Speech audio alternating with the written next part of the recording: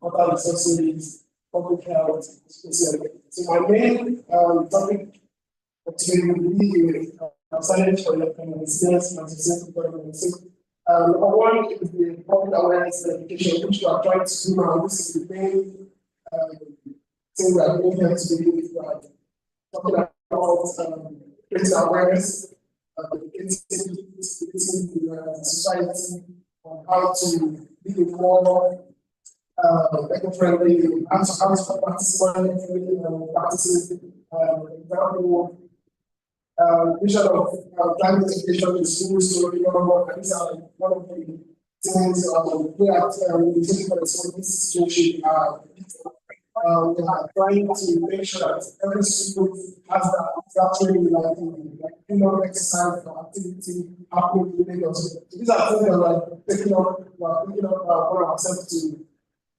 do, and also community engagement, just like I said, grassroots initiatives for tree planting and waste reduction. So that's what policy advocates. So we're also trying to see that this resilience and sustainable development can take only take place when we have some policies that are applicated and make sure that strengthen climate resilience policies in the national and local government. Okay, so investment in energies. For example, we have a lot of renewable energies that we working on benefit from. Solar wind, projects to reduce reliance on fossil fuels. So this needs to not only support, also help to people why students have forms of energy. International collaboration was sort of what's also happening here.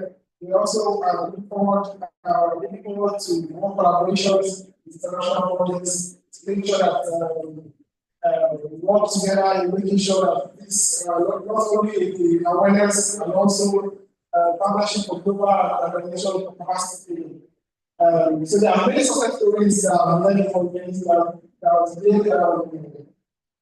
have taken place since people have been talking about trying to create some for this trial. So global groups tomorrow, street balancing issues, sorry of the balance, because you have power issues in government, because it's power inspired electricity assets. Also in Lagos State, you have the Western program, waste management program, such to convert urban waste into electricity using brownfield. So, like I said, I'm talking a bit on utility for responsible dimension.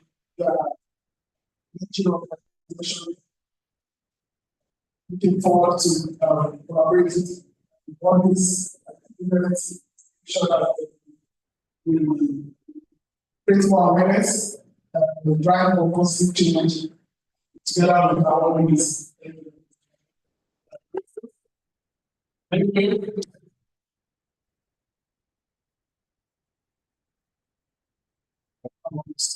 Probably take questions to make. So,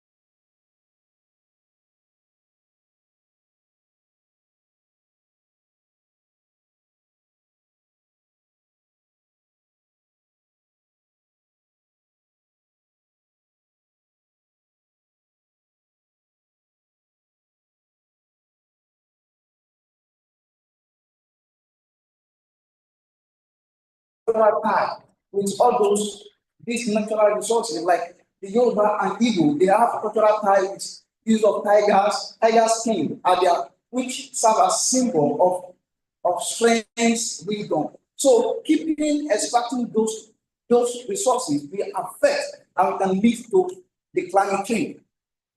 We also have food security. We all know what I've seen as a vital food source, which a lot like those in the rural settlement, they keep venture into the wild and extract those resources because they see those things as alternative for them to solve their food, because those resources they have less calorie and they give us a lot of protein, which make people to venture into the wild and extract them. This extraction will lead to can lead to many things, being the global warming and the likes.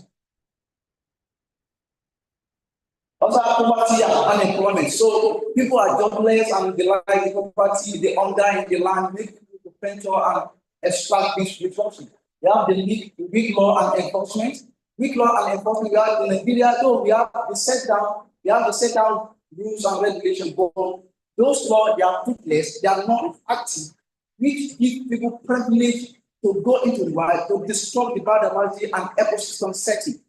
Also have international demand. The high demand of those resources trigger people to venture into the wild and extract those resources, because those resources they command the high income, and also they have the medicinal property which make the international country to demand on those resources.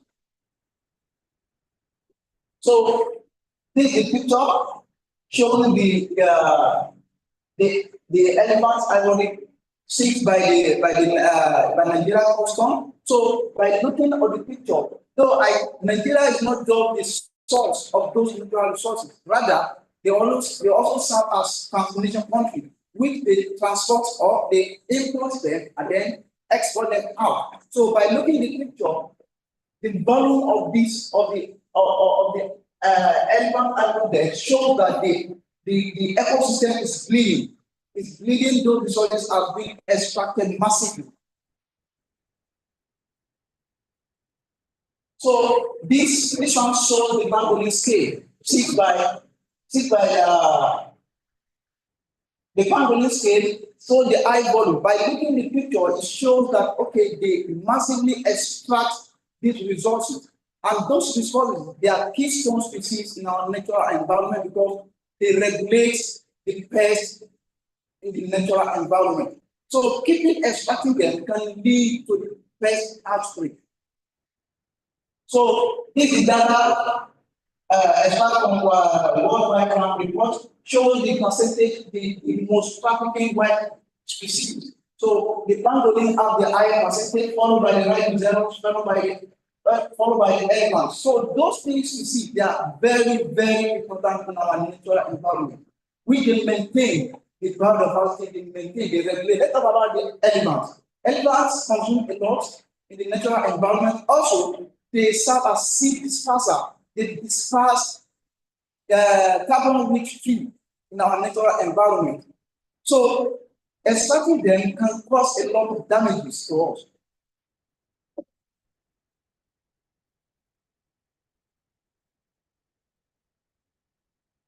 So, impact of wildlife trafficking. So, we have population decline, we have ecosystem disruption, we have economic impact, we have human life and loss of cultural heritage. So, talking about the population decline, keeping extracting them will reduce the number, the population of natural resources we have, being the plant, being the animal in the wild. So, keeping extracting them, taking them massively will lead to the population declines of those iconic species. Also, have ecosystem disruption. So, I love to say that everything is connected to everything else in the natural environment. No organism in the natural environment, that doesn't have the significance. Rather, we may not know they are significant now, but they are serving purpose in our natural environment. So, keeping extracting one will surely affect the other. So, like, let's think about the herbivores and carnivores. We, the carnivores, depend on the herbivores. Massively taking the herbivores will surely affect the carnivores one.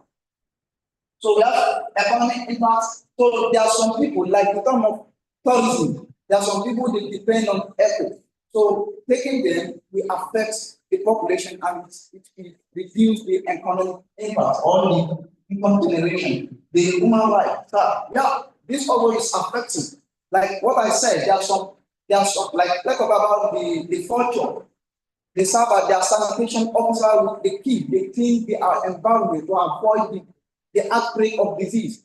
Taking them also can lead to the zoonotic disease, which can lead to the spread of disease in our community and can affect all the pandemic and the like. Also, loss of cultural heritage. There are some cultural they have connection with it and the like.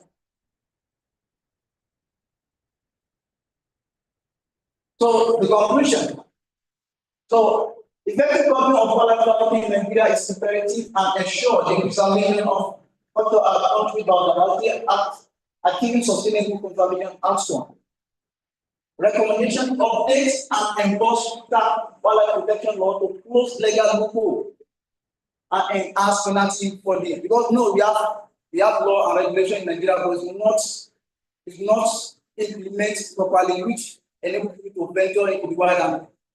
So thank you.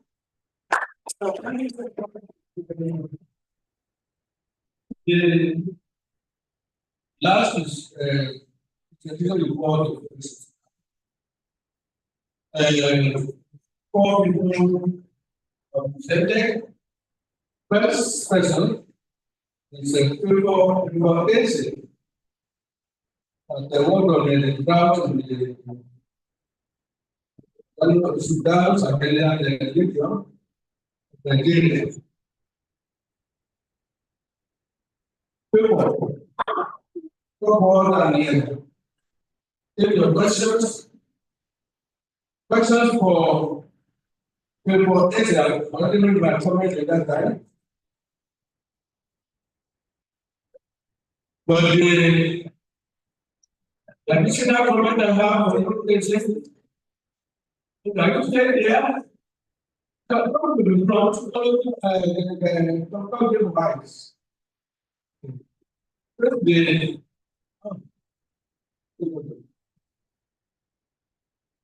Now,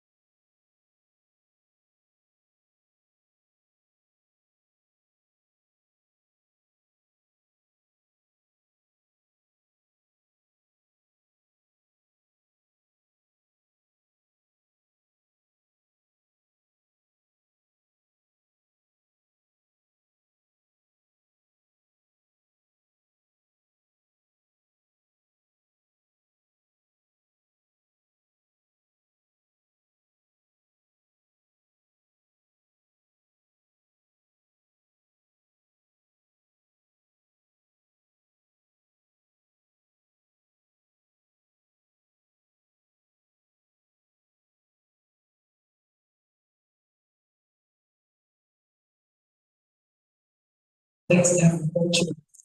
So that was during the presentation, I said droughts that occurred in the 1970s and 80s has affected the region. We have so many livestock affected, individuals that are affected, so that actually drew the attention of people to study the droughts in that area. And like I said earlier, it's not just so now in Nigeria, the thought was first thought across Nigeria, even other part of the country. So basically, that area experienced when other regions like the southern part of Nigeria, some part of Nigeria are enjoying rainfall. We are privileged to visit places like Benin, Sokoto, which are also part of the southern Sahelian region. It is how just to a new rainfall, the express little one, so therefore it affects the agricultural produce in that place. And of course, as Nigerians, we mainly depend on agriculture.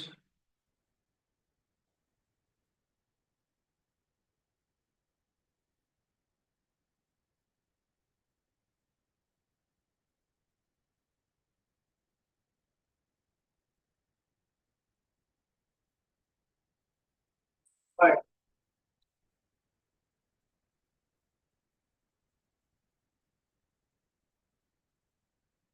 Very much for this. Now the next presenter of the Ocampo. Yeah, it's Ocampo, please.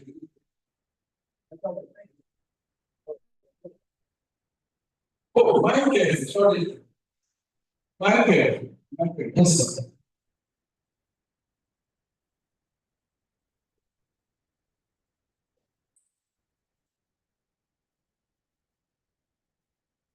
The second community part of this family, and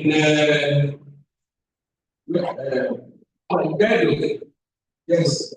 But before general question, something that because we are it's dependent in Nigeria, something because that will be need to support market so we are link together with the particular region in the country. Okay, that's the general comment. Please have a question for Henry. Okay, I want to ask, like, we use some private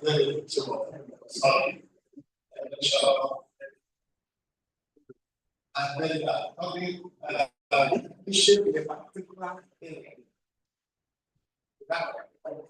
No, it's since you have out of Nigeria data, is it the whole southern part of Nigeria, or is it the alliance in the area in which you are looking at the effects of available or fish funding? Yes, that's number one. Number two, which family have fish products in their houses, and then there are also natural settings, right?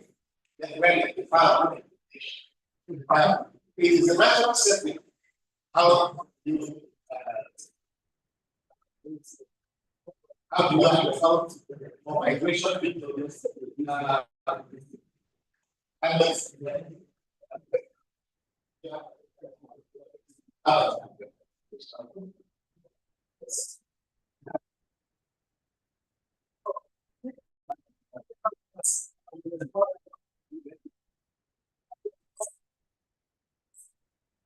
Thank you. Like the climatic data that I used,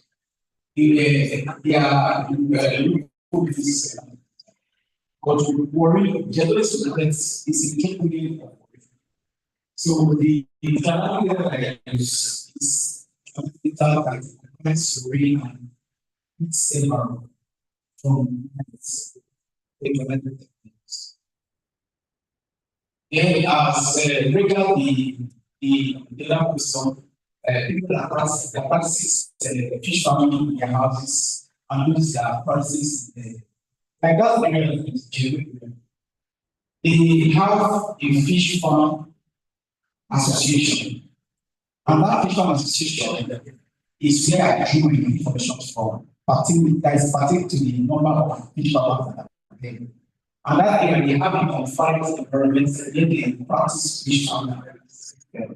So they don't do it in their houses, they have a confined area, and you go there, get it out, buy it, you know, you start to be a fish farm. So it's a confined environment. Thank you.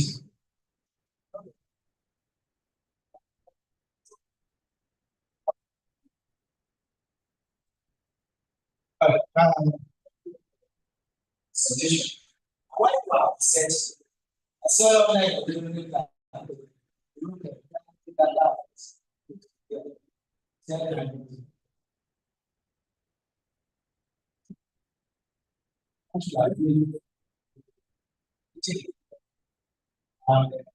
also saw that we mentioned we mentioned that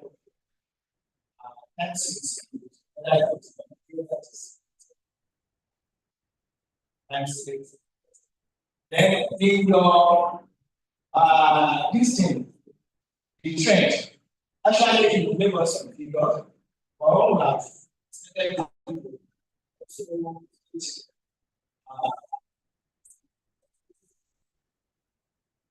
Positive this is very good. So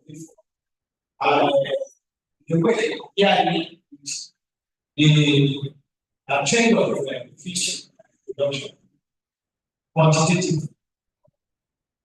somehow so that we know because when you know is in the plot show comparison between the change of rainfall or temperature of fish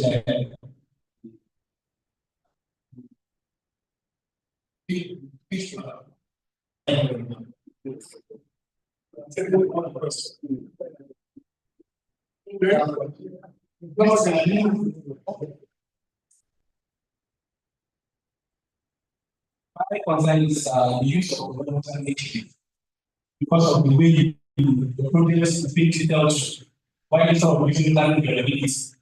Seems to be understand, but this what you are trying to say was not cause across. Maybe you have not observed these changes over time. But the difference between the climate change and climate variability is time factor. Time is time one. We also mention that the climate variability it was a series of anomalies, mild to severe exceptional. So this case, when you put in this project next year, next 5 years, next 10, 15, 20, we give you that this outcome. So let us try to look in when we are having a presentation, put in your zeroing all your factors to see whether it's a climate variability or it's actually climate change science.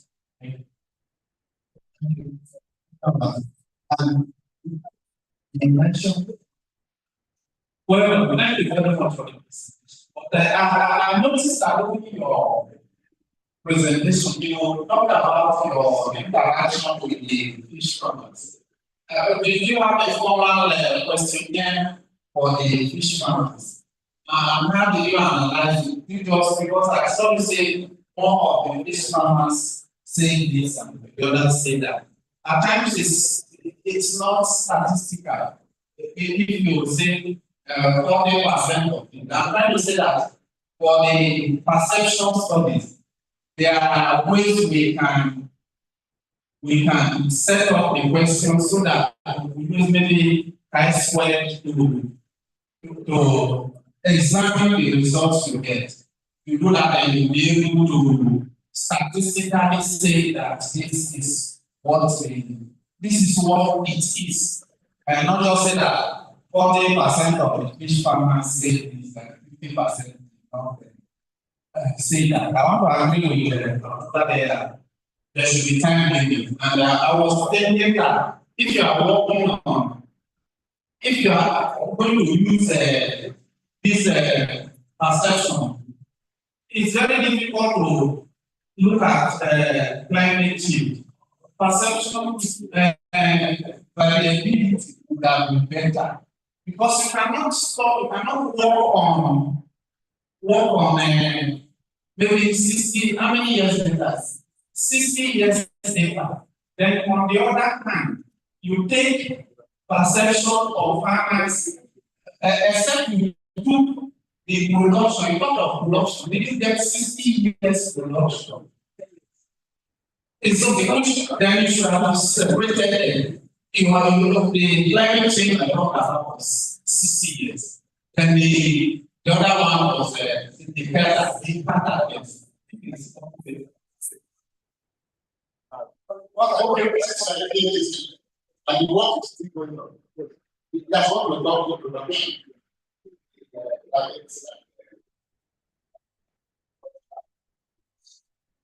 Take the balance. Find their work.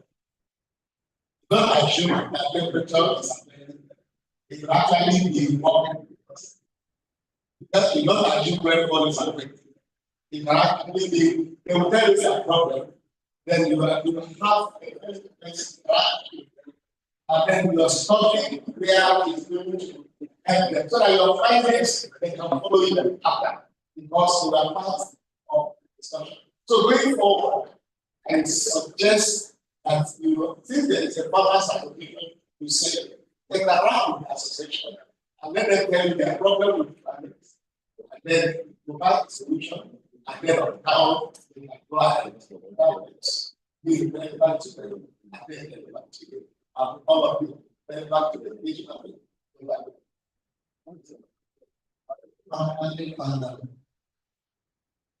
Thank you very much. Outside of the presentation, I have several issues. One, what we think is the problem we have, we don't know that problem. I'm thinking that the issue that has to do with fish farming is water quality. And of course, these days we have air pollution issues around. And so they are able to solve, pollutants in the water that is affecting fish production instead of climate change. But like the other speaker said, there's not direct link, between what we're talking about climate change affecting which is not the other one is you cannot believe that. So I think it's another way of please try and see what we can do to actually know what actually is important. For now, I think we have some several issues.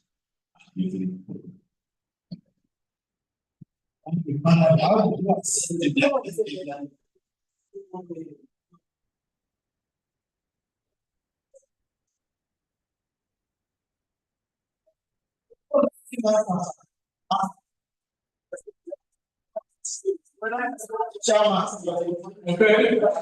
Are you okay?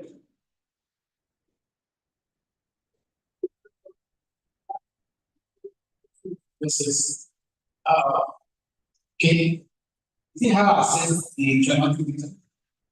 So, okay. The climatic data are actually analyzed dynamics and I keep this as apply sufficient. That's how this data. So I'll answer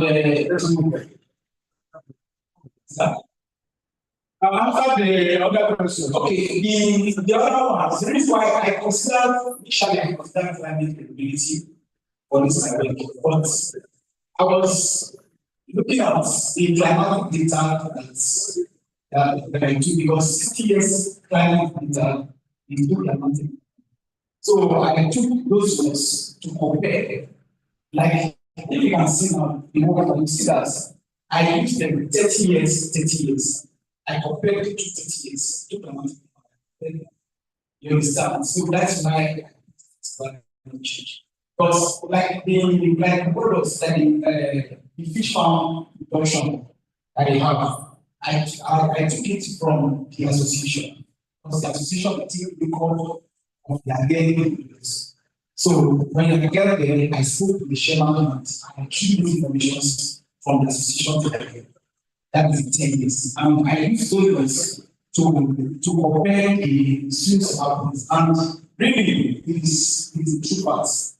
Because if I to sorry that I don't those information it's inside of the world. It's that you see that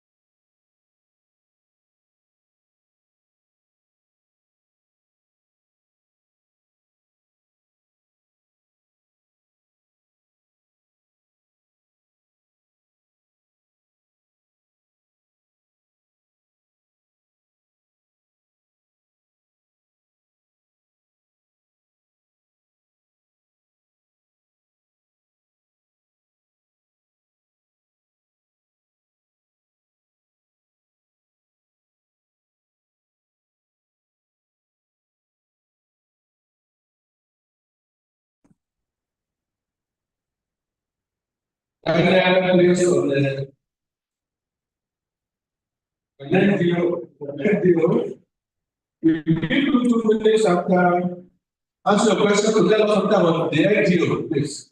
2 minutes after answer the question. Tell us something about the NGO. Okay? Please, question for Daniel. First of all, Daniel, thank you very much. You know, I say you should give me the other explanation, but you will have to see them. But when you don't know who you are, you've presented, now we want to ask you. First of all, I want to say that we are not 9 yet, because if we want collaboration with you, but if you want to collaborate with the 9 that's your government. We are NMetS, Nigerian Meteorological Society. So it's how to collaborate with Nigerian Meteorological Society, with the meteorologists themselves. And we want you to briefly tell us how can we collaborate with you. You understand it? Not with 9 because if you say 9, this body is not 9. We are looking for collaboration with your agency, not you collaborating with 9. I'm not saying you should not collaborate with 9. Sorry, I think that is what Java said. I'm not saying yes, I'm just saying that while he's there, he should be talking about us, not about 9 minutes.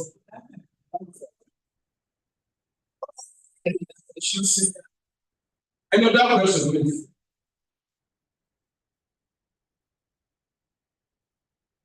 Daniel, do you think, I know that you also talking about that, think that's enough advocates in Nigeria for climate change?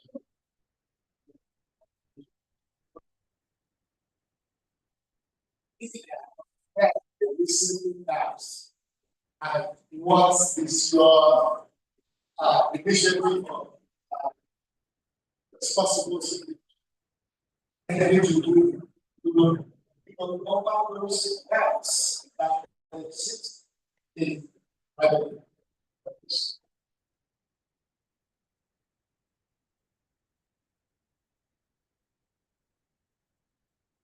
Thank you very much for your question. Just to address the text, let me start with the last session. So, I probably expected to see more NGOs to be more professional or competition, which I would get the stage simplified, but ever since we have not seen or not trying to compete. So, yes, there's a reason that most NGOs are not focusing on climate change because of what which are very important as well. About issues that are personal, let me say, issues that have to do with violence, use feeding, things like helping your child, playing, but just mention this for some of this. I don't see much of the which is also very important. So one of the reasons why we are seeing this situation is taking of because of that awareness is not there yet. So we need more partnership with the agency for the Technologies Association, not just directly to also collaborate with. So now, when I collaboration, I'm talking about, for example, we have many activities going on. For example, this one also take part in activities like this. Furthermore, things like clean up campaigns, things like educational campaigns, going to schools to outreach and all that. I believe that within the organization, there are some of these events going on. So some of that people here, for example, some people from maritime, some people from guitar, some people from people organizations.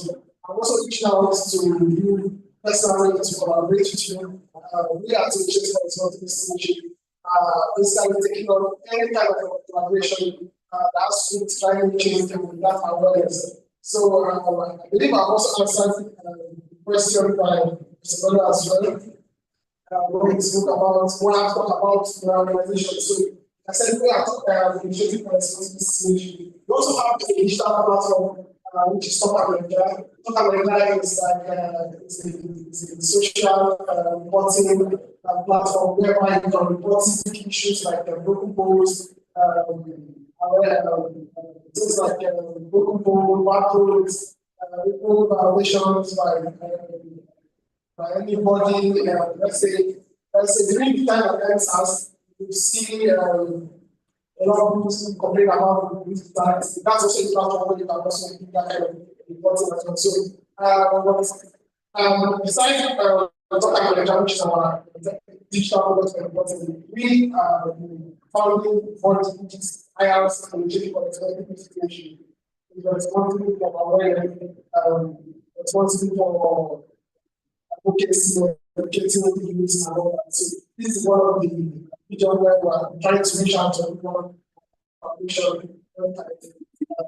skill of outreach, town meetings, or even PCR. One would be this. I'm very willing to check. Okay. Thank you very much. Maybe after maybe later we can still see the president of the society and tell him more about the curriculum. The other assignment is also here. Okay. So, but as I said, collaborate with the scientific body, and we can link up with the alignments. Okay? Okay, before you begin,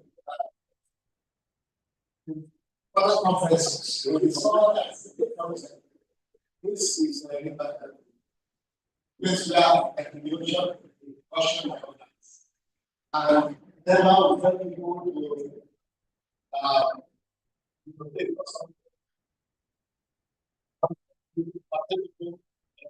and the sensor is program going back is because they don't understand what's the impact of that activity. And many have lost their life. So I think part of the advocacy is to get into those areas either because of doubt or wondering that because they are mere use. And then also you see this the black mask and the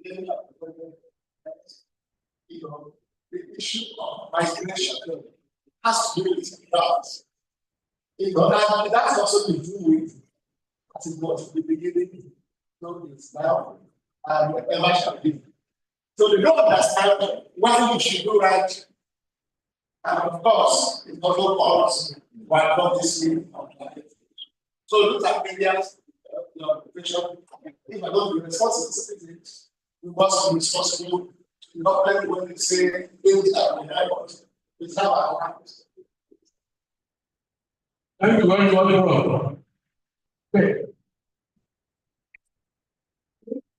Now let's go to the next person now, Saeed, who worked on the wildlife trafficking, has a clear for conservation and biodiversity sustainability. Saeed. Question for Saeed is,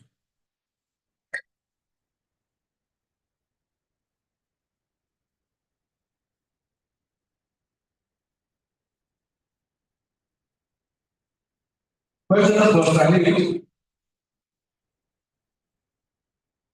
Question. Let me open go to my WhatsApp. Let me open this document. Yeah. I know this is not basically our team, but it's refreshing. I know that you do to climate change, part of climate change. But I want to ask where in your recommendation you were saying that you strengthen laws.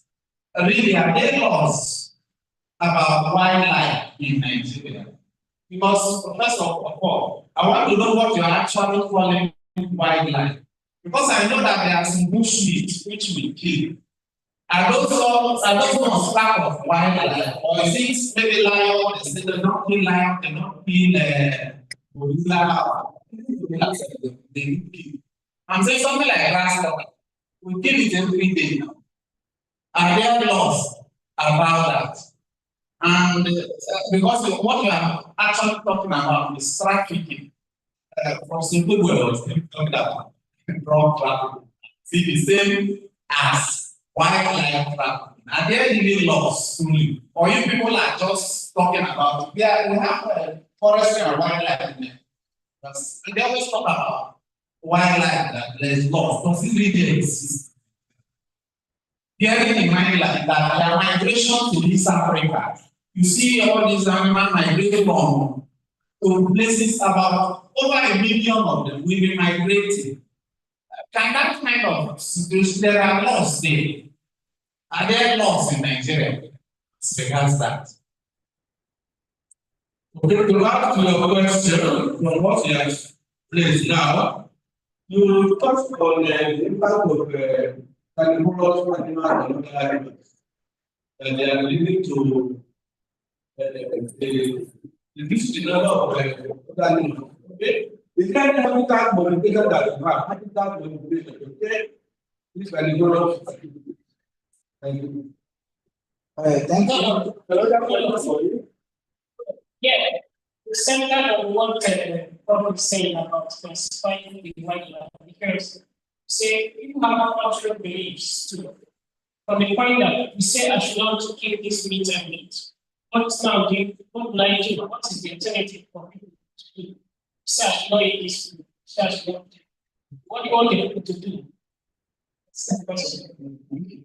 How long to start is by explaining what this wildlife is all about. So when you say wildlife has to do with any animal that is undomesticated, that is totally out of control of human. Any animal that human don't have control over there is what we regard as wildlife. So talking about the law, there is law.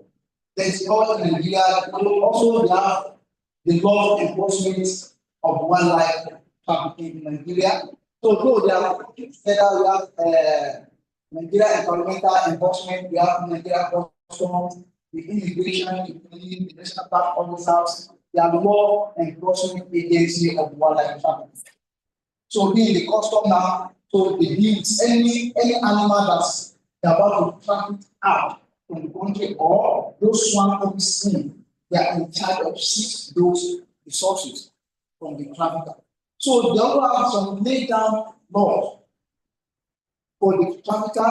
They have the fine, they have the confinement, they have the imprisonment. But those laws, they are not properly effective in Nigeria. They are not properly effective. So which make people to have much access into trafficking. And trafficking is the first trafficking, what I trafficking is the first on the trafficking issue in the world. Talk about the human trafficking, drug trafficking, what trafficking is the first on the trafficking issue. So I think okay. I am a Nigerian, okay, and I know first of all, wildlife is our.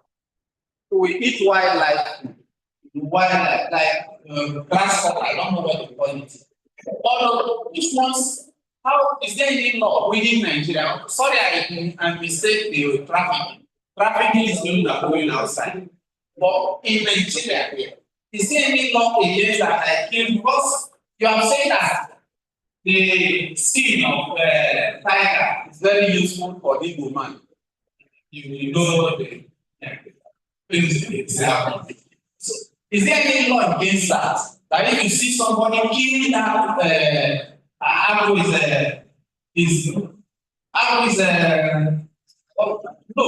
there is no line. No, it's not tiger.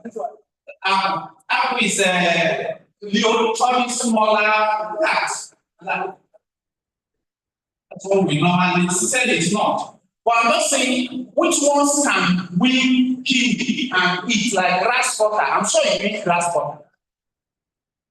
If you catch me killing grasshopper, is there any law against that? Or is there anyone saying yes? Sorry.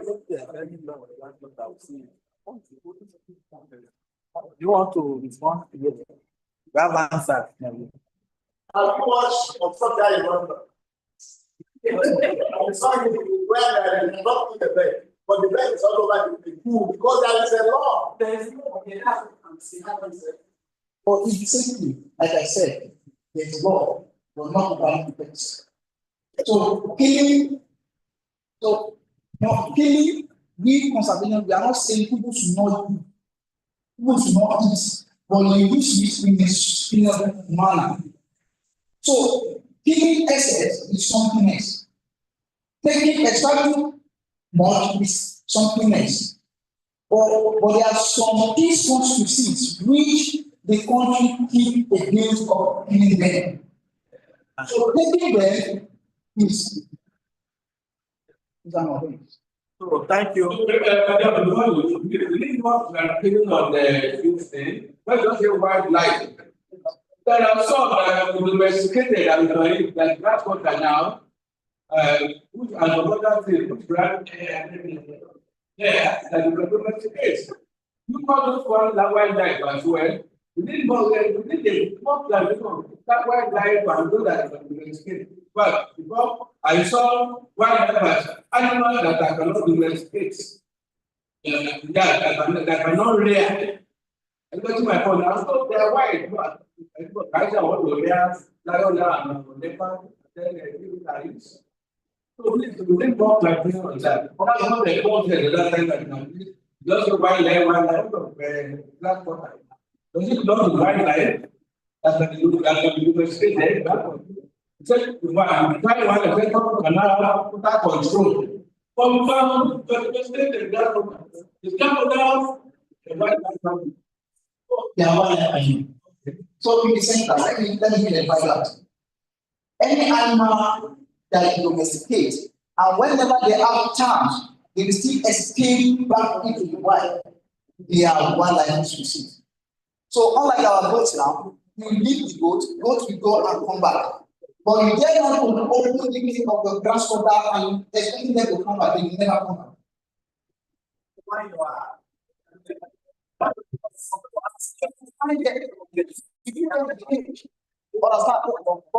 open the cage for them, you are expecting them to go, sit on their set, then come back, they will never come back. They are any animal that whether you take them or you take them, and they have access to escape, and they still escape. They are wild animals. Okay, thank you. Thank you very much. Please just give me a round of applause.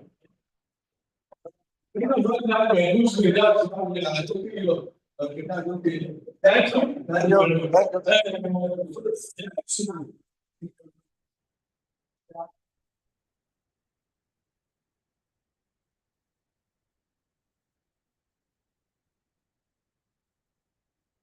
Thank you very much, sectors, and also those who have contributed to the question. I'm going to have a brief now. 10 minutes. I want to appeal to the presenter online to give us 10 minutes for a very short break. After that, we're going to come back to you for presentation. So, short break, 10 minutes.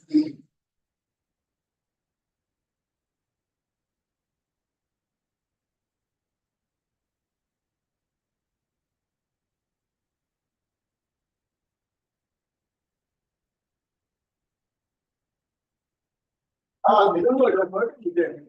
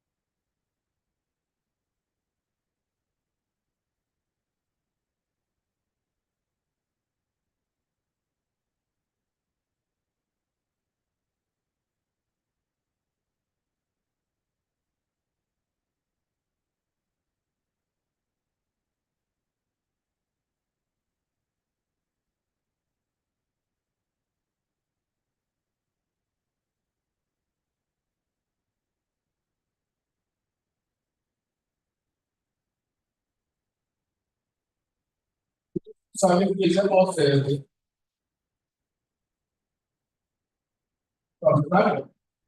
So, by level that you want to be shown, by level that you want to be shown,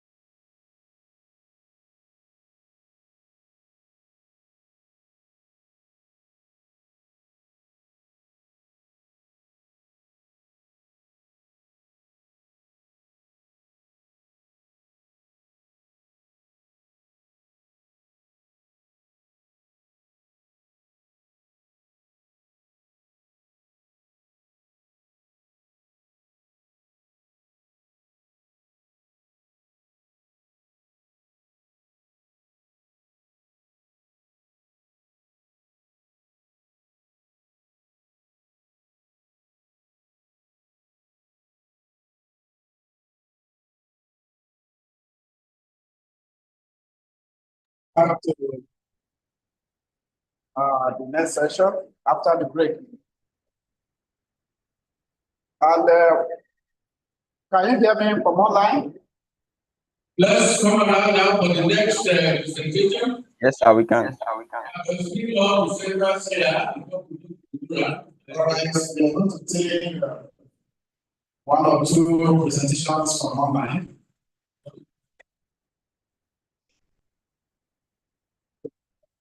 I want to know if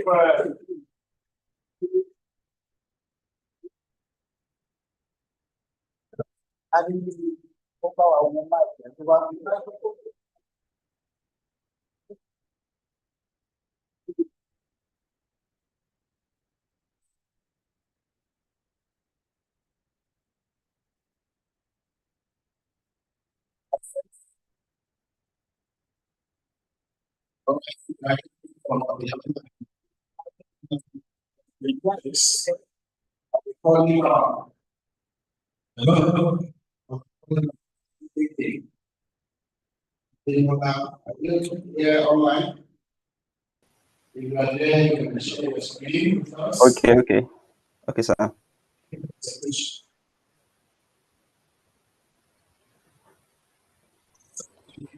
Can you see my screen now?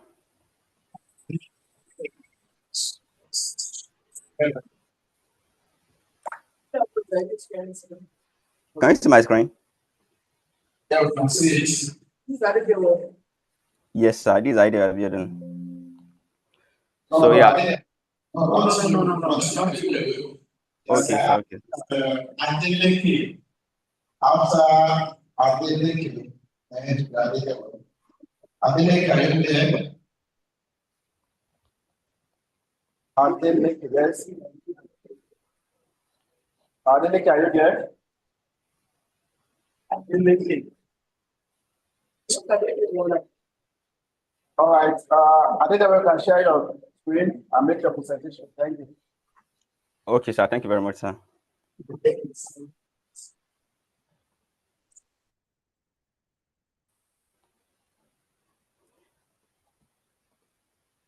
Can you see my screen now? And can you see my screen? Can you see my screen now? Please speak very loud. Okay, I said, can you see my screen? Can you see my screen now? See. Okay, sir. Okay, yeah. Okay, sir. So yeah, good day, everyone. So my name is Adede Faith, and I just completed my honorary studies at the Federal University of Technology, Akure. So to stand on the existing protocol, I'm glad to be here. I've seen a lot of my lecturers. I feel at home. My HOD, Professor Vincent, I was actually at his presentation yesterday. I've seen quite a number of Professor Oluleye, Professor Okwegbe, Professor Ahmed. So let me go back to the main thing, which is what's called presentation. So yeah, my name is Adede Faith, as I've said earlier. So my work is on modeling the impact of sea level rise on land use cover classification over Lagos State, Nigeria. So yeah, we all know global climate change is a global issue that requires action at all levels, and of course, part of the effect of climate change, we see global warming, which is the global increase in atmospheric and ocean temperature. We see increase in frequency and magnitude of extreme weather events. Professor Vincent, my HOD, talked a bit about that yesterday. And sorry, I got a message. So, and of course, this project is actually, of course, we know Africa is one of the most affected by climate change, not just because of the impact of climate change in our area, also because we have a low capacity to adapt to the effect of climate change. Because we have low capacity to adapt to the effect of climate change. I hope you can hear me clearly, because I got the message out. Can you hear me very well?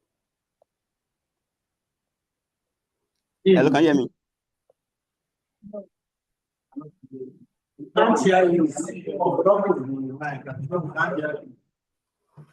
Oh, sorry, let me. What about now? Can you still hear me?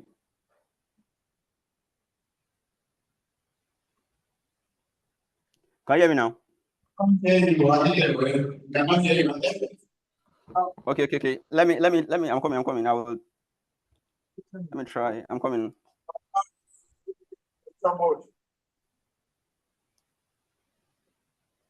I'm coming, sir. So I will try and join my phone. We can hear him loud and clear. We can hear you loud and clear. I think the problem is from the hall, not from him. We can hear you loud and clear. Your voice is clear. Yeah. Okay, sir. Okay, sir. Thank you very much, sir. So yeah, let me continue my presentation then. So I said earlier that okay. Let me continue. Yeah, we all know that climate change is a global issue that is affecting our world, and of course, and part of the effects is we see global warming, which is the global increase in atmospheric and ocean temperature. We see increase in frequency and magnitude of extreme weather events, and we see, of course, sea level rise. And of course, Africa is one of the most affected, not just because of the impact of climate change on us. Hello. We cannot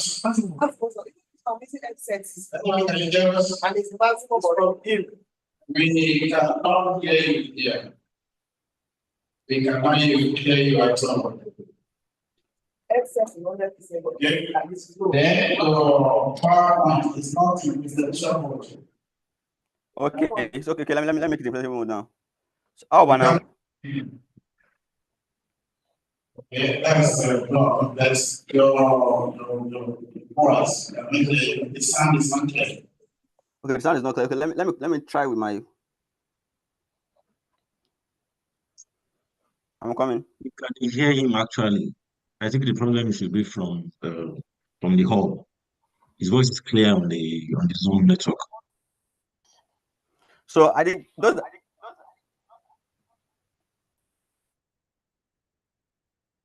I think we can use the airport.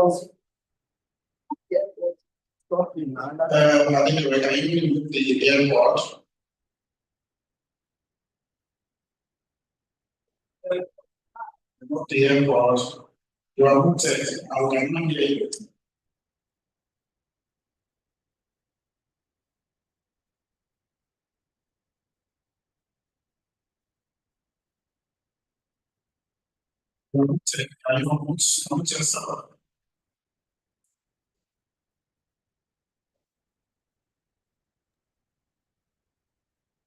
Abiodun, you are mute. You are mute. Abiodun, you are mute.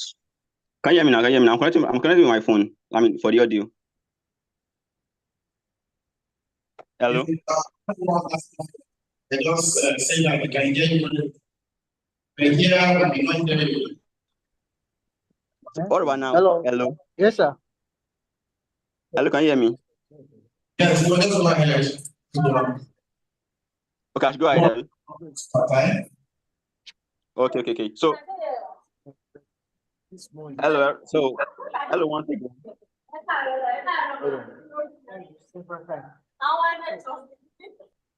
Please, Can you hear me? Can you hear me? Yeah, we can hear you. Okay, yeah. Okay, so let me start again. So I said to start on the existing protocol. So my name is Adedewa Abiodun Faith, and I'm currently a graduate of Meteorology and Climate Science at the Federal University of Technology, Akure. So yeah, I'm so happy to be here. I could see my lecturers here. My HOD presented yesterday, and of course it was a wonderful one. Professor Vincent, Professor Leye, Professor Okoegbe. I feel like too much Professor Ahmed, Professor. Okay, yeah. So my project is titled Modeling the Impact of Sea Level Rise on Land Use and Cover Classification over Lagos State, Nigeria. So we all okay,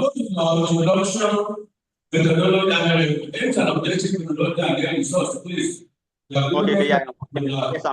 Yes, sir. So yeah, we all know climate change is a global issue that is facing our world.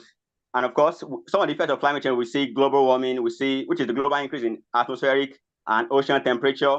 Of course, we also know an increase in frequency and magnitude of extreme weather events. We also see sea level rise, which is also part of the effect of brought by climate change. Of course, we all know that Africa is one of the most affected regions of the world, not just because of the effect of climate change on us, but also because we have low adaptive capacity to climate change. And of course, Nigeria also being a country in Africa, of course, it's also affected by climate change. So my project is focused on modeling the impact of sea level rise on land use and cover classification over Lagos State, Nigeria. And of course, the IPCC scenario, shared security pathway scenario, is put to use because it's one of the most possible scenario. It's a possible scenario actually. So far, it's listed in among the IPCC scenarios. So yeah, the aim of this project is to model the impact of sea level rise at different heights and the corresponding impacts on land use and land cover classification over Lagos State, Nigeria. And specifically, the objectives are analyze the sea level rise at different heights over Lagos State following the IPCC shared socio-economic pathways emission scenarios. And the second is determine the land use and cover classification of Lagos State, Nigeria. And the third is identify areas affected by sea level rise. So yeah, it's not my study area. Of course, Lagos State is a few meters above sea level, so that's why I use it as my study area. And of course, for the tools used, I used Google Earth Engine for the land use cover classification analysis, and I used the ArcGIS Pro for the modeling, and then Python for the bar plots and for the plots. Let me just for the plots. So yeah.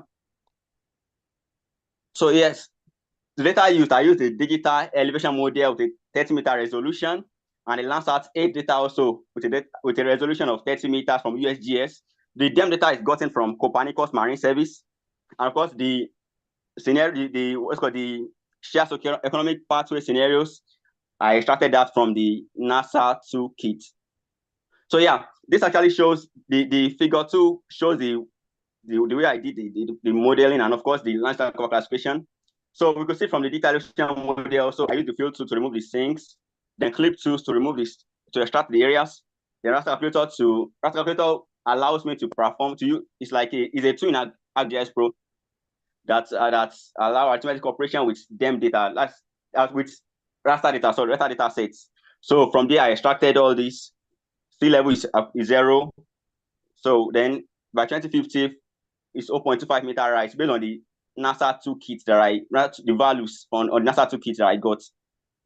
So, and of course, by 2100, there will be 0.73 meters rise, and by 2150, 1.27 meters rise. So after which I derived the inundated area. So I got this by subtracting the sea level rise from each of these scenarios. So from there I got the inundated areas. That's the only areas that is affected.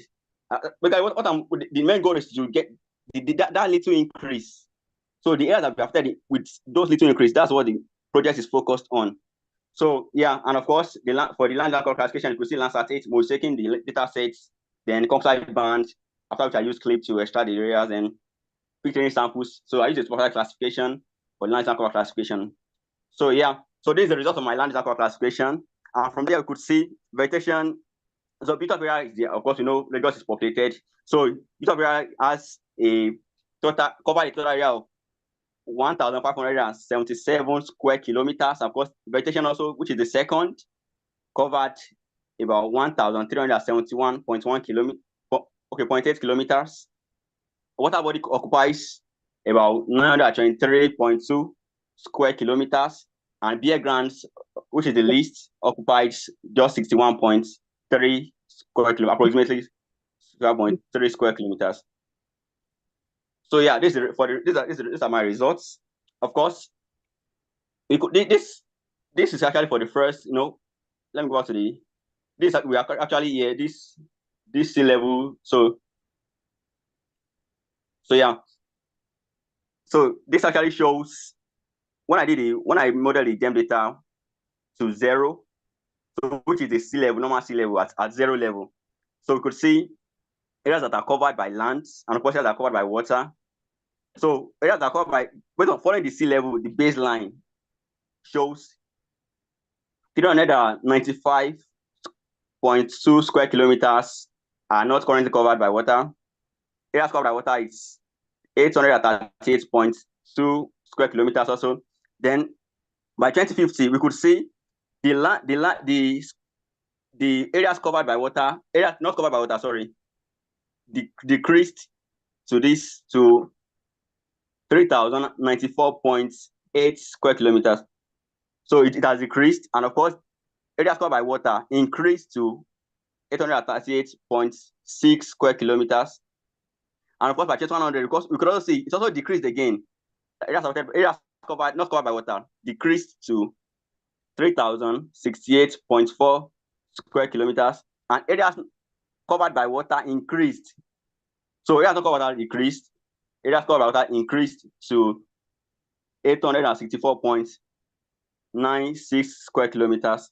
And by 2150, which is a 1.2 meter rise, so we could see areas not covered by water decreased again to 3,023.4 square kilometers, and areas covered by water increased to 910.0 square kilometers.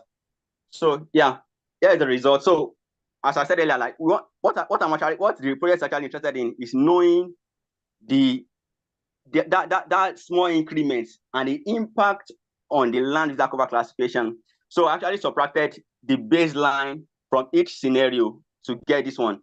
So yeah, so from here we could see for 2050, which is 0.5 meter rise of sea level, less than 1 square kilometer is covered altogether. Like this 0.3, just 1.34, which is just 0.0088881% of the total land mass. So, and for 2150, we could see the areas affected has increased to 26.75 square kilometers.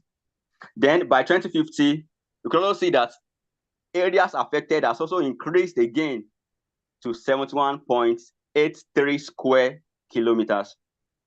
So yeah, so this what these tables and all of these charts represents is the impact of 2050 meter rise on the land user cover classification. Yeah, from the result we could see that it's actually less than one square kilometers, but there are even that little rise. We want to know, okay, what's the corresponding impact on the land user cover classification? So, and that is the result. So for the vegetation, we could see 0.0844 in area is affected. Then for the built-up area, 0.069. What we know, the total is actually less than a what's called a square kilometer. That's how they're all in decimal. So the water body is the effect on water body is 0.19 square kilometers, and the bare ground, which is also of course the least from the land calculation that I did. So it's 0.00179. Of course, the table 5 actually shows the results, removing the areas unaffected areas. So I removed it. So I tried to I did the plots to know which area is the most affected by this sea level rise. So now I discovered that from this charts, the water body is the most affected. Of course, and this will lead to what's called saltwater intrusion and so many other effects of this on water bodies. So and followed by the vegetation, and then the built-up area, which are of course the bare grounds. So yeah, yes, okay. This is 2100. This is for 2100, showing the impacts and showing the impact. Of course, the map also, you can see this blue color, and yes, so we could see that for 2100, there is an increase in the impact on all of the land use and cover classification. The 2050 shows it's actually less than 1 square kilometers, but now they are all more than, except for bare grounds, and of course it's the least in the LELC classifications that I did. So yes, for here we could see the water body has the highest 17.97 square kilometers, 0.98 square kilometers, built-up area 4.25 square kilometers, vegetation 4.45 square kilometers, and the bare grounds. So from the plot also, it also shows, looking at the area affected alone from table 7, showing the summary of the area affected alone. So we could see like water body still have the highest here, and vegetation and built-up area decreased when compared to the percentage from 2050 results. So let me go about 2050 again. So you could see here vegetation is 24%, approximately 24%, and built-up area, but here it has decreased and the water body increased. So which means the effects on different land use classification differs. So that's what this result actually showing. And of course, the third, which is the 2150, which is the 1.27 meter rise in sea level. So we could see this actually, they also all the land classification increased. The effects of sea level rise increased for all of this land classification. So we could see 16 vegetation, the bit of area 26.53 square kilometers. For water body, 27.7 square kilometers, and for diagrams, 1.28. And of course, all of them, they are more than one square kilometers rise. So now let's look at that effect only on the affected areas. So removing the unaffected areas now. So it also shows water body is the most affected, but looking at the percentage compared to 2100, it has decreased. 2100 was around 67%, but here it has decreased to 38.661%. So which means the water has decreased. And of course, the built-up area has now increased to 36.94% of the total mass, and of course, followed by vegetation and the bare grounds. So in conclusion, the effect of sea level rise on land classification increased for 2050, 2100, and 2150. Following the IPCC shared economic pathway scenario 3.3 to 7.0 shows they all increased. However, the effect differs in the land classification. Sometimes you see, although for all, water body has the highest, but the percentage also varies. It varies. And for my recommendation, so coastal zone management and ecosystem restoration, I think this is very important. Of course, even laws could be enacted to just to restrict some areas from for human activities, like depletions and everything. So also building infrastructures and resilience. So this also sea walls just to prevent the sea level rise effect. Then also managing retreats and resettlements. This for if it's possible if it's not possible to adapt, if it's not feasible. So definitely this could be done. Then integrating water resource management. This is very important because of solid water intrusion. Once ocean water enters the fresh water, it's contaminated. So this is very important. And of course, data collection and monitoring. This is also very, very important, of course. And of course, this is actually very important. And both remote sensing data and of course the ground data is also they're very essential for these ones. And also public awareness and advocacy. And I think this is where most people are actually involved, talking about public awareness, climate change, effect of climate change, this and that. So it's also very important that we of course raise awareness and tell people, and there are studies that have shown all this to tell them, okay, this is how to do and everything. So of course, mitigation of climate change. This was very important because all of this followed the IPCC prediction scenario. So which means mitigating it means we could even have a lesser increase in that particular what's called effect of climate change, which is sort of sea level rise, I mean. So yeah, that's my presentation. Thank you for listening. Thank you very much. Yes, sir. Thank you so much. Sea level rise, particularly in Lagos. This question for him, please. Thank you, Professor. Give Prof the mic over there.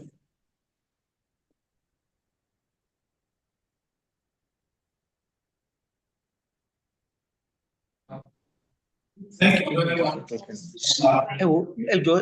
Hello, sir. Yes. Hello, sir. This is Dr. from University of London. I'm ready to present now, sir. Okay. Can we now ask you questions? Sir, hello, sir.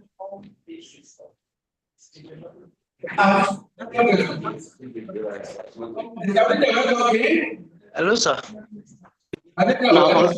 Yes, I'm here. Please listen to the questions you have for you, please. Please. Okay, sir. Listen to us, please. Thank you. Okay, sir. Well, thank you for your presentation. I just have quick things. It's not that one is trying to Well, destroying the presentation was something that I'm using. That you will find that for your work, actually you use remote sensing and GIS. For GIS, the idea is for us to see the areas that are affected by the sea water, whatever you see that is affecting. I think that's the beauty of GIS. And that's we will want to, if you can, because the GIS will be able to tell you these are the areas that are affected. You say there is about 70% that is affected by seawater, saltwater. So let us see those parts. Then secondly, to your recommendation, it's often good you recommend from your work. But all these recommendations you put here, there are things people think, you want to do this should be done, this should be done, this should be done. Again, those are not recommendations. Recommend from your work, and it will be, if you tell us that this part of Lagos has been affected by seawater.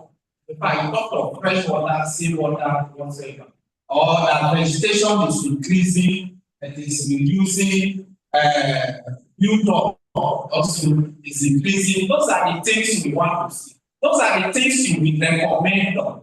It's the idea of awareness and whatsoever. It has nothing to do with your work. Also, you did not do anything concerning awareness. You did not do anything concerning, just to recommend from your work. Because my son is actually coming up. If you should have work to do.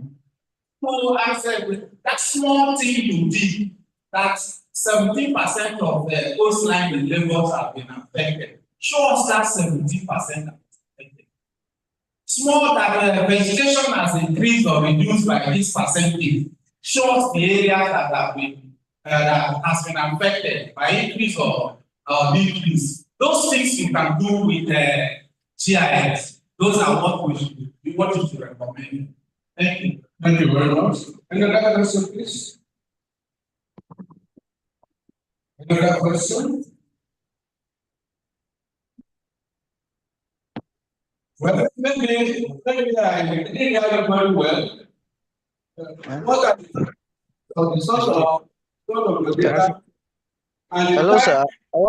Dr. Adeleke is ready for presentation. Okay, hold on. Please wait for us. Hold on. Okay, yes, sir, yes, sir. Okay.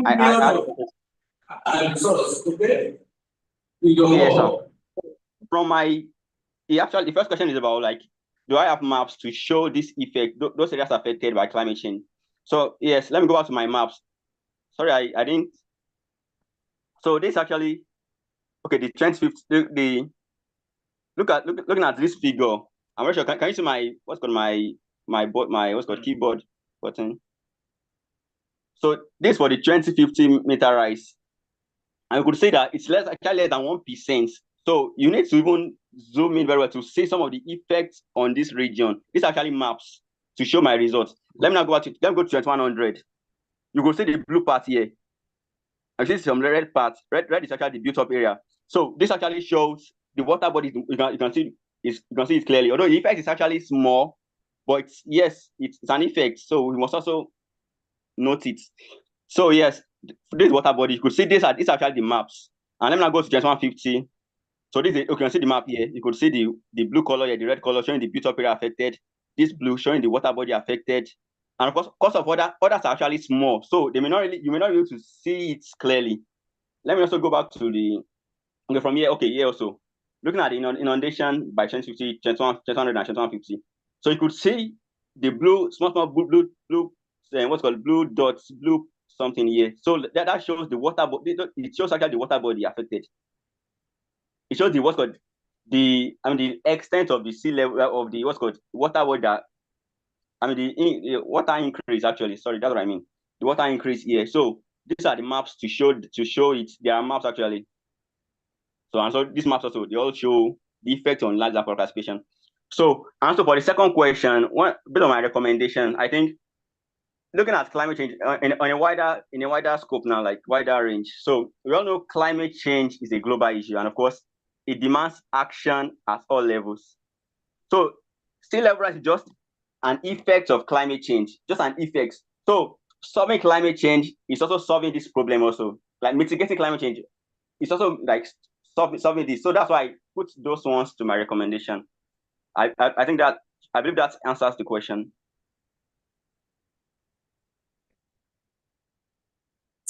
Okay. Thank you very much.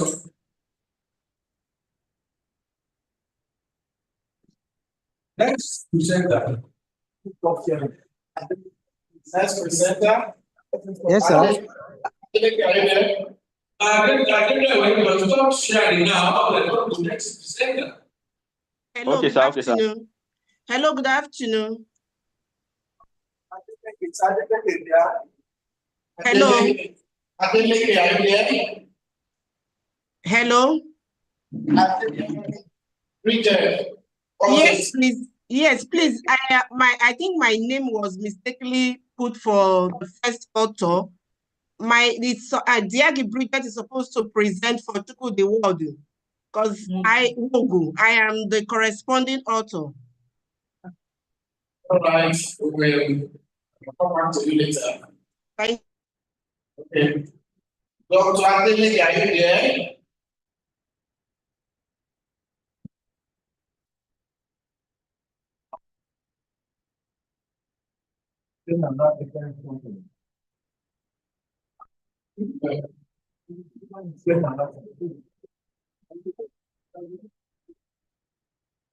Right, you have 10 minutes for presentation, and you can start now. Compose yourself and talk to us, please.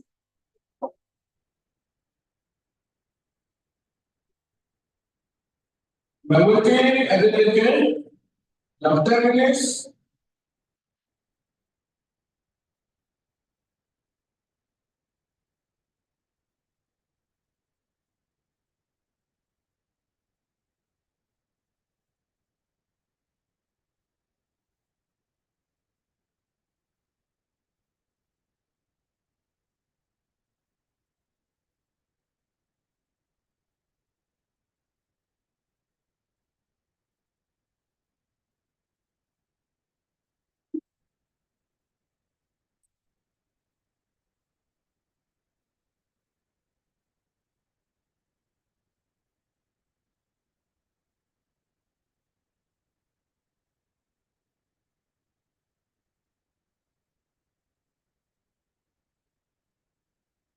Adeleke.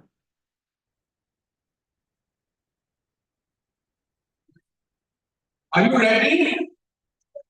Adeleke, please compose yourself.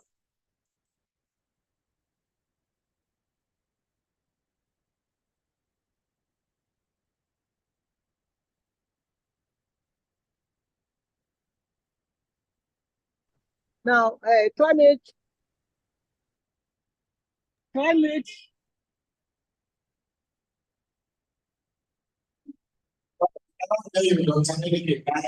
share this, share your screen so that you can go on with another presentation? Yes, I can see the screen. Shared. Yeah.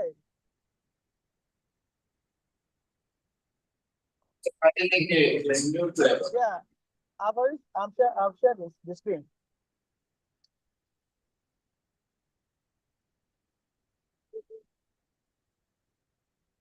I think you can see my screen now. All right, thank you, sir. No, agriculture are the main economic activities in Nigeria, so especially in developing country here. So we believe that agriculture has faced so many problems today, especially the issue of the climate change. Farmers tend to plant and to have high amount of yield. But nowadays, we discover that the issue of climate change has given a kind of reduce in the agricultural products. some people engage in agriculture today, especially in urban area. Why? Because trying to plant in the on the large expanse of land, they tend to face the issue of all these Fulani and Edmen and other challenges there. So they tend to have a small agricultural production within their yard. So the urban agriculture is facing some challenges again.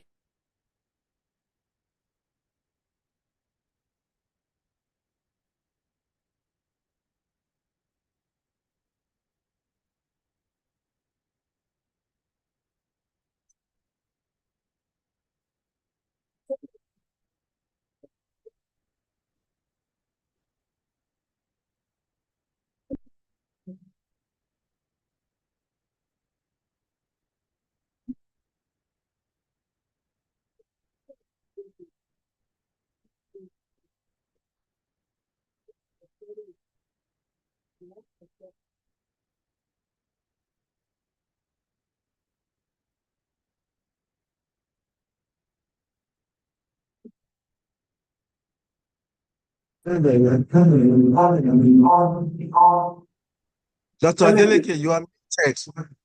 Please unmute yourself.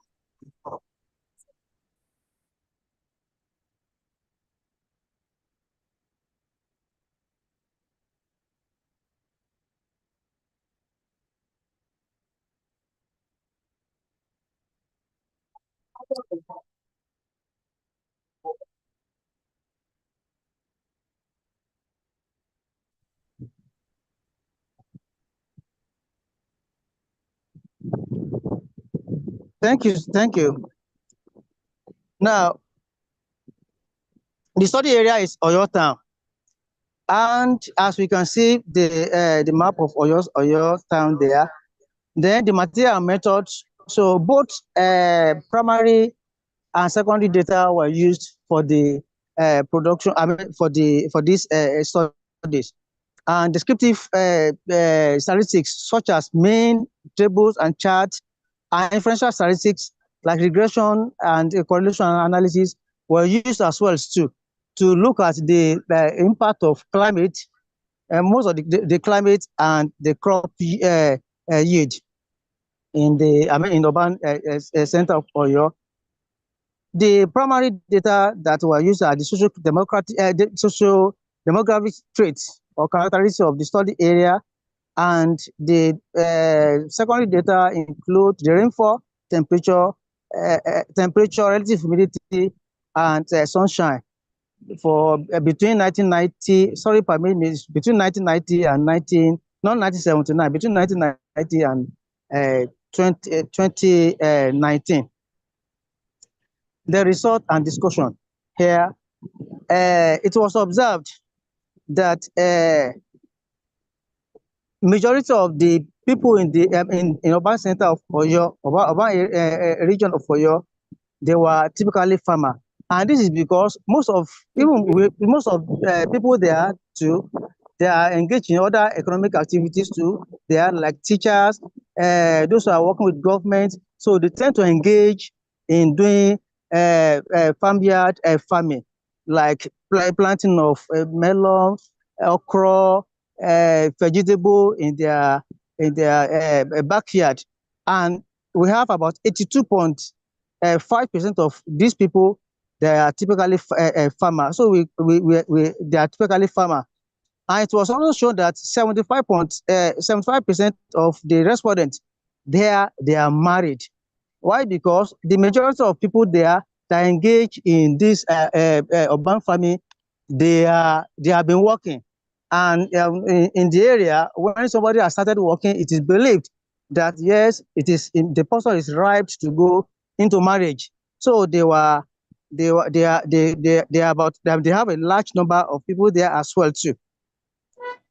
Then it was discovered that maximum temperature there really affects crop production in the area, and it has seen that the degree at which the temperature is increasing there, coupled with the most of the carbon emission in the urban city, that tend to increase the heat content there, then allow most of the crops planted in the urban city to be affected. And then we'll see that this farmer, of course, by asking the farmers, the urban farmers, some questions too, they were able to attest to the fact that the increase in heat content there, tend to affect their production, agricultural production there. At times, so they agree that most of the tomato planted within a very short while it get ripe, even on the field. While they were even waiting for it to get ripe, then they tend to get ripe earlier than they were they envisaged. So the lowest maximum temperature in that region was about around 30.9 degrees Celsius, and which was recorded in 2009, 2010, and 2008 respectively. And the highest temperature there was about 33.6 degrees Celsius, which was recorded in 1998. So they were able to explain that the increase in temperature really affected the production of crops there at expense of moisture content in the air. So they were able to explain that too, as we can see even in the figure here. Then the pattern of rainfall. So pattern of the rainfall there is steadily increased between the year of studies, between 1990 and 2019. It was steadily increased. Though compared to the amount of rainfall, if you look at the moisture content in the air, of course, it's supposed to be the rainfall, the moisture content in the air is supposed to be inversely related with the temperature. But here we observe that the rainfall amount was increasing there. The moisture content was increased. It was increased there too, and the heat content there was as well increased. So that shows that the impact of urban heat island really affected the temperature in the region. Now we will look at the pattern of crop sheet there. We have as briefly explained that the researcher tried to look at the cowpea. Then the relationship between the cowpea and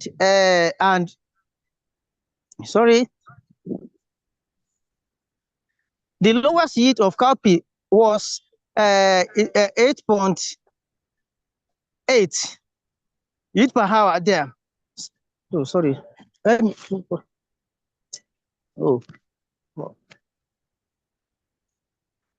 sorry.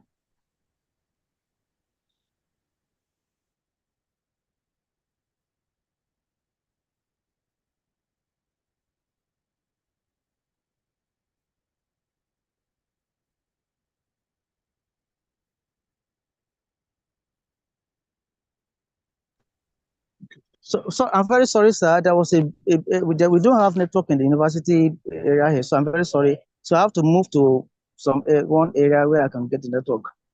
So I was trying to. So as I was saying, the lowest yield.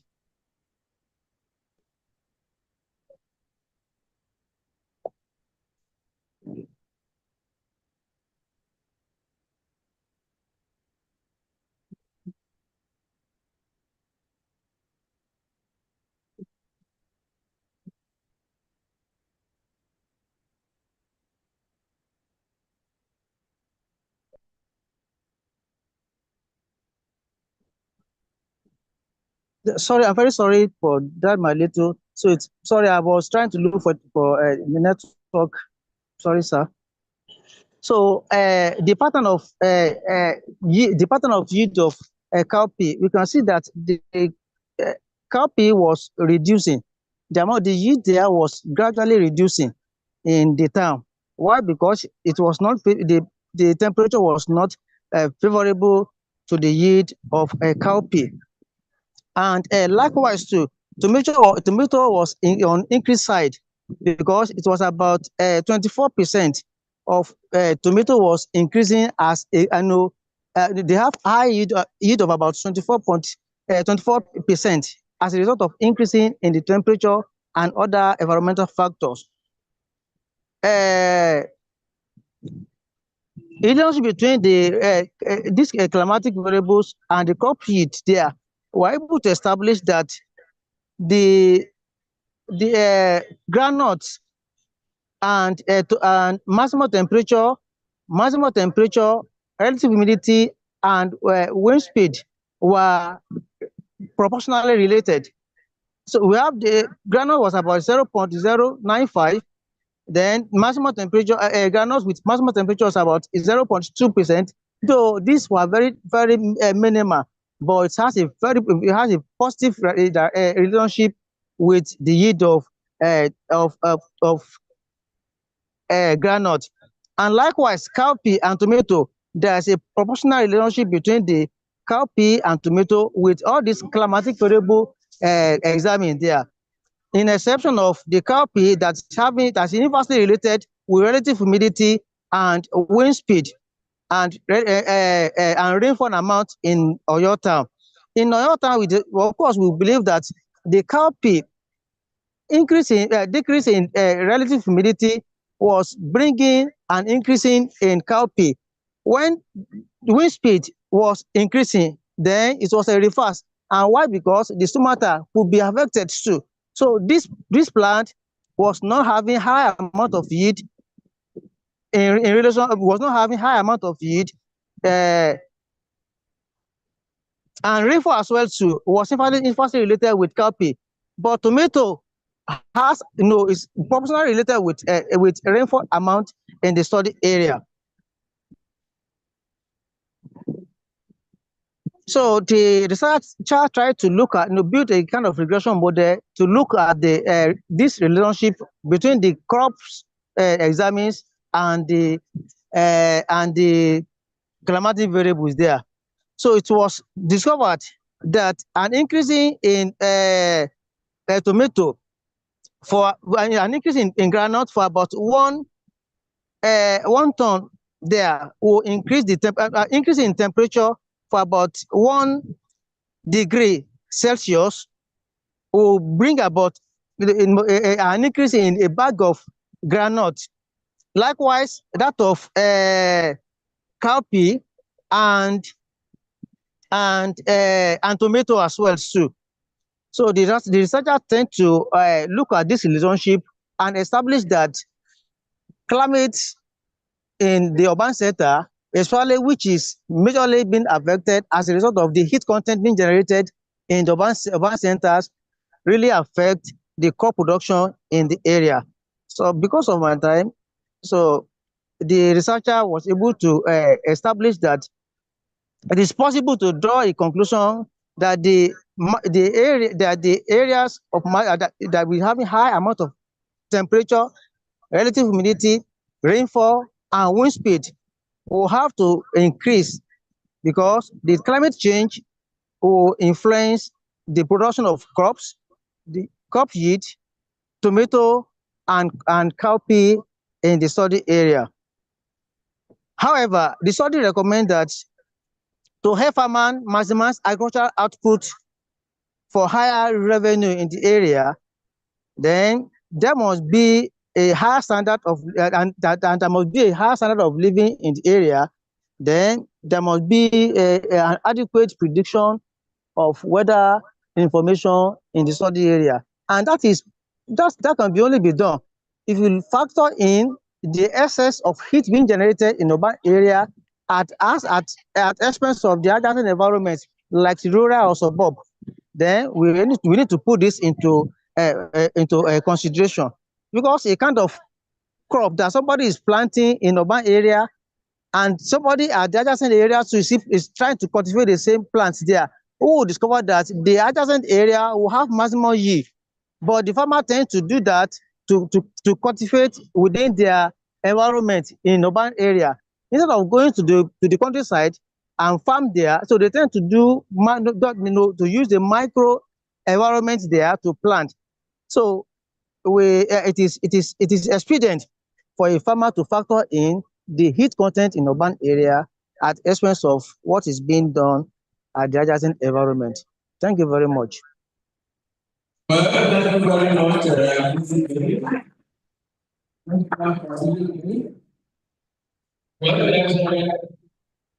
Hello, sir. Can you hear I can hear you. I can hear you. Yeah, Yes, Yellow, I can hear you. Yeah, what on the background is highly welcome and very Hello? interesting. But your title is confusing. You say climate change and you said which one depends on the weather. Is it climate that depends on the family or family depends on the climate? So please, you have to look at your title very well. And look at your title and take the don't be climate reliability and environment. Look at it very well. Now, let's go to the main issues from the world. What are the climatic parameters that we can use that will be utilized in this world? I find you to measure relative humidity and temperature. And don't be today, let us know. Then, what is the thermal requirement of each of the crops that we studied? The thermal requirements, is it air temperature is considered or soil temperature? The two are very important in the company. Both air temperature and soil temperature, especially in the valley, which one they do consider? You are supposed to take the requirement of the thermal requirement of the crops that you produce. Now, when you measure those characteristics that area, whether the object is like minimum, optimum, and the highest expected. That's how the requirement to use.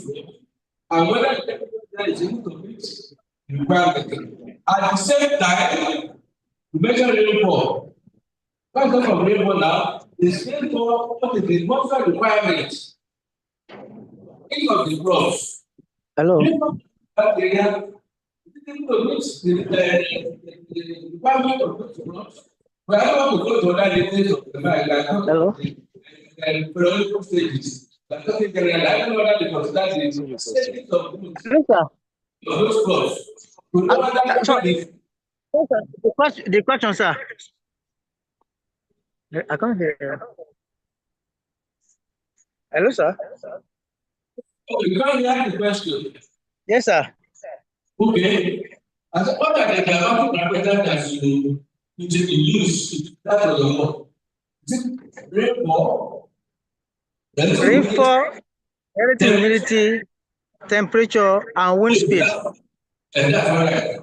Yeah, let's start from the rainfall. And what are the crops that you studied? What are the crops that you studied? Copy. Tomato. I can't hear this. So it's a mix of vegetables and cowpea, tomato, and what?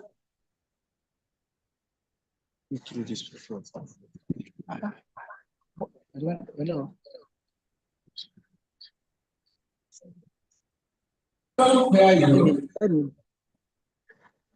Two crops. Yes, some food crops. Two crops. Let us know what kind of parameters of that cowpea you studied on the director of the cowpea.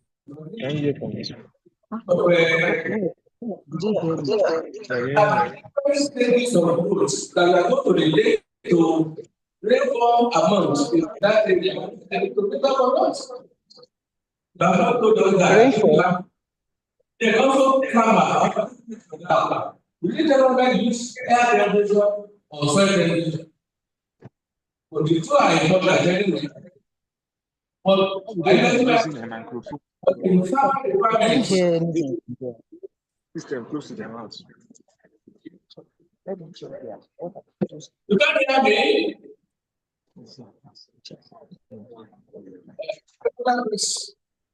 Hello, sir. Yes. I was saying that the climate affects the production of these crops, like granite, tomato, and cowpea. Climatic parameter is adding to that's what I say now. You don't say climate, now what climatic parameter you are referring to? You have told us very little temperature and studies.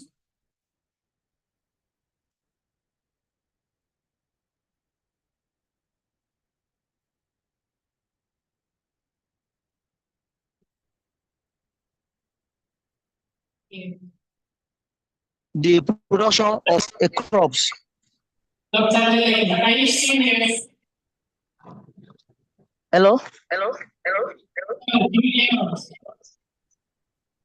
Okay, let me make comments. What he did. He has a clear understanding of the work, or topic, or plan of the work. Because from what we see urban farming and climate variability.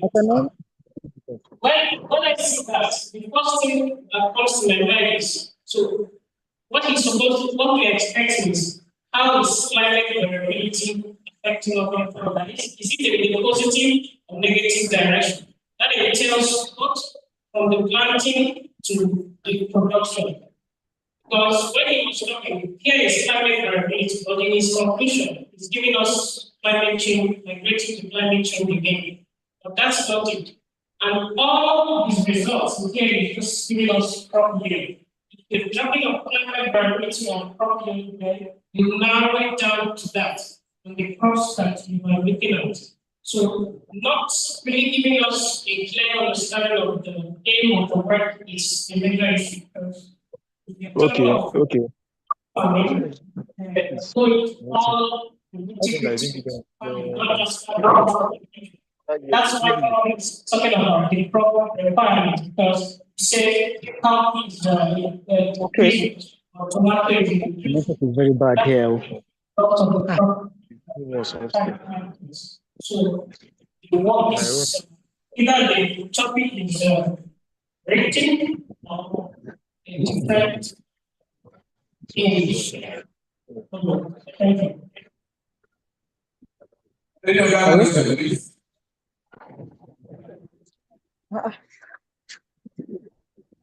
Hello. It's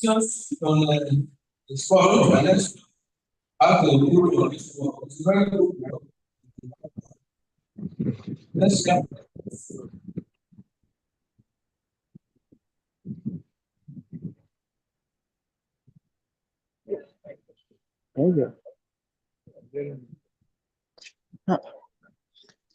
This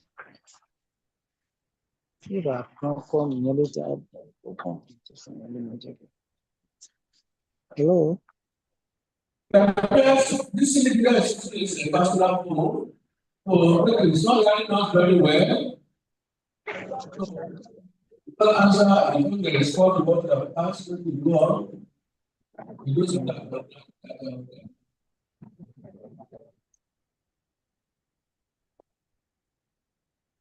Can they hear me? They can hear you. They can hear me, but I can't hear anything here. Oh.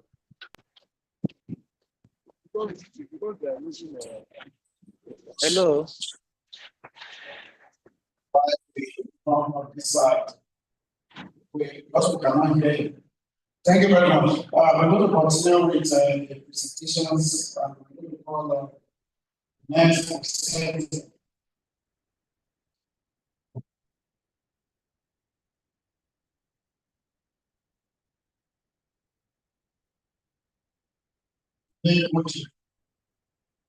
ready now?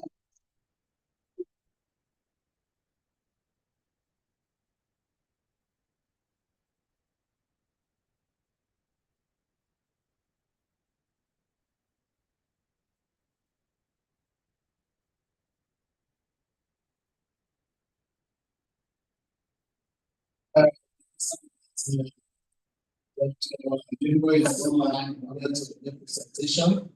Please just wait for us. And Bridget, please also wait for us. We attend to you. Right now, this physical presentation here.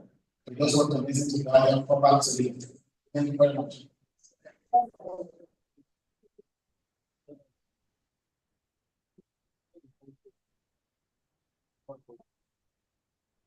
Hello, please, am I to start the presentation, please? Not yet. It's just for us. Okay. That's one physical presentation.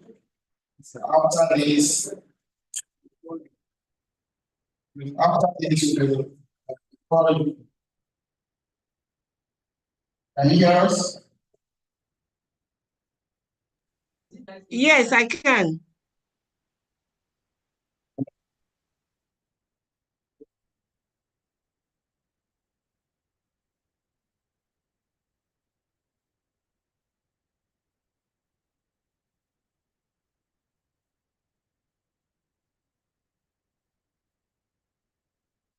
Good afternoon, everyone. Starting on the system protocol available. My name is William. I'm from National Center for Agricultural Organization in Illinois. This is actually my MSc thesis that I want to present. So the topic is the effect of greenhouse microclimatic condition and planting media and performance of pepper seedlings in Illinois. Basically, the greenhouse, one of the advantages of having this greenhouse is the fact that you are able to eliminate the effect of as they are able to control pests and disease inside the greenhouse and also the irrigation process as well. So the planting media, one of the characteristics of having a good planting media is the fact that it's able to have it's able to hold water retention and have a good spread as well when nursery stage. So basically, instead of using just the normal soil we have on the ground to do your nursery production, there are other materials that can be used as well for the nursery production. You can use cocoa pits, you can use rice pots, or you can use coconut huts as well. And these were all things that have different ratio. So the aim of this study is to evaluate the effect of greenhouse microclimatic condition and plant media on performance of pepper seeds. So we have two objectives here to assess the interactive effects of microclimatic condition and planting media on the emergence of pepper seedlings. To assessment of the interactive effects of the microclimate and planting media on the growth performance of pepper seedlings. This is the study area showing the map of Kwara State and where the sites, where the town is located is at the local governments of Kwara State. So materials and method. The greenhouse, the way I would define this greenhouse, that's the three climatic conditions. You have one under the shade. When I'm talking about under the shade, that means you have a very big tree where you can do your nursery under the shade. You have a greenhouse that has an already existing plant inside it. Then you have a greenhouse that is just for only nursery production. So whichever one is available, it can be made use of. So the planting, we have three major planting media. We have the rice pots, coconut pots, and the potting soil. The potting soil is the one that is being refined already, that is sold in an agro store where farmers can actually make purchase of their substance. But sometimes the potting soil, one of the concepts of the work is that farmers kind of find it difficult to purchase that potting soil because it's quite expensive in the market. So you can use coconut pots, back of it. When you break a coconut, you remove the back of it and you process it to a very smooth substance. Also, the rice husk, you can go to any rice mill and share. where you can pack the rice pods, you process it into a powder form as well. The whole idea is that whatever you're using has the capacity to retain water and to help the plants to spread its roots when germination occurs. So, pumping treatment from PM1 to PM9, we have the potting soil 100% only. You have the PM2 coconut husk 100% only. PM3 rice husk 100% only. This one it wasn't mixed with any other planting media as well. But from PM4 to PM5, it was mixed at the different ratio from 75 to 25. If you have a little bit of potting soil, you can use that to have a little bit of rice husk, but all the things at different ratio. So the experiments was conducted with the complete randomized design on a nursery tray as well. So the data collection, in terms of the emergence, when after planting, from the data collected were presented emergence from when it started shooting out, as the plant was growing as well, the plant height, the stem age, the number of homes that was being produced, and the leaf area. So all these were collected on the basis of the experiments. And we were also subjected to removal using the dog multiple ratings to differentiate the performance of all the treatments. So this is the first objective. This is the effect of plant media on the emergence of pepper seedling. So in microclimate A, microclimate B, and microclimate C, what was observed was that across all the microclimates, planting media one performed best. They all germinated according to the way they are supposed to germinate. They didn't have any, none was left, all germinated. So from PM1 to PM9, all the seeds germinated, but the rate at which germination occurred was not at the same time. But also, one of the things that I noticed that in PM3 had the least germination in the sense that it took time for it to gradually germinate. And because of that, one thing I observed was that if one has to use the rice husk, we have to all like soak it inside water for at least an hour or two for it to be able to absorb more moisture from that of the PM3 as well. So PM2 100% across all microclimates, coconut husk, they all perform well, ranging from 95% to 93% to 92%. The lowest percentage was obtained in PM3, which is the 100% coconut husk, ranging from 65% to 59% and 55%. Now, the effect of the plant media on the growth performance. Now, what I talked about earlier was the margins, but now this one is the growth performance in terms of the plant height, the number of leaves, stem age, and the leaf area of the plant. So for PM1, PM5, this is at 5 weeks. The result was quite good, so I had to just pick everything at 5 weeks. But for PM2 to PM5, there was a gradual increase across all microclimates, and we all performed. There was a gradual growth in all the performance of all the plants.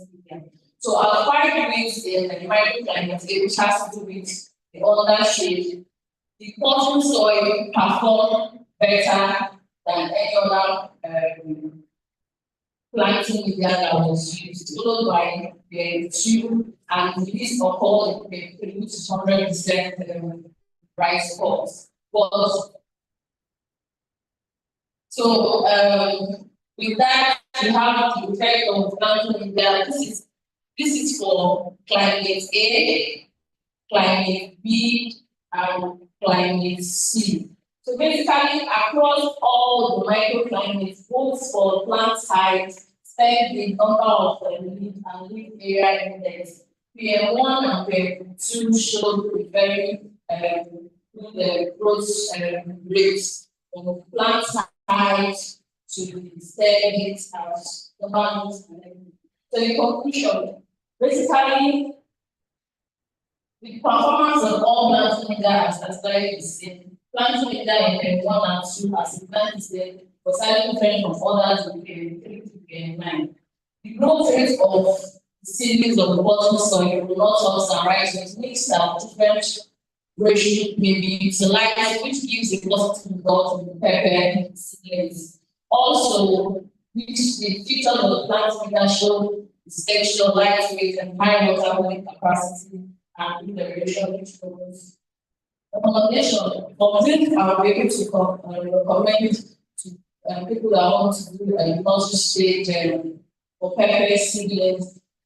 PM1 and PM2 will give you a very good germination rate, just like the others from PM3 to 9 months. We can also do others. So thank you very much.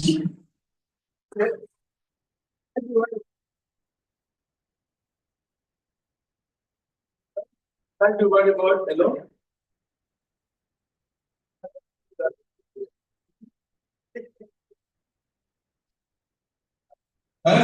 Big and of applause. We're going to like this question. The next one.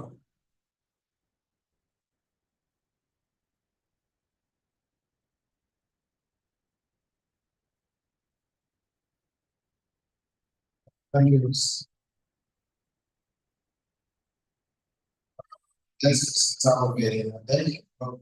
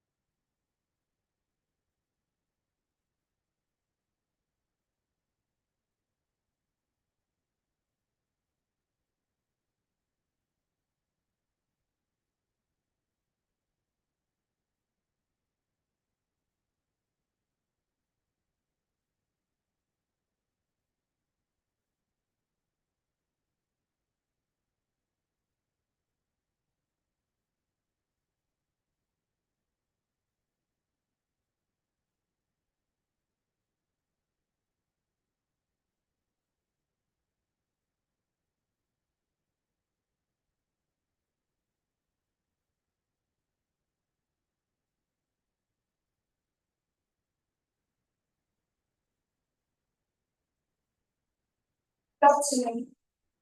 My name is Nadesh Uyubu and I'm from Kuda.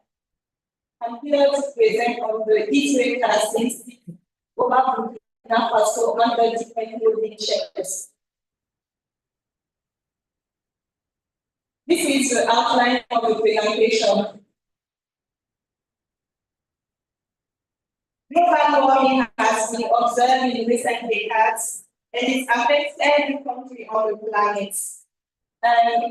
This rising temperature has been attributed to the effect of greenhouse gases, and it has not been equally distributed across the globe. Some scenarios project a warming of 4 to 7 degrees Celsius on average by the end of the 21st century over the global landmass. We are then witnessing an increase in heat wave phenomenon, which is generally described as excessive. Burkina Faso, which is part of the Sahelian region of West Africa, is generally affected by this heat wave. It's one of the hottest areas of the planet. And the evidence on climate sensitive sector, as well as other factors, make the population extremely vulnerable to climate shocks. In contrast to other climate events, heat waves are only recently become recognized as a significant threat to environment and society. The aim of this study is therefore to determine the characteristics of its race over Burkina Faso under different conditions.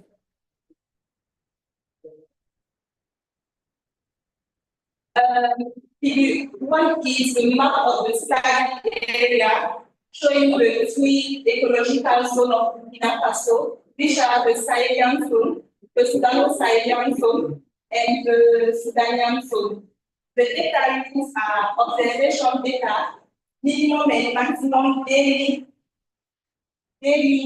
temperature of tense notification from the Agence nationale de la météorologie du Burkina Faso and 11 climate model data. The tailors diagram were used to compare the observed data and the 11 climate models, and two heat-wave definitions are used in Clinical 2 based on Perkin and Alexander's methods. These definitions are minimum temperature should be above the 90th percentile for 3 or more specific days, and maximum temperature should be above the 90th percentile for 3 or more successive days. The heat-wave characteristics used are heat-wave duration, which identify the length of the longest heat-wave, and the heat-wave amplitude, which is the peak value in the hottest heat-wave. Figure 2 and Figure 3 show the tailored diagram for minimum and maximum temperature of observed data against the 11 model.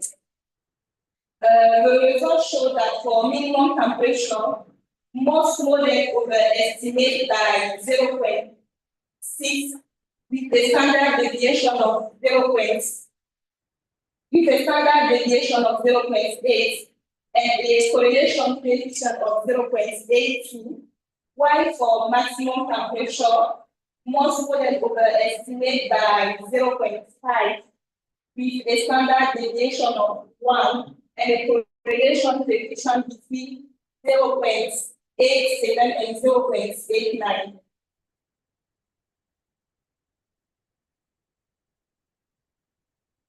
These figures reveal a detailed comparison between the observed data and the 11 planets simulation model, and it reveals a significant insight into different patterns over Burkina Faso.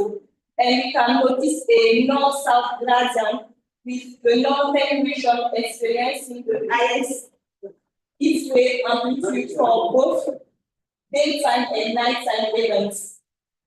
And this can be explained by the geographical condition and the climatic condition of Burkina Faso, with the northern region close to the Sahel, while we have more tropical condition in the southern region. And heat wave amplitude generally depicts the intensity or severity of heat waves.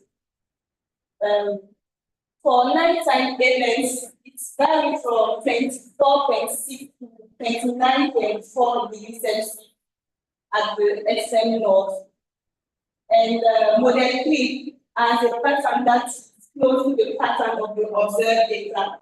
The other model also has the same pattern like the pattern of observed data, but they overestimate the results, while model 7, 8, and 11 underestimate the results.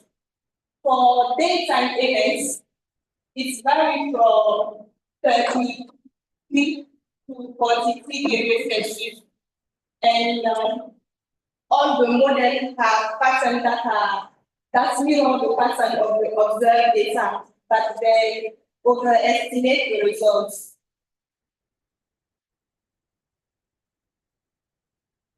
For heat wave duration, it varies from 3 days to 6 days over Burkina Faso for both daytime and nighttime events. And with the northeastern part experiencing highest heat wave days, this can have a strong impact on human health and also environment. For nighttime events, most of all the models overestimate the results, while model 3 and 11 underestimate the results.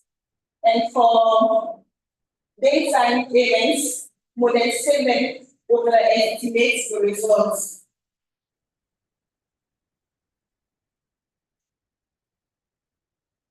Generally, some models are close to the observed in terms of outputs, while others overestimate the outputs in all the analyses. Amongst the observed simulation, the results show that inhabitants of the eastern northern part of Burkina Faso may be prone to heat-related diseases. Extreme temperature can damage crops and result in low crop yield. In conclusion, this study highlights the varying ability of climate models to indicate observed heat wave pattern. It underscores the importance of selecting reliable models for future climate projections and planning in Burkina Faso. And different models will be best used in the absence of observed data, which depends on the type of characterization being considered. Some recommendations can assess future trends this way based on different climate projection scenarios, study the impact of this way on population using health data from case studies, and raise the awareness of the population, design a heat-wave management plan. These are some references. Thanks for your attention.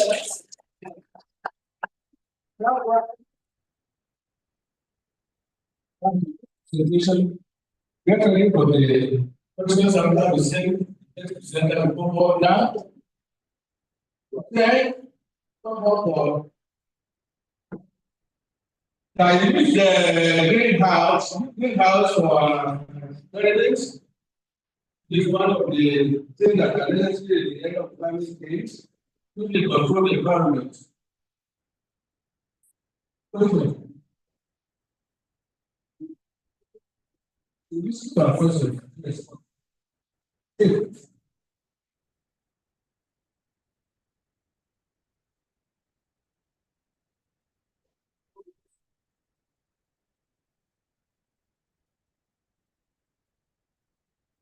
Hello. Okay, thank you.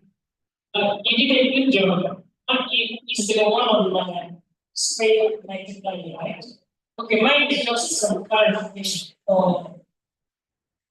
We are methodologies for public for agriculture and I need some simple clarification for a name and who doesn't understand it, PM1 is PM2. In general, something they try to give a summary of what you did. I say that plants will germinate in every place if the climate condition is met. And you're recommending putting, that kind of, I want that kind of something I make it.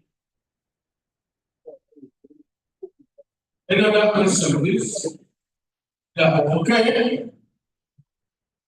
Yes, thank you very much. Please, that mic. That mic.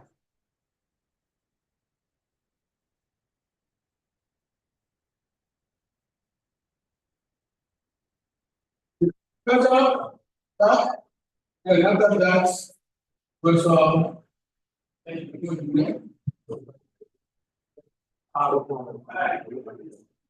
something that prompts you to execute this project based on maybe you are certain, you are working on that in control condition, macro condition, that's under control. Have you side by side just proposed the use of an open space versus the control state? From there, you will appreciate the need for recommendation that you are giving us that we should go for this PM1 or PM2 that is good. The yield are okay, the maturity stage at this, compared to the open one. So have we done that? So that we now stand on our feet and say, okay, yes, authoritatively, that this experimental Davis brought out is the best for works. Thank you. Thank you very much. Please note those questions.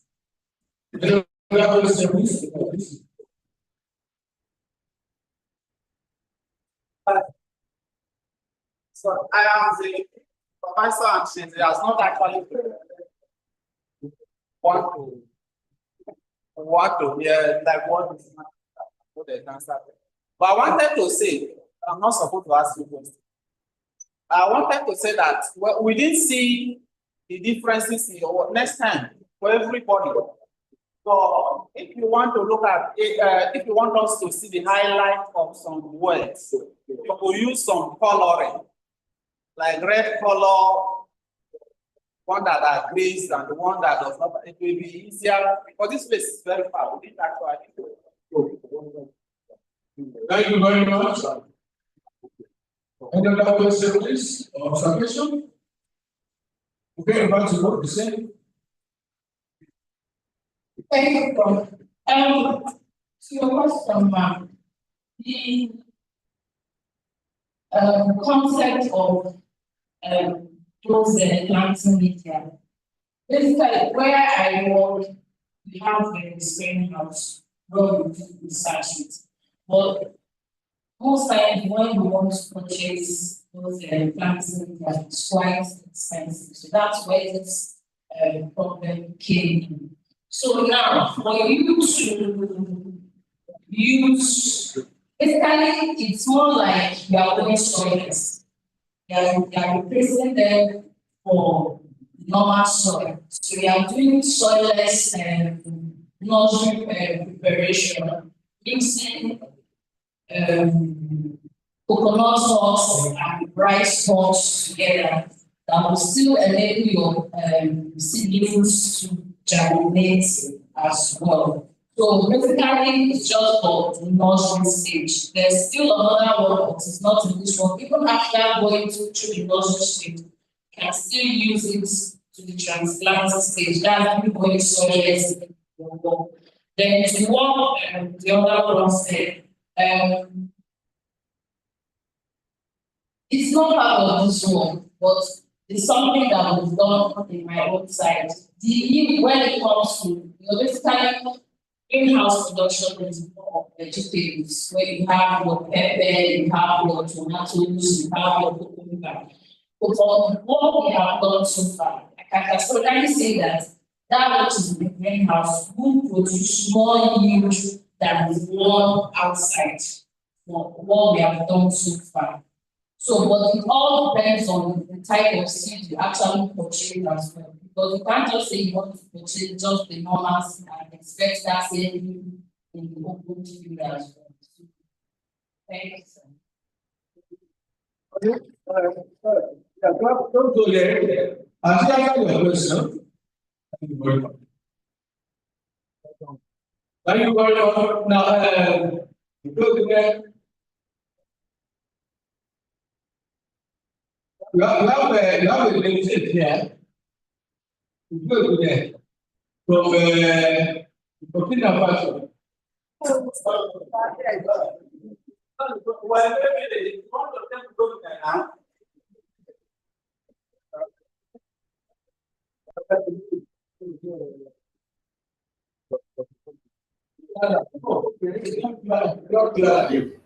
Just the way he was advised in his own selection procedure, that's when he possibly to the southern sector because of the opportunity, the protection of the identified or selected from.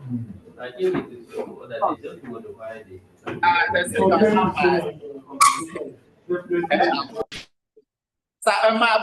I noticed that you have about 11 models.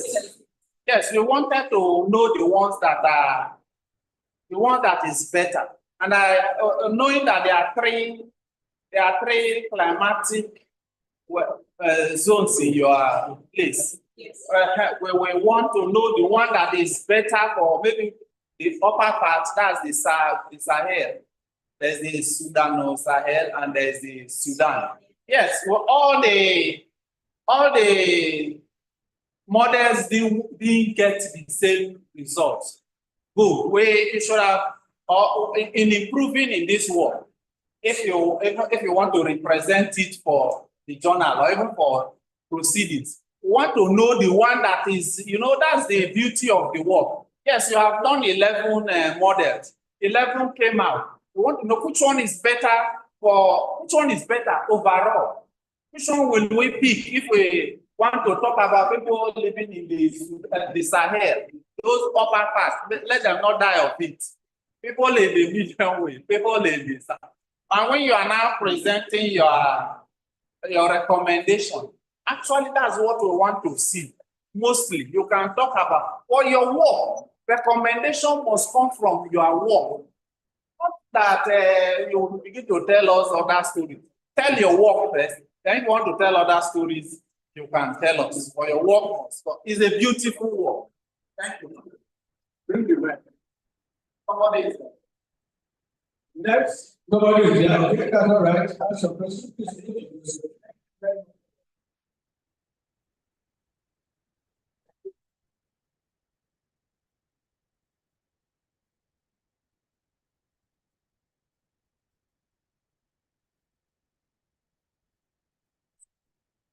Thank you very much. About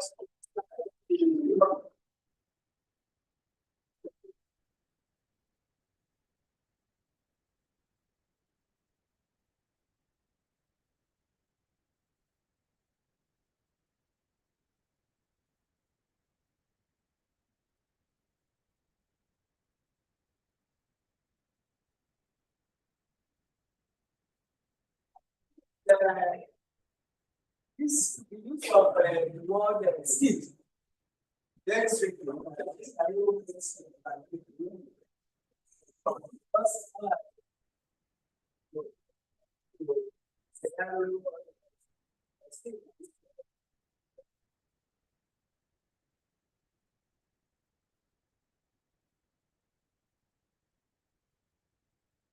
Okay, I'm going to take that question. Okay, next question. Thank you. I think, yes, from what Prof said in the beginning, first of all, I wanted to know what else that we use. Please mention them, maybe because of your content, that told us the 7 models or 11 models that you were using. Because when you were just talking, you just say the 7 or something. So that's not able to let us know which models performing better, which models yes, the study wants to tell us the models that are performing better. But how then did you come about selecting the models that you use? Because when you showed in the methodology, which you just I thought it was just 2 models. So I wanted to ask why just 2 models? The literal was 7 models. And what was coming out from your work is that models were entirely overestimated. Generally overestimated. So yes, what was the bias that you ended up the minimum bias that you ended up accepting? How do you intend to take care of them? Because at the end of the day, the results is going to tell us some sort of implications. So how do you, or what at the end of the day, which of the models do you recommend? Thank you.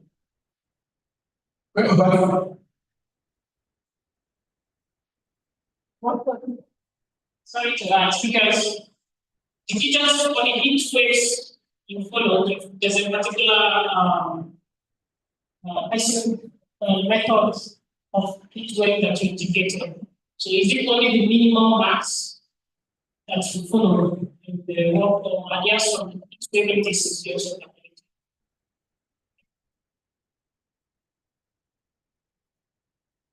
Thanks for your questions.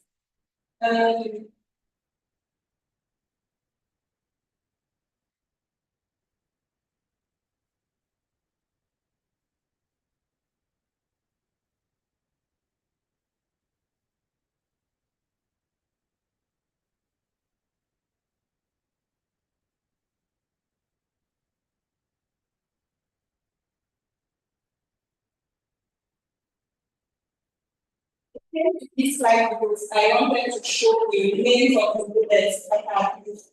I use 11 models because some previous studies have shown that these models fit best for West African region. That's why I choose these models. So I did not precise which one is the best because depending on each characteristics, actually I'm working on 5 characteristics, but here I just presented 2 characteristics. So depending on the characteristic and also the endings, either it's daytime this way or nighttime this way. Daytime this way the this way indexed maximum temperature, while nighttime this way detected minimum temperature. So based on each NDC and each characteristic, the results will depending on the model. But what we can conclude is most models overestimates. Yes. And I also did the tailor that for each model, I have the result of each size because of time I did not find a model to present this. Yeah, I think part of the same thing, you got from the logic, they tell us that shows the performance of each of the models. Yes. That's the best. Then also have a team that lists all the schemes that the model schemes that have been used. Then one thing this direct purpose and then those are the 2 issues.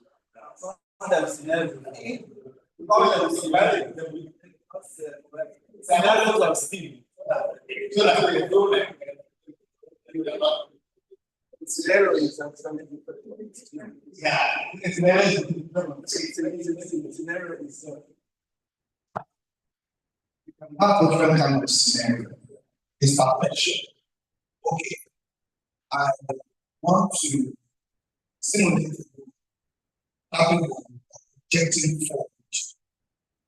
The word projection forward is a pattern and that informs scenarios. But within the model, there are physical and physical parameterization that underscore the skills that you use. Now, in the record prediction, climate prediction models using different kinds of schemes, and all this is put in what they call CMEP6, CMEP5, and CMEP6 now is moving to CMEP7. This CMEP6 contains all of these used models that are projected into the future, into the far future of the planet. So it is indeed that she picks as many as she can. She can, because she cannot even use all of them. So she did all this. But for my own question is that if I want to identify a wave, I will take a threshold and say that if my threshold persists for this particular time or particular day, I will say I have a wave. So I will define my wave with that condition. That, for instance, if 90% of my value exceeds that, if my value exceeds 95% 5 days, I will say that I have a wave. And I will take that 5 days as a wave value. That is the thing that she has done a fantastic work, and she's now rated one of the plus.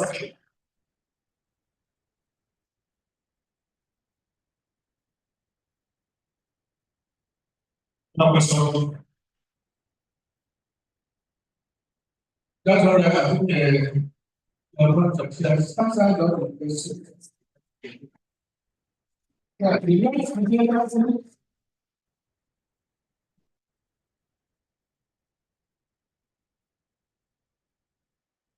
Yes, let's send them.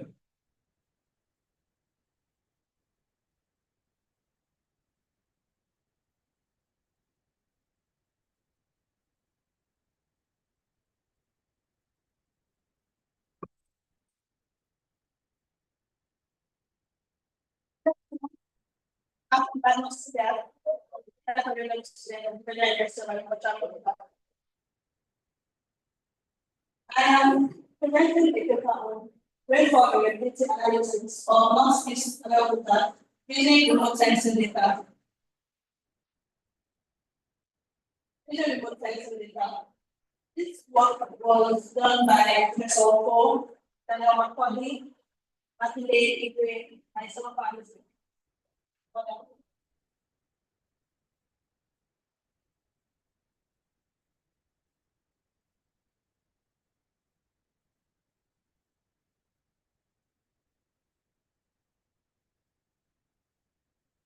Introduction.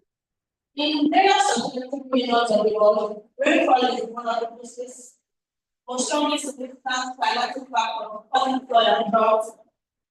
Proper assessment of rainfall analysis is needed in various areas to help in water assessment, flood mitigation, agriculture, among other sorts of water-related issues.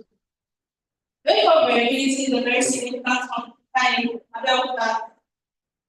metropolis, Nigeria, considering the fact that you could have an incident where there will be rain falling at a particular point there, and you just cross to the next landmark, and there will be no rainfall. It will be completely dry, no effect of, like, you might even say a cloud spike. As a result of this, different speculations are common, wondering if there is a significant rainfall variability about the metropolis or just the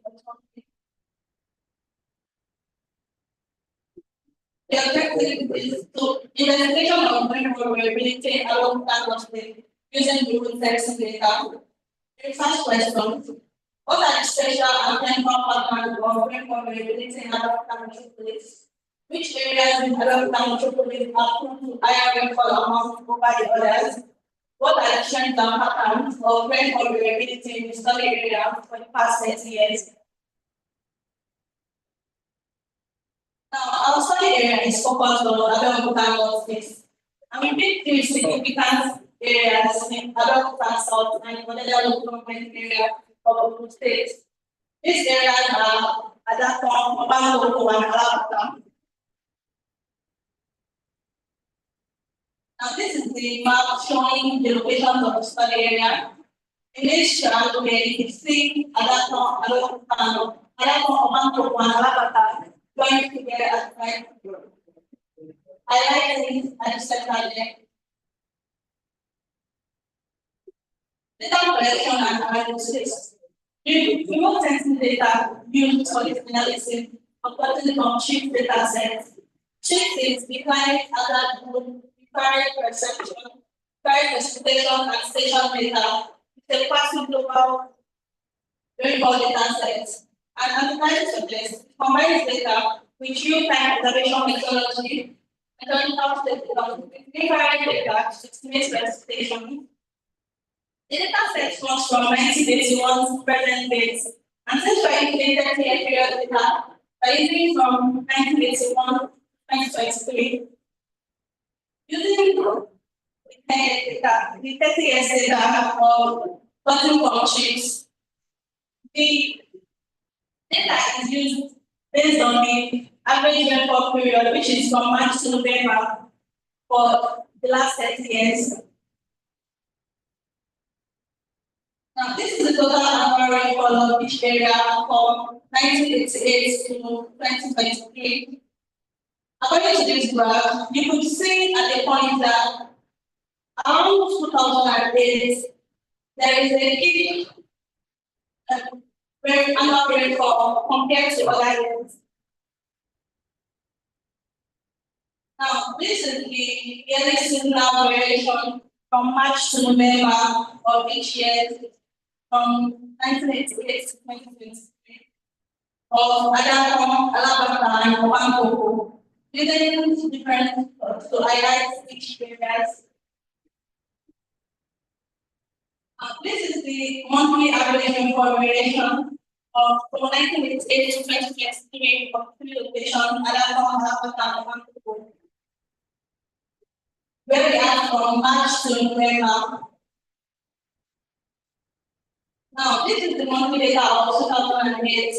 2 slides before, I highlighted that 2008 had a peak annual rainfall data. So, considering that, we saw that in June of that year, they had the highest amount of rainfall in both 3 locations. Now, this is the rainfall data for June, where we had the highest rainfall in 2008. This is the rainfall graph for August expense from 1988 to 2023.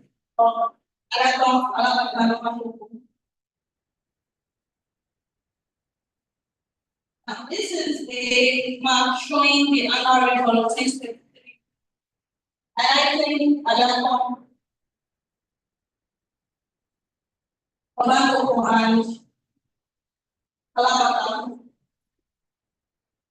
Now, the similarities with the technique, these 3 locations, at the point that they have similar rainfall data for each year, but at some point, we noticed that the rainfall data in Alabama was higher than that in Alabama, leaving Obangi Aloko as the leading point.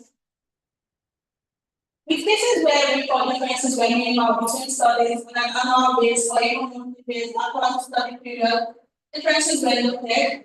Our major factor that prompted this picture was the variability of rainfall in the study area. A selection of similar rainfall models was made from March to November, average monthly values of rainfall for a period of 30 years in the 3 study areas indicated that rainfall peaked in June in all locations. And there was a steady rainy season beginning from March, peaking in June and receding in August, and then picking up to September and October before entering dry seasons in November. The study area experienced the highest annual rainfall in 2008, which meant there was a high chance of flood that year, while the lowest annual rainfall was in 2001, which means there was a high chance of drought that year. Thank you very much for listening.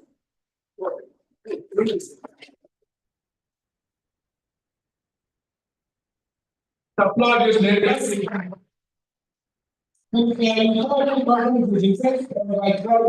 I've seen coming up to the stage here, the 500 levels. Please give her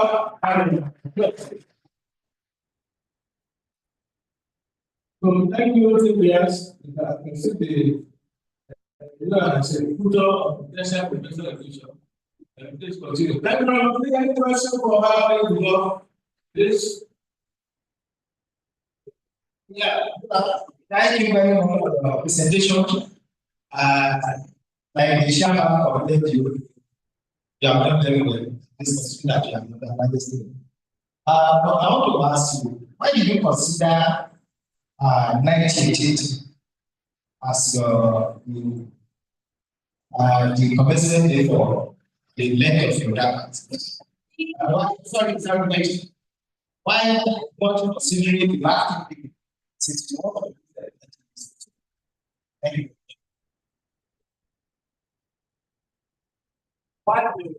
So the work is part of so I will want to help her. But if she wants to answer, your question is why you consider that? Yes, I know shipping is special because of this shipping started 1980. So now, but I don't like when she was presenting. He said the time people was 1980 to 2003. So according to what the published, she should. Now the question is, please allow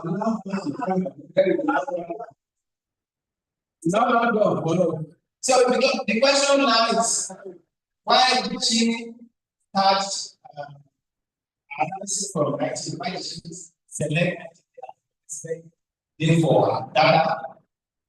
Rather than maybe using the last decades, if actually supposed to use 30 years or that better stage like we start from 1980 to the present. Because this same process just a bit of the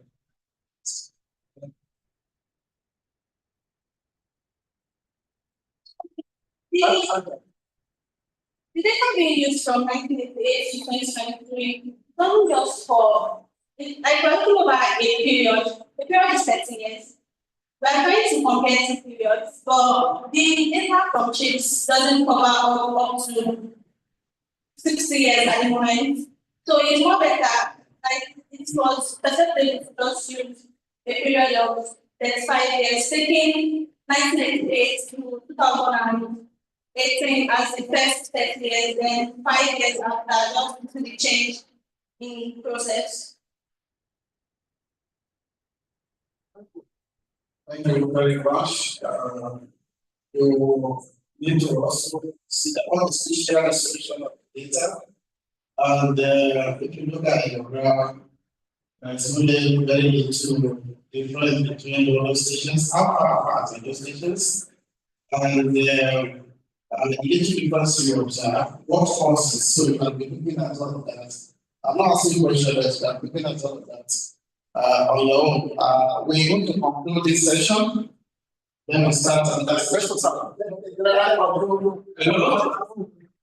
Before you conclude, sorry, I'm glad it's for everyone.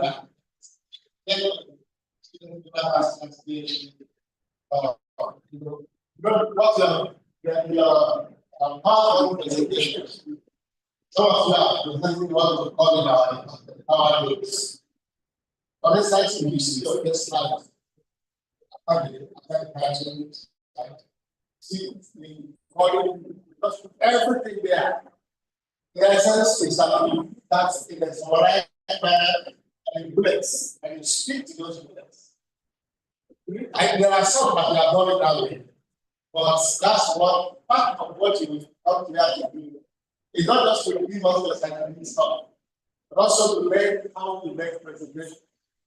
The other thing is that when you're making presentations, you don't keep looking at the what is it? The screen. As if you are talking to the screen. You just write it and take off the audio. And that's when you go for competition, that's what people are going to look at in not only your scientific presentation, but really. Thank you. Thanks very much for that introduction. The meeting is all concluded that one person wants to make comments online. Dr. Awole, please speaking. Sir, thank you, sir. So my question is just not really a question. It's just a concern about the source of the data, which is chirps.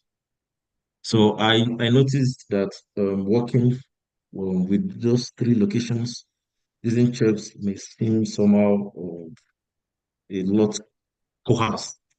And I'm just thinking of like a suggestion if it would be better to use observation data set, which I know may not be available anyway. But using chirps for those locations as close as they are with a 5 kilometer resolution of, I don't know, even the three locations may even fall within 5 kilometers. So I don't know how the study can move forward with chirps and be able to get actionable or good insights. Thank you. Thank you very much for that comment. To thank all the presenters for the presentations. I also want to thank our Sheva.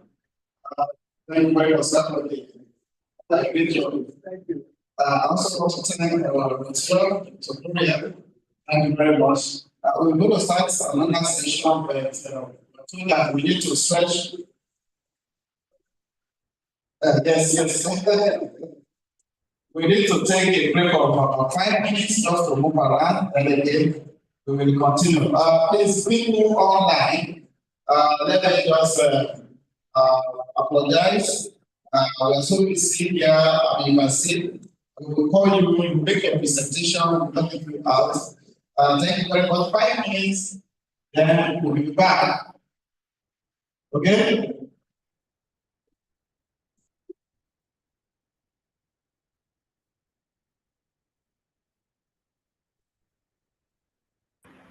Yes, sir.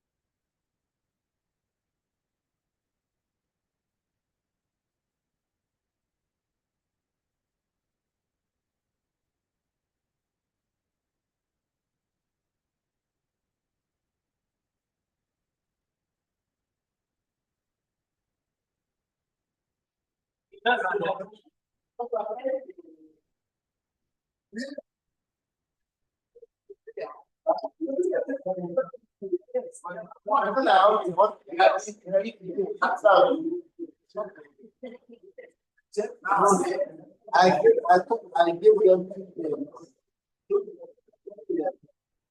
TPM. Okay. It said TPM. I gave her TPM.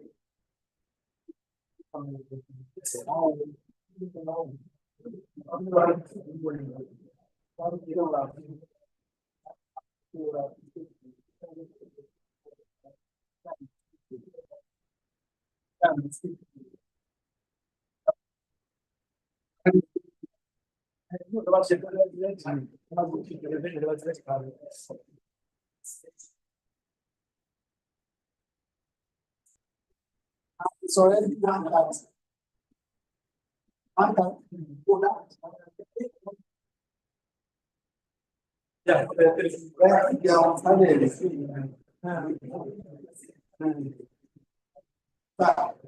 I would not die. Okay, I want to know. I will not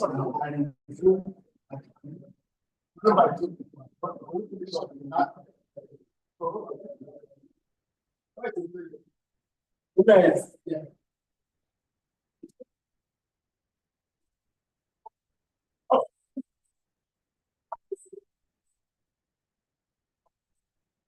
I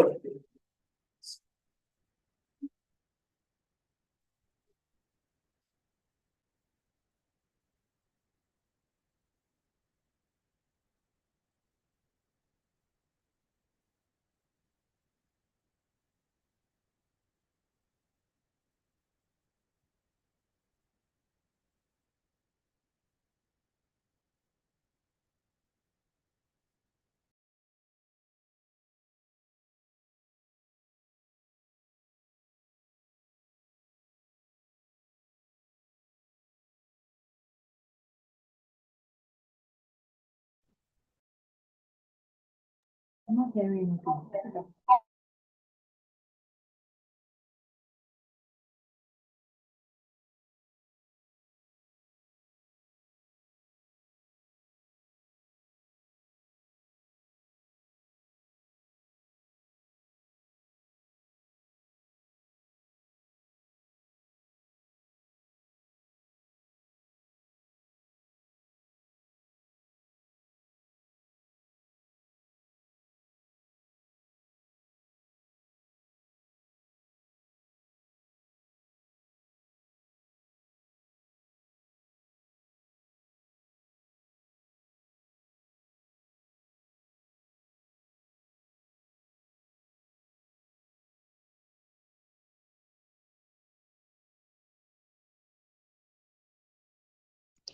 Good afternoon.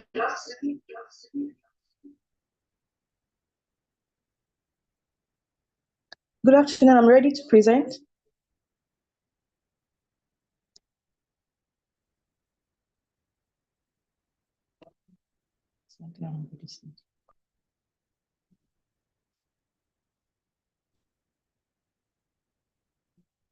Nobody is responding.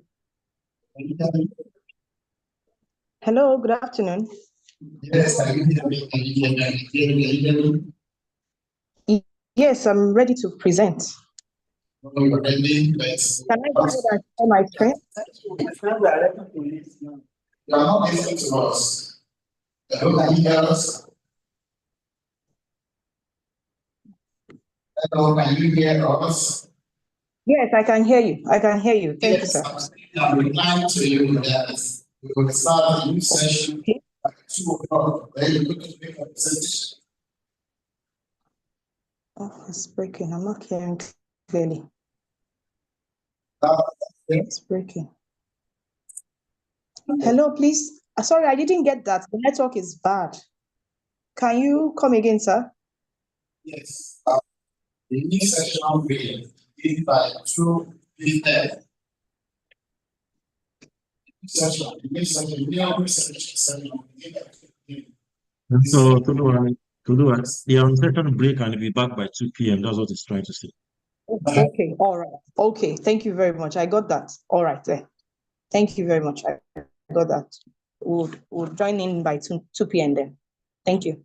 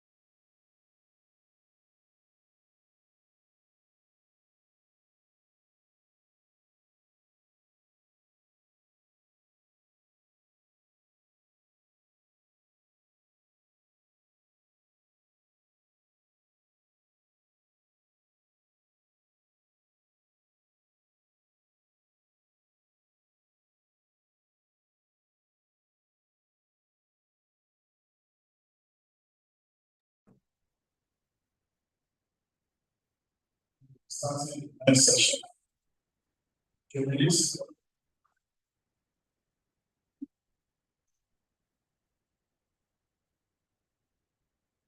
Automation details of the system over here on the side. I mentioned that the base once in our left-hand side here. Automation details of the system.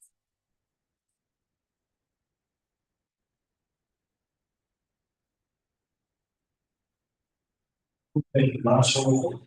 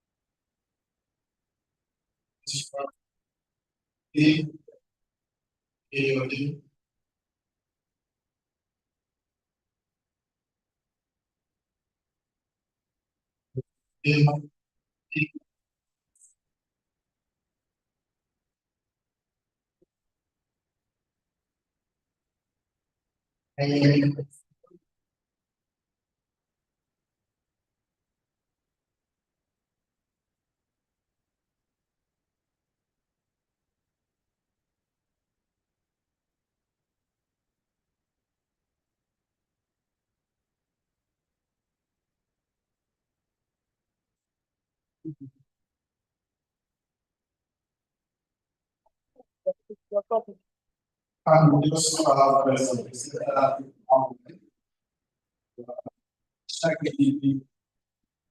features and to library. Before you is ready.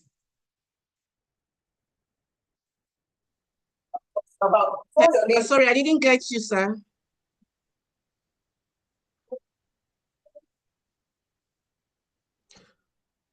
Sorry, I didn't hear you, sir. We are starting with that session, so I'm just preparing you.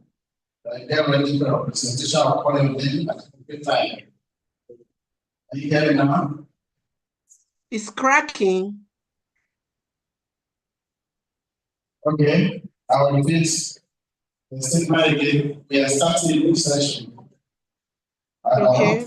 I want you to get ready. I'll call you and at the time. Okay, now? Yes, please. What time am I going to be presenting? Precisely, I'm going to go better before the meeting. The line.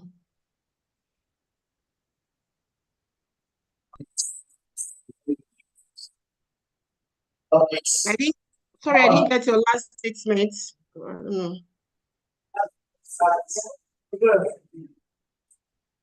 The chairman for this session is Professor Isi of the place that he does. For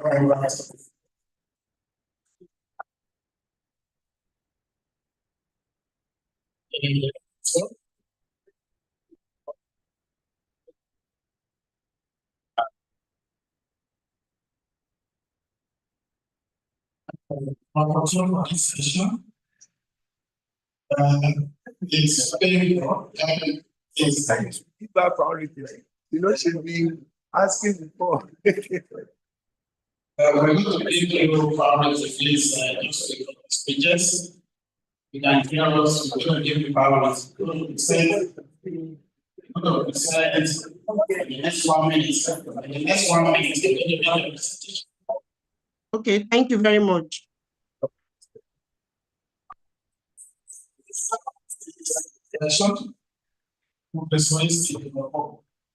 To start the session. Okay, thank you for this session. We are going to move fast in this session. Like the groups have already been said, 10 minutes presentation, and after the group of presenters, we now ask questions. We will start with the Bridget. Okay, something with Bridget. Bridget, start your. Okay, so good afternoon. I want to know if you can see my screen. Start from your first data page and then click on Yes. I was going there. That's it. Okay. Good afternoon again. Sorry, did you say something? I didn't hear you, please. Well, that means it's not only this presentation, and then you wait for when we will ask you the Okay, I just want to know if you can see my PowerPoint. I see your slide very well. Beautiful, thank you, sir. The time starts now. Okay, so good afternoon. My name is Diagi Bridget. I'm here to present this paper on behalf of the other authors. Our topic is mapping the trajectory of conservation agricultural research for sustainable development, a bibliometric analysis approach. So the background to the study, as we must have learned from this conference and subsequent write-up, the place of agriculture, we know that agriculture is the backbone of so many nations. And however, we also know that there's been a lot of challenges with the agricultural sector, particularly looking at the conventional way of farming. Therefore, several other methods have been advocated, especially with respect to sustainability. And so that is where conservation agriculture comes in. In some other textbook, you could see it as sustainable agriculture. You see it as the balanced agriculture, regenerative agriculture, whichever terms or nomenclature that has been chosen to use, we all refer to, conservation agriculture. How do we produce food for the taming population, and also looking at the environment, the impact that agriculture is having on the environment. We all know that if we are looking at climate change and all the challenges that we have with man, agriculture is one of such areas that is being pinpointed as creating some of this issue.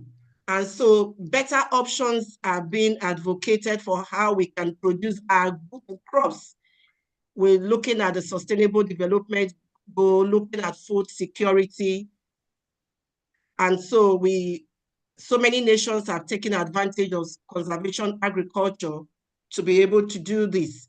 So conservation agriculture is characterized with enhanced soil quality, rich biodiversity, water use efficiency, climate change mitigation, and ultimately higher agricultural production with lower inputs. According to FAO in 2011, CA is one of the key agendas for contemporary FAO policy for sustainable agricultural intensification. In order to increase food production and guarantee food security, while we are also thinking of protecting our environment and minimizing all the external risk from conventional farming system, the conservative agriculture tends to be a promising alternative to all the challenges that have been associated with the conventional way of agriculture. Also, the role of agriculture to the sustainable development goals requires smart, climate-smart, innovative practices that can help to sustain the farming approaches. And over several years, we've seen stakeholders in the agricultural system, focusing on CA in order to enhance the sustainability of the environment. Therefore, this study attempts to bring together the information in the scientific community on the impact of conservative agriculture and trying to bridge the gap in attaining sustainable development goal. Looking at the interactions between the conservative agriculture as well as the SDGs, by extracting data basically from the Web of Science and Scopus, which we know are the largest scientific database in the world. So basically, this study is a review trying to look at the trajectory of publications in the area of conservative agriculture, trying to look at a way to bridge the gap between conservation agriculture and sustainable development goal. That's our research question. So we are trying to look at the leading countries for research on conservative agriculture, and we're also looking at their collaborative and networking to strengthen the scientific knowledge discovery process. Now, this is particularly important with respect to funding of institutions. We are also looking at the concept of CA as it has evolved over time. So we looked at the trend in CA, what was obtainable in terms of conservative agriculture and sustainable development goal. And we also are looking at to the extent to which this research in conservative agriculture will result to supporting the SDGs. So this is our materials and method. We use the primer to be able to extract our sources, our data that we used for this work. Like I said, we use the materials from the Web of Science and Scopus database. So this a flow chart just showing us the period of reporting and how we sourced for our various data that we use. You'll see in this flow chart, we had some exclusion, and the reasons for such exclusion are given in the full paper. And we were able to narrow our search to papers that it captured the topic, the keywords, and the main things that we needed to search for in our work. And at the end of this search, we were able to come up with 2,145 articles. From the Web of Science, we had about 1,182. From Scopus, we had 963 articles that aided this particular work. Search and data extraction criteria. You know, I've said that we were able to use the topic, we use the main theme in our topic, we use the keyword, we use our abstracts to search for this information. The scientometric geospatial and statistical analysis, in order to show the quantitative values and geographic as well as spatial distribution of the article based on region, research areas, the time frame that these particular publications were done, the authors, the journal, the publishers, the various software, including ArcGIS and VOS viewer version 1.6.18 were used for basically to show the geographic and spatial distribution of the various publications that have been done in the area of CA related to sustainable development goal. In order for us to analyze the bibliographic coupling and map the keyword density, network of authors, and the co-occurrence and collaboration between institutions, countries, and we use the authors' keywords, and we also use the VOS viewer software for this particular task. Our results and discussion, we have them basically under 3 subheadings. The first thing we looked at what publication distribution as well as collaboration that they had with other nations. This particular result is shown in this diagram.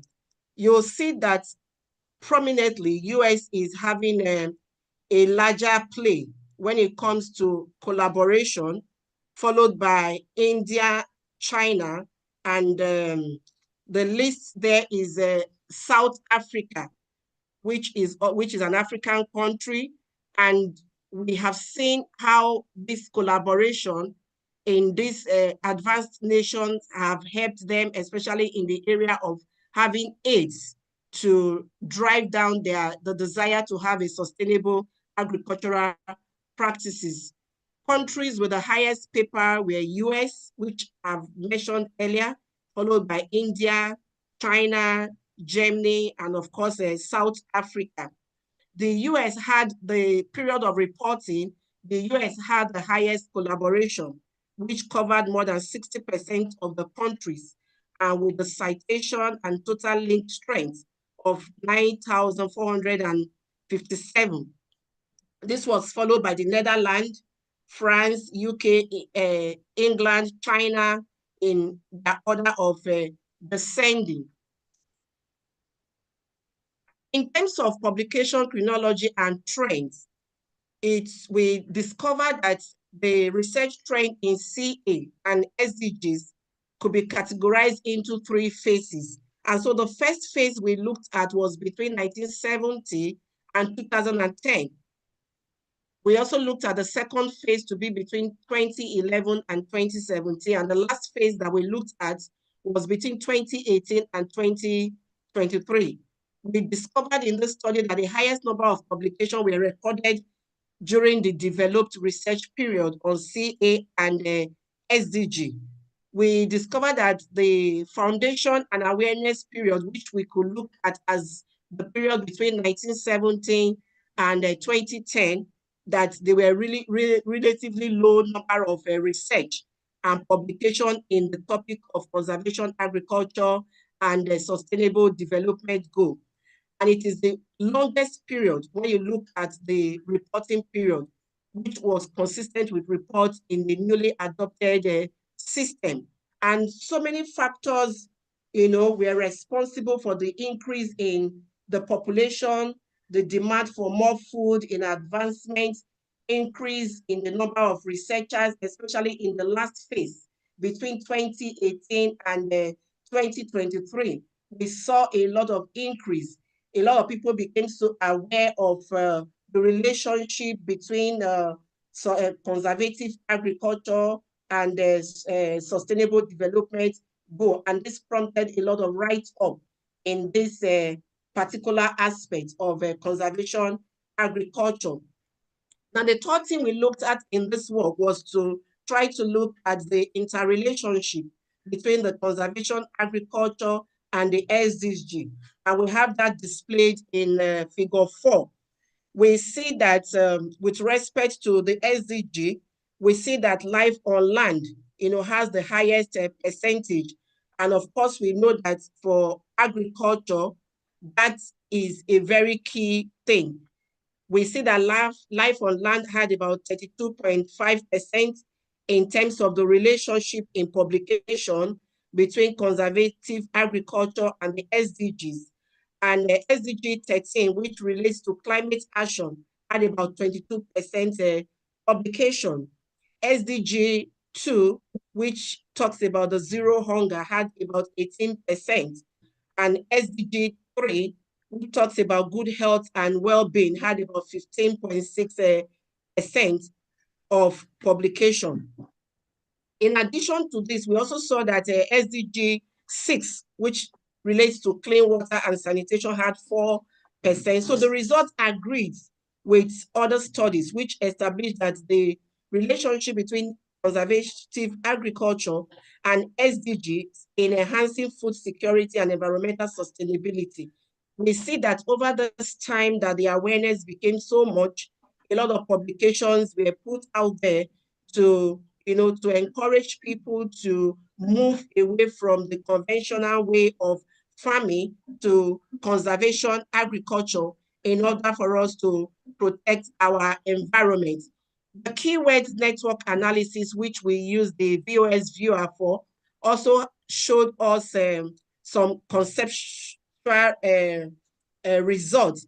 And we see that the red cluster that you see here is showing us that conservation agriculture, where you have to do without tilling, having the residual management, the reduced tilling, carbon stock sequestration, microbial biomass, and all the organic matter and crop yield. We depleted this using the red cluster. The blue cluster had climate change, sustainable intensification farming. Particularly, we try to point out the maize farming in this particular diagram. We also had a smallholders farmer, and especially in sub-Sahara Africa. The green cluster here had agriculture, sustainable agriculture, agroecology, ecosystem services. Now, in conclusion, the study aimed at disclosing the research structure of conservation agriculture, which we know is very important when it comes to food production, especially when we are trying to look at how to promote the achievement of the Sustainable Development Goal by 2030. And we also saw in this study that countries' contribution and collaboration, in this research field indicated that the US had the largest number of papers, followed by India, China, Germany, and South Africa.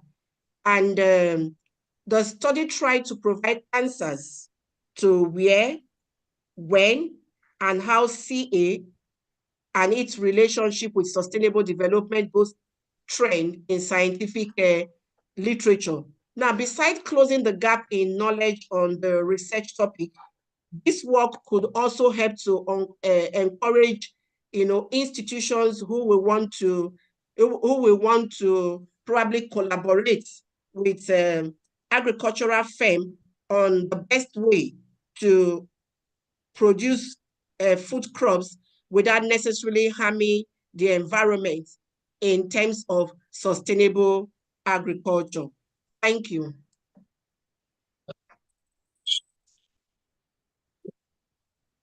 Stay on the next one of people that you are looking for, and then you come to question time. Yeah, thank you. Thank you.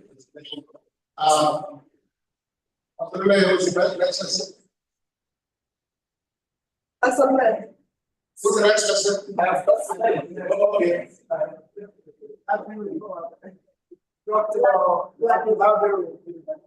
All right. Oh,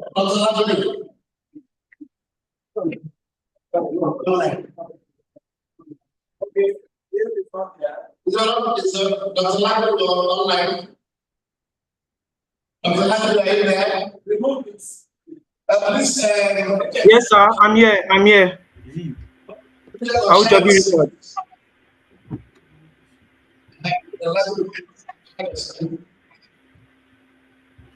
You have let me see what we do nowadays. We just use the materials. Okay. I'm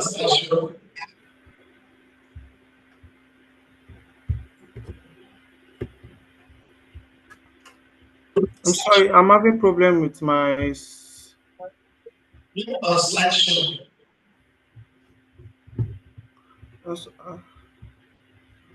Slideshow for start.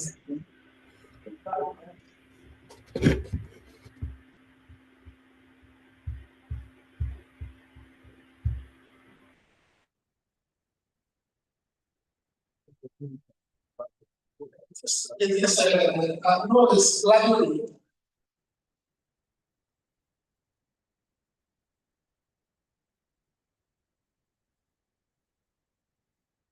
It's likely online. Okay.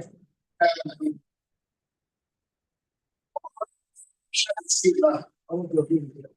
I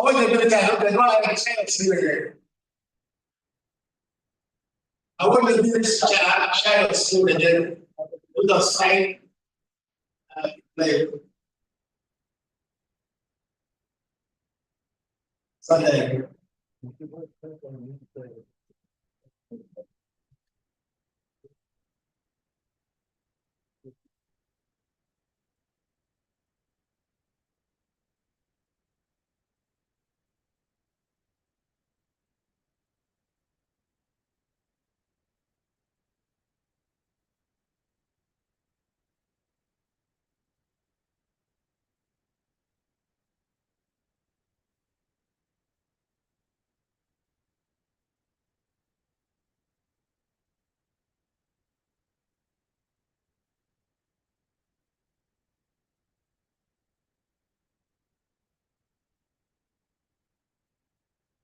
between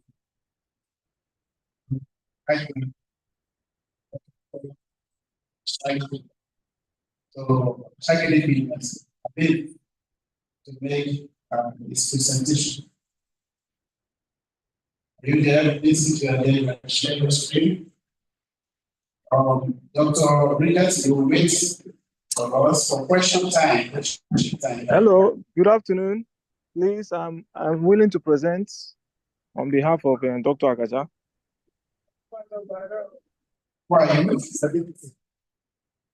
Hello, who are you? Can you come again, please? Hello, I'm ready to present. This is Sasha DRP. I'm ready to present, please. Please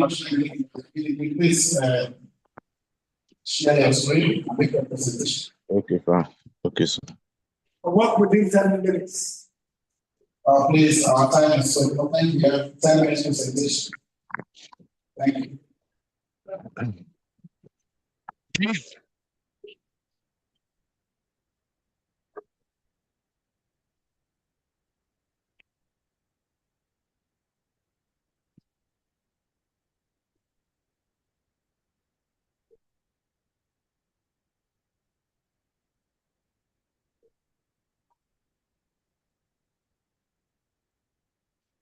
Hello, can you see my screen now? Oh.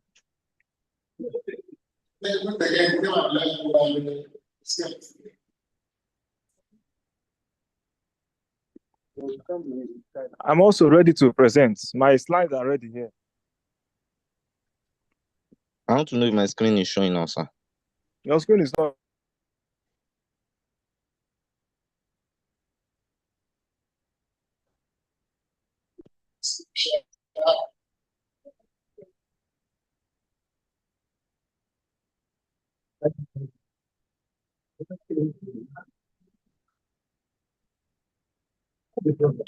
What about now?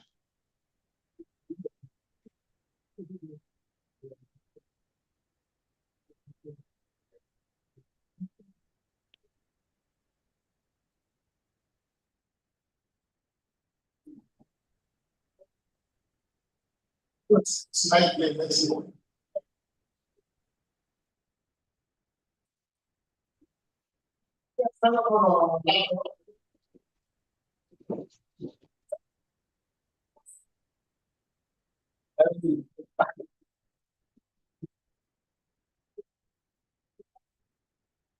All right, please also check if you do not able to take your presentation because we cannot see our PowerPoint share.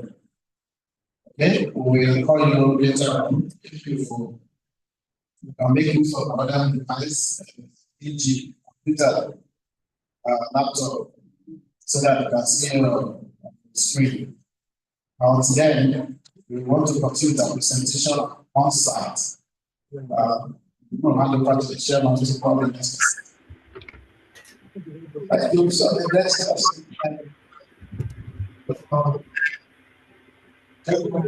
Sir, can I present now? I will just be Richard.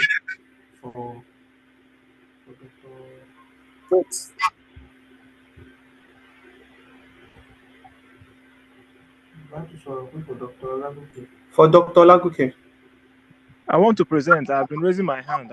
I keep being muted, please. Can I present? Start with this person. I want you to create a computer.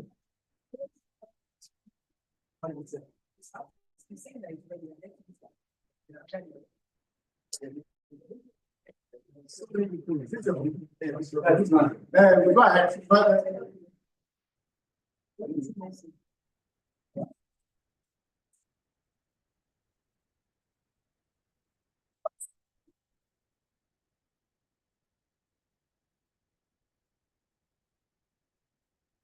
Good afternoon, everyone. My name is Mr. Sheldon Buhwanyo, Edward, from Nigerian Medical University. I'm here to make a presentation on parameterizing the C-surface drug coefficient over IU2 in a development area of by default, and from that to practical. So I know much about that scenario. Now, it is very, very important for me to find some few terms with respect to this particular word. What does I mean by parameterization? Parameterization is just the process of expressing a model or a function or an equation in terms of parameters. And these parameters are variables that directly influence the behavior or the characteristics of the system or the model or the equation, as the case may be. Now, you will agree with me that when the wind blows over an ocean, the water drifts along with it. Now, take for instance, if the speed of the wind speed of the ocean if the wind speed that blows over the ocean is 10,000, there's no way the velocity of the ocean currents can be 10,000. This will be reduction in value of the velocity of the ocean current. And what has led to the reduction of value is what we call the drag coefficient. So, drag coefficient is a parameter in oceanography and atmospheric studies. It is very, very important.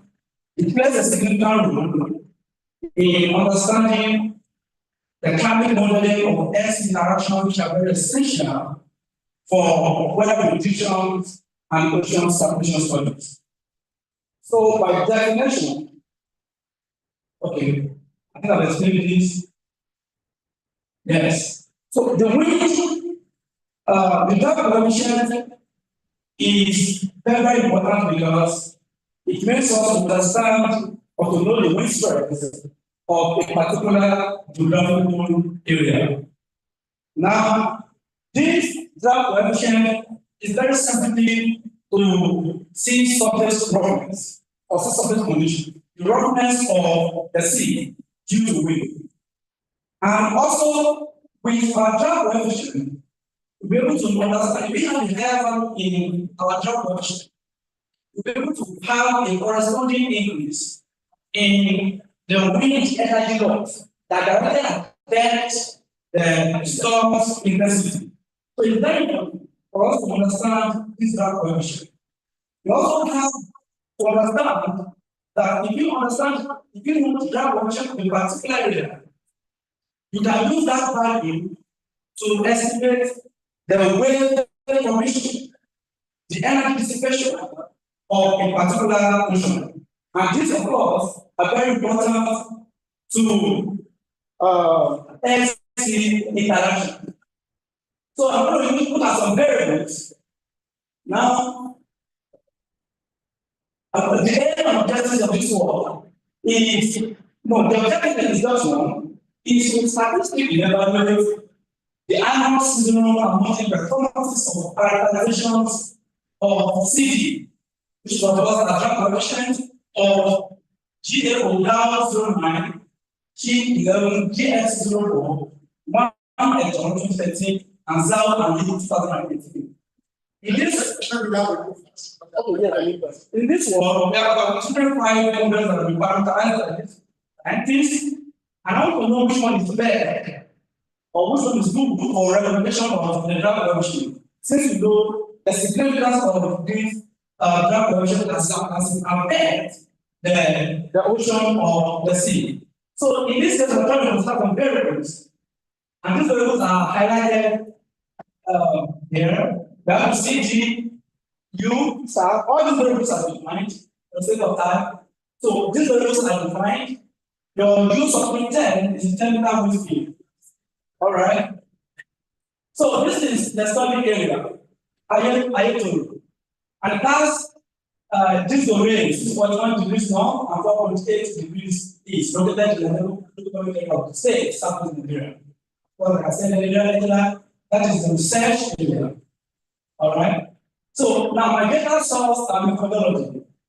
I use 100 data of variables such as CD, U, star, and all of that. And I'll take this from verified analysis data from 1950 to 2020. And that's about 70 years data. And these data were sourced from that league company codes. And of course, others are explicitly there. Now, these are the linear parameterization of CD. And I said them using parameterization used to estimate the CD in this study data, according to this scientists. Now, statistical tests of performance. We have the 5 predictive models. And these 5 predictive models were evaluated based on the correlation coefficient, the mean bias error, and the square error. Now, all the variables are defined. And like I said, the aim is to look at which of the models is best for the which of the models can we recommend for the estimation of CD. Since we know the significance of this of CD, that is our drug reduction. Now, if you look at this very keenly, you notice that for GAL 09, for the annual estimation of CD, for GAL 09, it has a slope of 0.54. That shows that a lot of things. The GAL 09 shows little relationship between the estimated value and the diagnosis value. So what I did basically was to download the institute, the observation value of the CD from that source, Copernicus, and I fitted the values of the variables that I did mention earlier into those equations, and that gave me the estimated values for the CD. So I did the plotted the estimated value of the diagnosis, and I got that. So, like I said, now we have this relationship between these variables, and for the South and Lane 2018, that's the maximum value of the slope. That's why we have greater relationship with the South and Lane. And for the dry season estimation of CD, again, for the graph, we have this value there, and we have the maximum value for the South and Lane. And for the wet season, we have the list of the GAL 09, and we have the maximum of the South and Lane. Now, it just means that the model for the GAL and Lane is best recommended for the estimation of CT, that is the drag function of the C, for the of activity for a future analysis. Okay, the same thing goes for the monthly estimation. All right, the GAL accounts list comes to the relationship between two variables, and the South and Lane affects the best. All right, so this is the result of the figures. Now, the CC is higher, that is, correlation coefficient is higher when monthly estimates were used than when the actual annual non-annual data were used. Therefore, the CDB gets better performance with monthly values. The CC is higher, and MBE, mean bias error, lower in Welsh than the CC. All right. So I conclude by saying that the best model that was parameterized by Zhao and 2018 is the best. It's recommended for estimation of CD over a particular area within this geographical area. Thank you very much.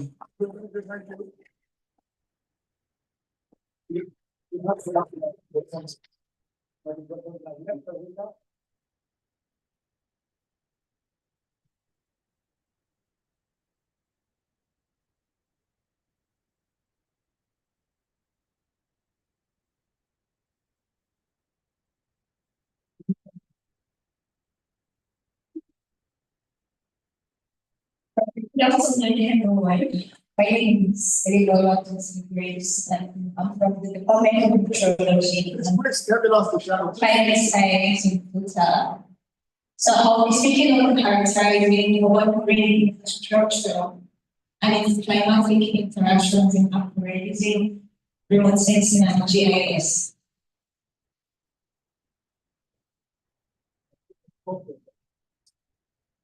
Alright, urban green infrastructure comprises of parks, green roofs, and other vegetation areas, and we can attest that it's very important in moderating microclimates. But then there's the challenge of urbanization because people would have to move from here to there, and people keep migrating from rural areas to urban areas, and it's affecting the use of it's affecting our land use and how we are getting to have more industrialized areas, commercial areas, which involves the depletion of green spaces. And that is what I want to talk about this afternoon. So should we say urbanization should not happen? We actually cannot limit that, but where is the balance? And that is the introduction of green infrastructure. So the benefits of green infrastructure includes regulating temperatures, which is air temperature, air quality control, urban climate moderation by providing cooling and shading, and also preservation of biodiversity, among others. Why this is a statement of problem? The integration of urban infrastructure has very much as a solution, but the question now arises, why are we not embracing it? And I'll be coming back to that. So the aim of this study, or what I'm looking to, what I'm going in this work is to actually look at the spatial technologies of urban green infrastructure, that is the classes, and then also check the relationship between urban green infrastructure and some selected meteorological indices, which is temperature, rainfall, and humidity. All right, I'll use Akure as my study area, and Akure is the capital city of the state where we have presently, and it's characterized by a warm and humid tropical climate. And Akure also has some specific surrounding features, which includes different vegetation, couple rivers and water bodies, and the topography is influenced by language patterns. Okay, so for this work, I used Landsat images, that's the static mapper, the air static mapper, and the operational overhead, operational Landsat imagery for 39 years, that's from 1984 to 2023. And I got my meteorological data from the Era 5 company course as well, obtained for 39 years, which I use just through, and I also use RStudio for my analysis. So for the methodology, given the fact that we're talking about urban infrastructure, and these indices that was used is the normalized temperature regulation index, which is the NPI. And the NPI is monitoring of the Earth's own vegetation. And I also calculated the rate of depletion of green spaces to know how much has changed over this 39-year period by assessing the rate at which these green areas actually disappear, considering the absolute change, the percentage change, and the rate of change of which all of the formulas used are included here. And by using natural gens, I also did the urban green infrastructure classification.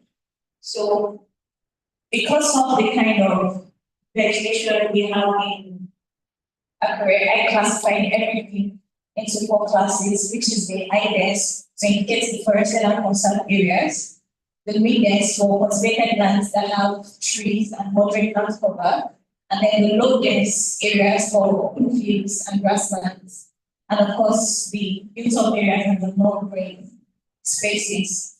And as well, the NSC was also considered using this formula. All right, so for the spatial distribution of the urban green spaces, I looked into Akure metropolis in Akure, which is actually the urban part of the city.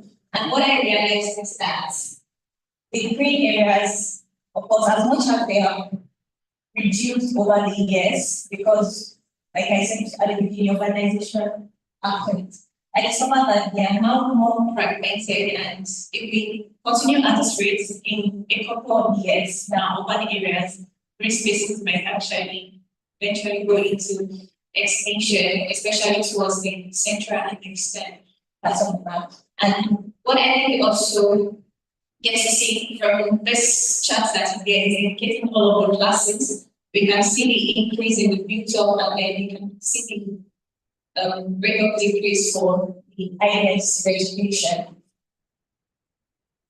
Alright, so this just explains what I've said. Many green areas are divided by passageways, which is the things you can find by the road.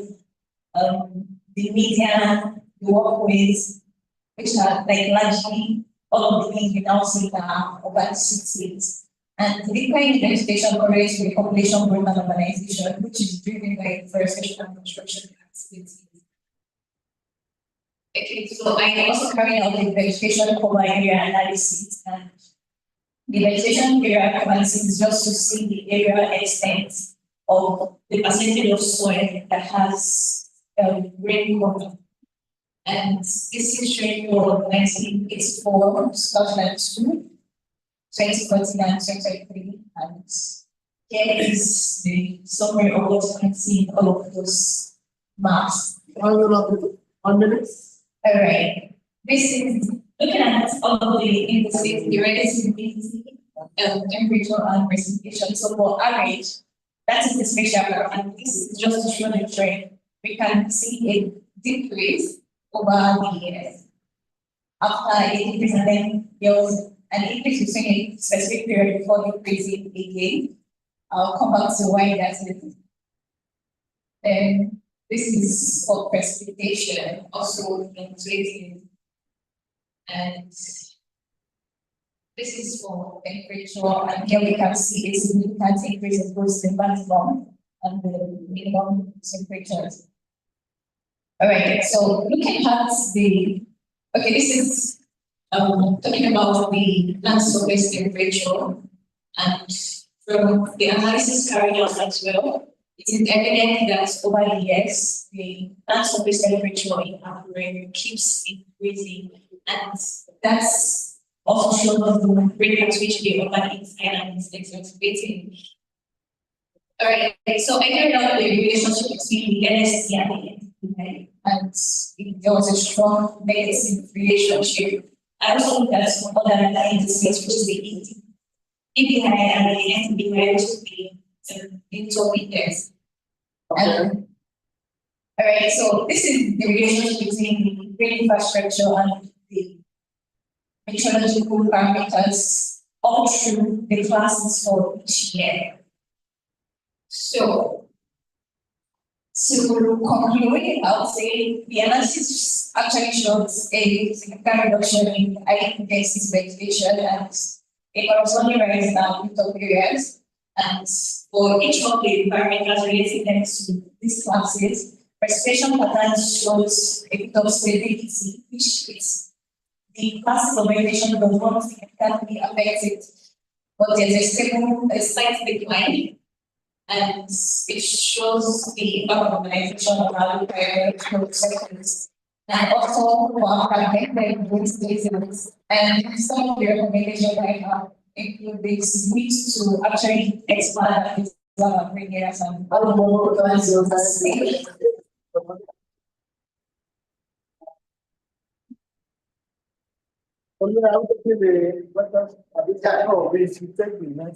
Okay, we want to more. Okay, Victor. I think it's a high-end, Victor. Let us ask the question. No, I thought you arranged in order of. Let's high-end come up, please. Victor.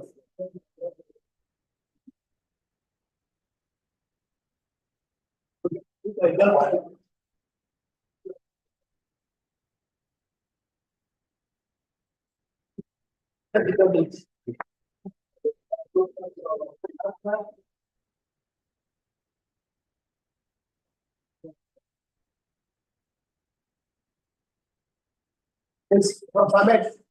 Hello, this happened. Hello. Hello.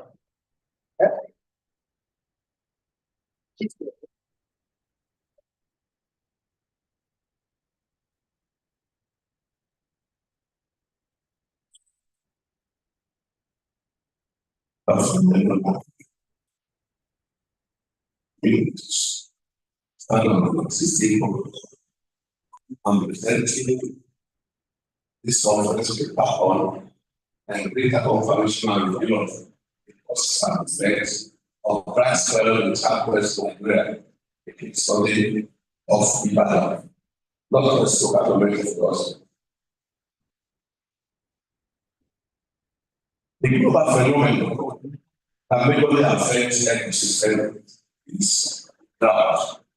And drought is born out of extreme dry seasons for so many years in the region.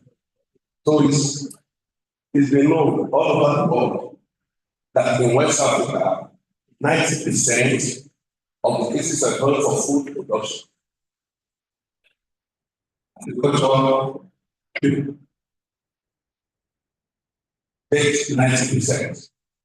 While 80% of the people rely so much for a living in agriculture.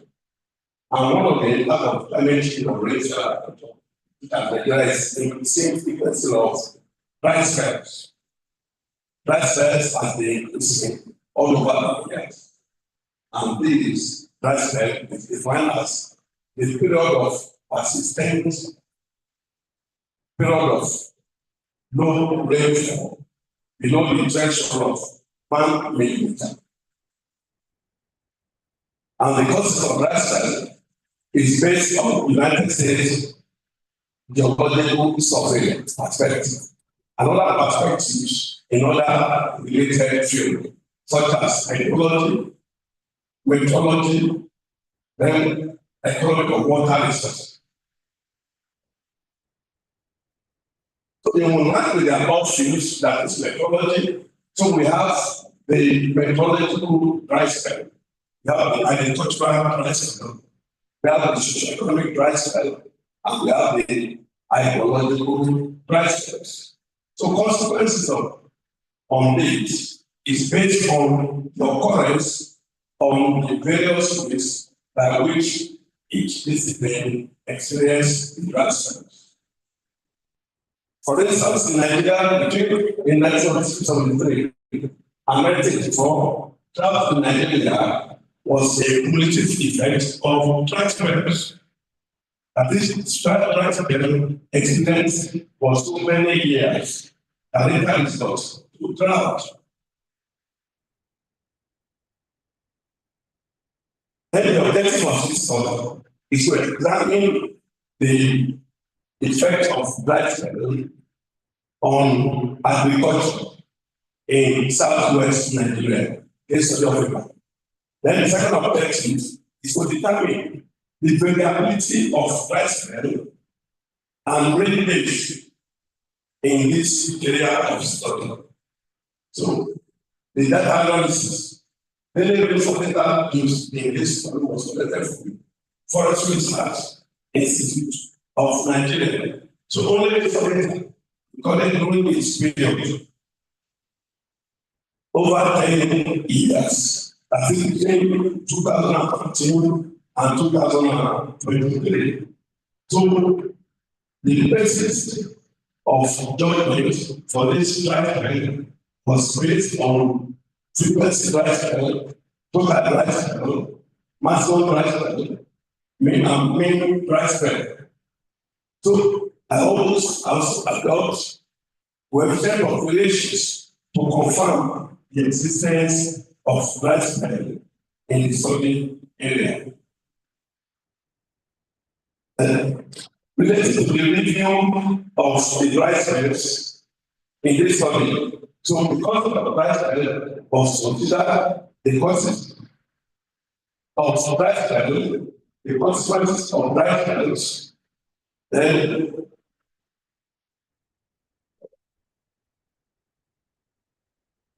consequences of dry spells, then the importance of dry spell and mitigation of dry spell.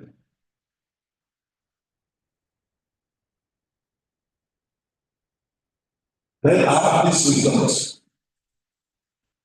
Considering the 10 years data obtained from Forest Research Institute of Nigeria Meteorological Station, I discovered that the within that 10 years, judging from 8 months, that availability in dry spells. As you can see, in the month of March, we have 6 days in 2014. And in 2015, we have 17 days.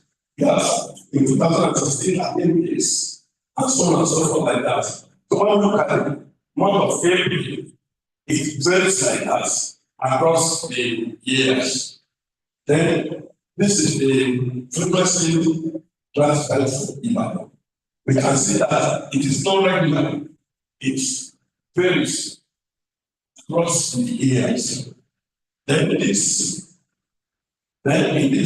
chart, in figure 1, also shows the comparison of maximum dry spell, total dry spell, average dry spell. So we can see that the maximum dry spell varies along the months. I mean, the average monthly indices of maximum dry spells. We can see how it varies across the months in the year. Then also, the total dry spells varies. It's not regular. Then the average dry spell is the same way. Then this is monthly regular variability of dry spell. That is, the highest dry spell is that we have in the month of March. Within the 10 years, is 17 days. Then in the month of April, 18 days, and so on and so forth like that. Then looking at the climate number, that is the time that's supposed to be the onset of rainy season. We have been expected rainy days in Ibadan, 26.2. Then the observed rainy days is what we can see on the screen. In 2014, we have the rainy days is above the number, while in 2023, which is above the number. So other rainy days are under the expected rainy days. Then in the month of June, when we're supposed to have large amount of rainfall, we have the normal rainy days in the month of June, which is above all the observed rainy days. To show that the number of days that we have rains are below the norm. Then using the coefficient of relations to test, to confirm the variabilities in the rainy days and dry spells. There's no way to talk about the dry spell that we will talk about the rainy days, because they are opposite. Using the coefficient of relations, we can see that the coefficient of relation for rainy days is between 23.2 and 12.2%, while the dry spell is 32 and 33.12%, and the rule of thumb of the coefficient of relations to be identical supposed to be 20, 20, and that. So we can see that the first period of the rainy days, that is 25, the period of 10 years into 2 5 years, so that we can compare the two periods. So we can realize that the first period of rainy days, which is 23.2, is still within the acceptable period, while the second period is unacceptable. So the result is what I have just interpreted now, and these results are unacceptable because it's above between acceptable of the term of coefficient of between 20 and 30%.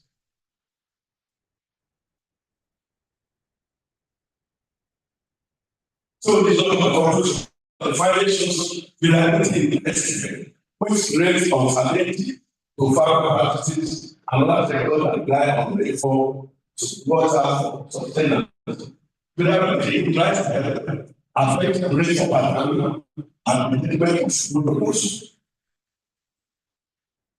That is irregularity in monthly rice spend. In the rice space of and the stress spells affects plants, affects women, affects animals.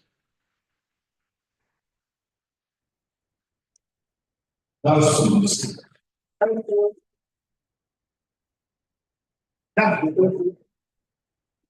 So are we how many class? Three now. Okay. Can we take a question from the No, let me tell you, I think you are the last one.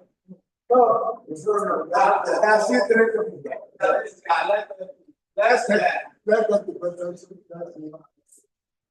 Maybe Bridget, are you still online? Hello? Yes, sir. Okay, so Bridget presented the paper on the trajectory of conservation agriculture. So please, can we ask questions on that? Yeah, Professor Belisa. Please somebody give a Professor Belisa mic. This one is already online.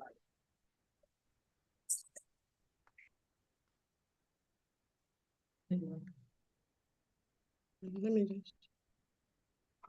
We really enjoy your video on conservation agriculture.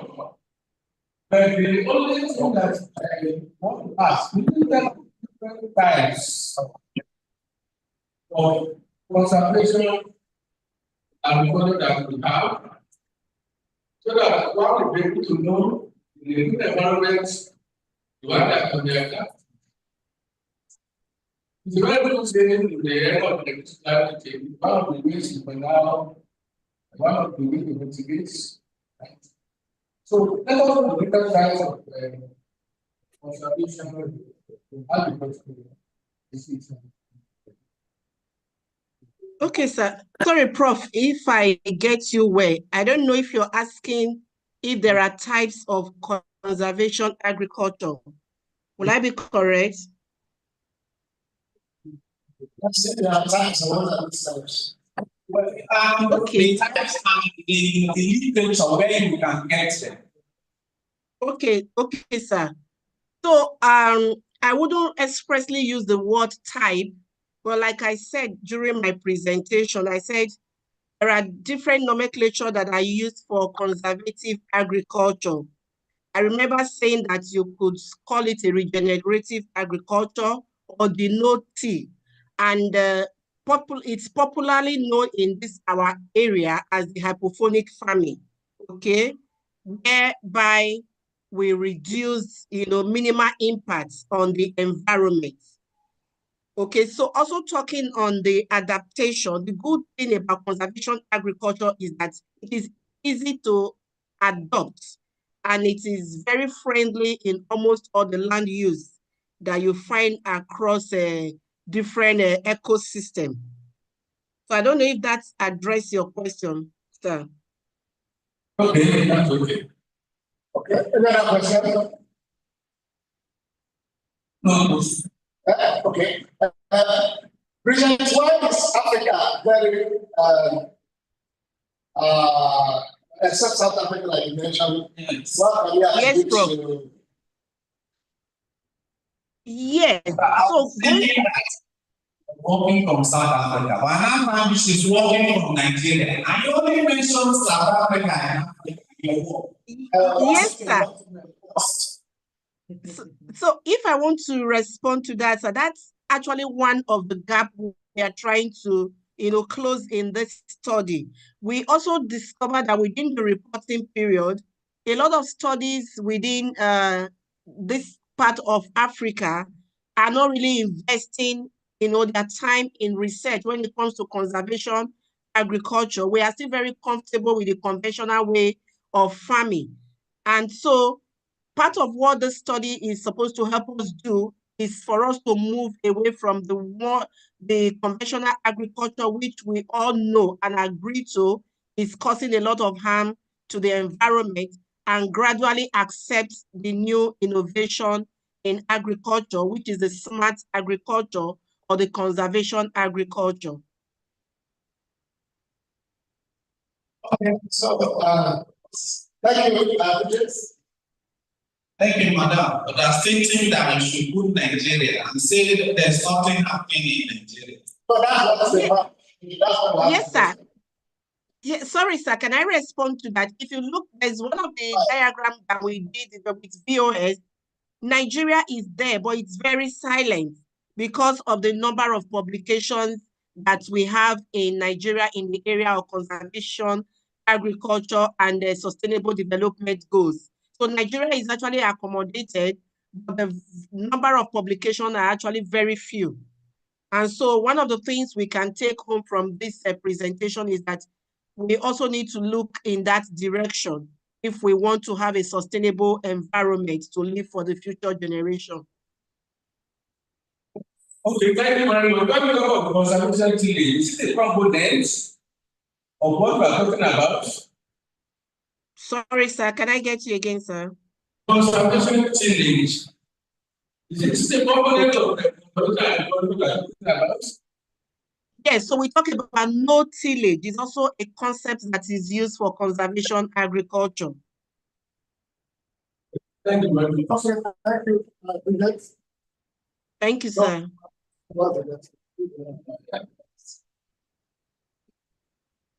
Okay, come on, please, your question. Any questions for David? Are you saying? Okay, the man I have talked to you indirectly, but I wanted to say that it's good we come to conferences like this so that we learn. Because his work is beautiful. I find he did not have enough time because you need time yourself. Even the sister who had that issue was trying to worry you. The fact is, if your work is loaded, anything you are putting in introduction, methodology, are not important, just show them. I'm trying to explain what is it called? It's not useful. Just show it to us there. Say they are new on the list. What we want to see is the result. I wanted to say that what is the best, because we're talking of different methods. What is the best method? You did not have time to tell us again. I hope it is part of the work. That there is a method you say that is best. I think it's a normal. Any other question for Pedro?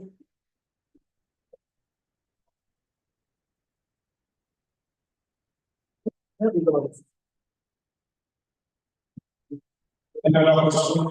other? Okay, the presenter presented on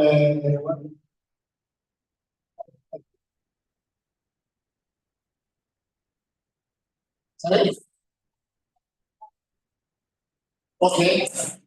So any question for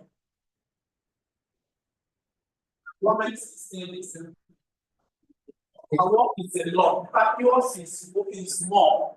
The work is so much that we did not present up to the result. You did not present. I don't think you presented up to 50% of your result.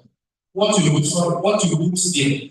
So in the next time like this, please leave your introduction, go to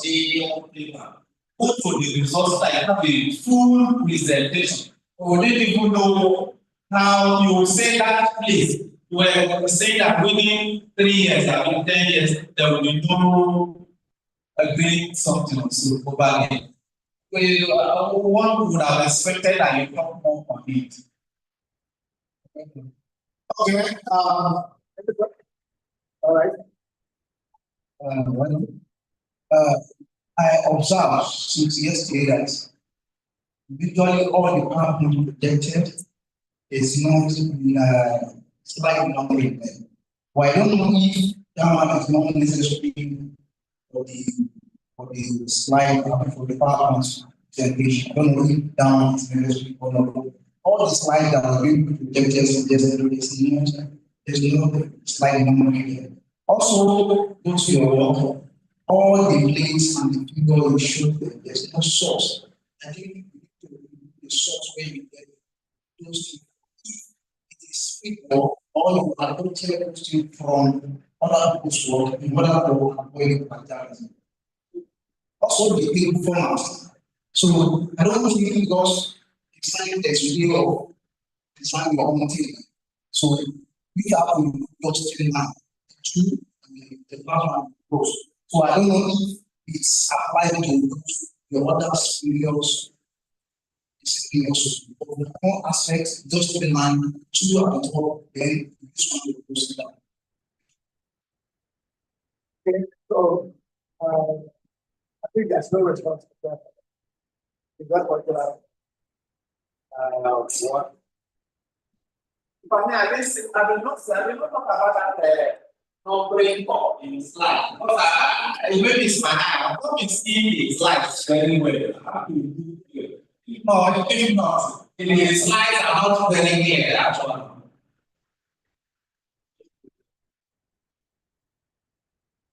That's what I explained generally, that there's a difference between PowerPoint slide presentation and then Word document presentation. If you are using Word document presentation, you will be updating it. And then if you are using PowerPoint presentation, you bullet it. You are not supposed to be giving us the literature or the whatever. You speak to it because it's your word. The bullets are to remind you of what you say, what to speak to. I hope the words are coming up. You are making advantage. Okay, is there another one that was not? You asked the same one? Yes. Yeah, I have please. I want to understand the result what was the outside the conclusion. Some of the rainy days and what are dry spells. No. We have rainy days, we have dry days. The first answer is not tell us how to determine dry day and when they take the topics. What is the amount of rainfall that determines you down to determine that there is not a dry day in the topics? Rainfall that is satisfied the evaporating demand of the country. We have not less than 12. This is not that. Now, not complete dry day with dry spell. Right? But the rest of it is spell. But it is dry day you not done. Because the timing is fair, you take it to possible consecutive dry days. Then what not otherwise. When we carry is fair of 2 consecutive dry days or 3 consecutive dry days, different constituents of space. That's what we have done. I want to agree that dry days and wet days, not spare.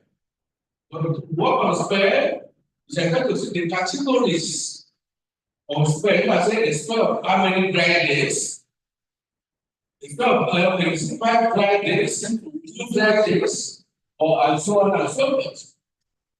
Then to now go to look what is the probability of the spare of 2 dry days in the area, 5 dry days in the area, 6 dry days in the area.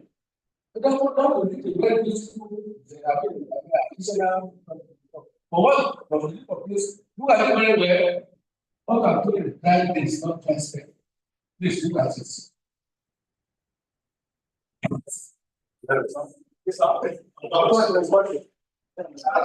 know, there are some things what's happening that this work. carry this work forward.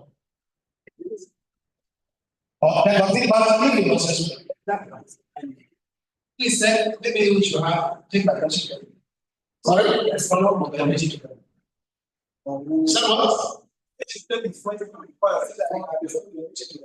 okay. Now, my comment is very to what the Prof said. I saw that settings are not to rest that's a threshold which is used for drying the yes. So I please read that don't have to very because again I found out that you did not really define dry spell. Throughout the work, just said the work, but it's not tell us what is dry spell. So then again, you said because the Prophet said it, you cannot have compare rainy days with a dry spell. It's either raining with dry spell or wet spell, or raining is dryness. So you do not explain the rain days. Thank you very much.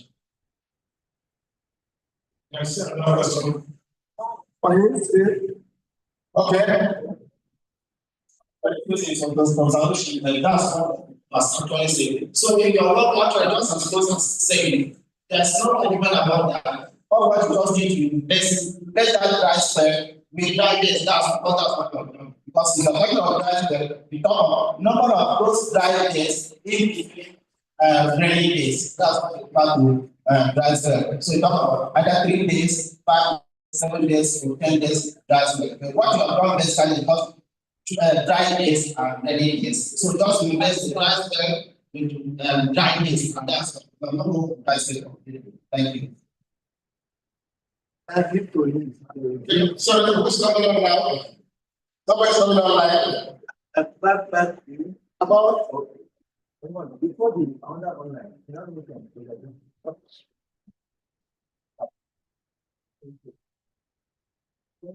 Thank you so much. Just want to make this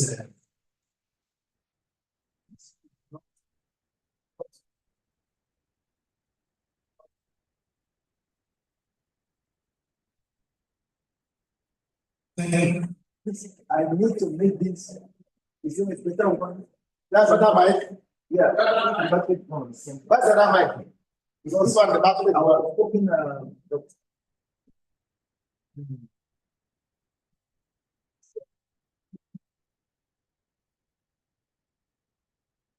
we are in an academic environment as well as professional environment. We are combining so many things together. I want to make an observation. Some of our presenters are presenting using their cell phones. You see here. That's an insult. Not into society, but persons and the academic environment.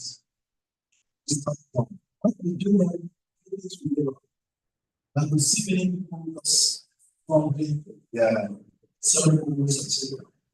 The minimum you need to make a presentation is a laptop. You don't have one get one. I'm talking to our brethren online. But those on site, they can submit what they projected. So please don't present with your cell phone, no matter how sophisticated, because it will land you in the trouble and waste our time here. Let's take note of that. Let's be ethically guided and professionally minded so that we don't take ourselves for granted. So if anyone projects with cell phone or shares something and we see elements of that, just say, no, you're not ready for presentation. That's very, very important. The technology is one of the scientifically organized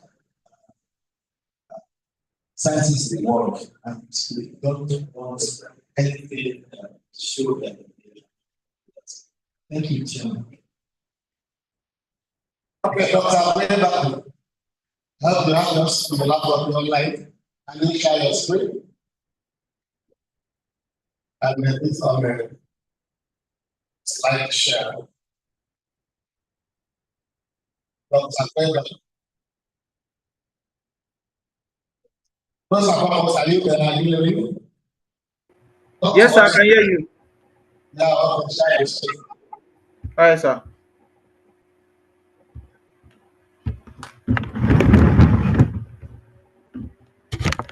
Please, can you hear me?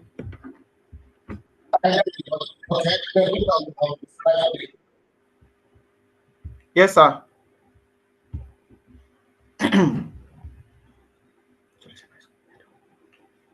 All right, so my topic is assessing. Yes, sir. I'm presenting on assessment of physiochemical parameters and bacteriological qualities of domestic water sources in parts of Kuto and environs in Ogun State, Nigeria. Sir?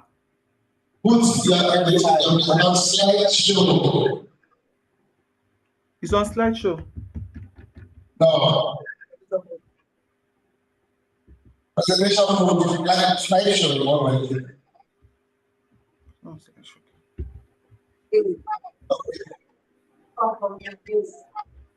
It's not a slideshow, sir.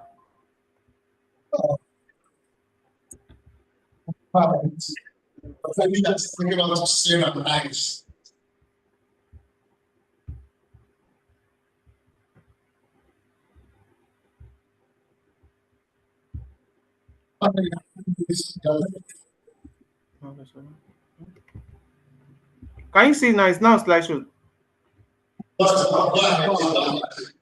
All right, sir. All right, so the assessment of physiochemical parameters and bacteriological qualities of domestic water sources in Kuto and its environs.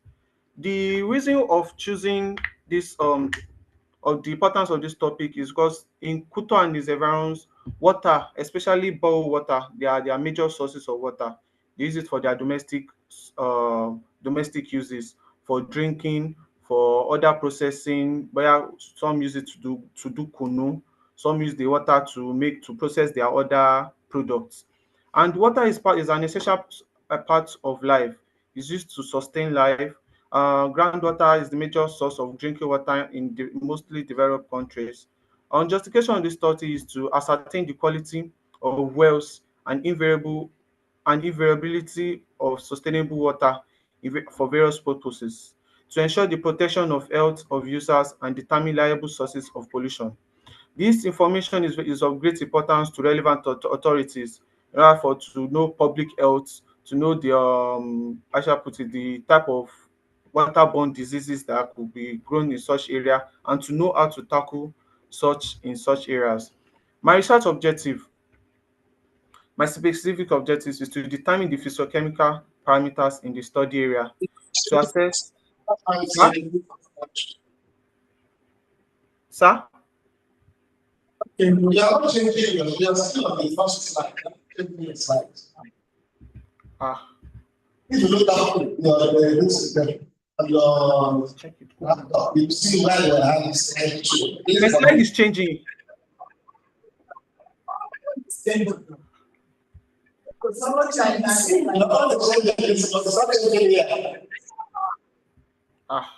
changing. No. Somebody is playing.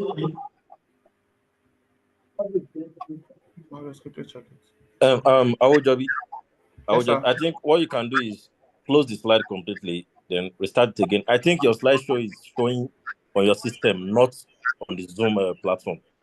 All right, sir. I will join again. Yeah, shut it down and start again.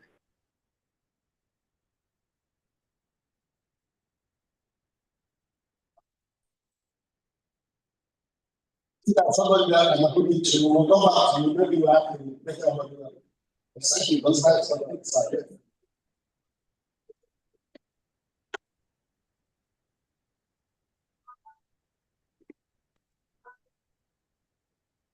I was very happy. It's like that.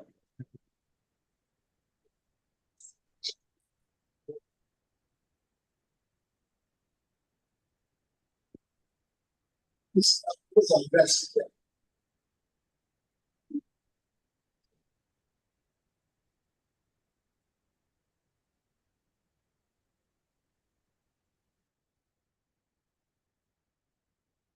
Good afternoon.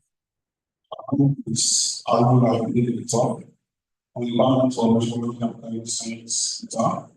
And presenting quality development social on presentation distribution over.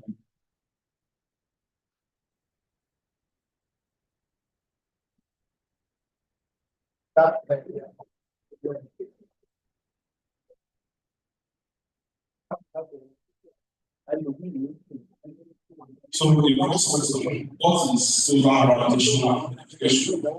Or in other terms, quality management or so the idea of this, the idea of solar organizational application is to alter the incoming short wave radiation sun. And we have two methods commonly studied in which that can be achieved. The first one is solar saving, which you know as GIS solar. And the second one is by subterranean chemical injection, which you know as GIS solar. And other ways we also have, but another one that is carbon dioxide processes. So SR innovation is a set of proposed methods to reduce global warming by getting more sunlight back into space. And this idea is a major, now, is still upcoming actually. And the idea is for climate mitigation to estimate the effects of global warming to reduce the global temperature set at 4.5 degrees Celsius, in which we are fast approaching. So the question is, why SRM? There are three main points there which are put in place. First one is rapid cooling potential. SRM has the ability to reduce the temperature of the atmosphere rapidly.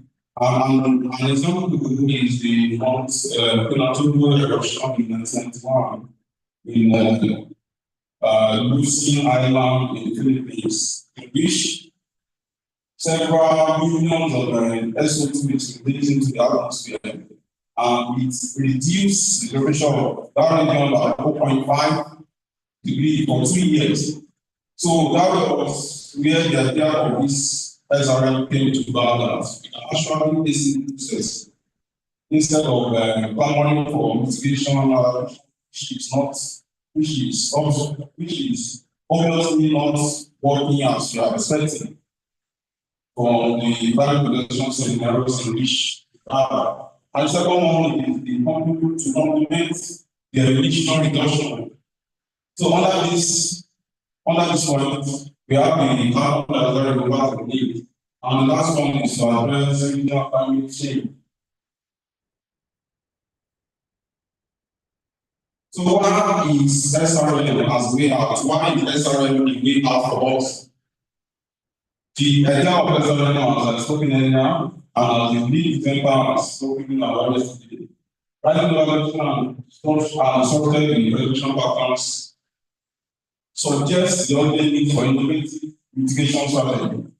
And SRM is proposed that the needs to reflect solar radiation back into space and to counteract the effects of global warming. IPCC 2021 report, and private sector, which is the major scientist behind this technique. So the Nigeria presentation is governed by Western Monsoon, which is a crucial level of agricultural and water resources and the ecosystem. Disruption in rainfall metrics such as the consecutive climate and productive days can have significant social economic impact on drought, floods, and infrastructure damage. So despite extensive study on this global impact, the localized effects on vegetation, variability, and stream in Nigeria are still under study. Because this idea is a possible way out. This year of 29, it was discussed and more energy is mentioned in the grid to reduce the effect of climate change. So our different methods, so recently we are using those three presentation pieces. The first one is CBD, which is the conservative graduates, and it is defined by one number of graduates in which the rainfall is less than 1 mm. It's not than 1 mm. It's less than 1 mm. So required for the graduates is greater than 1 mm. And presentation total in which the annual calculation in where it is greater than 1 mm. Then in the methodology, we use 6 climate models as we said and we use the other use there is error, and the other is the resolution of 0.5 degree. So these models are under the geometry scheme, which is the geoengineering model, the model intercomparison units. So we also have another one, but this one is more of a global scale. So this model is more of a regional scale.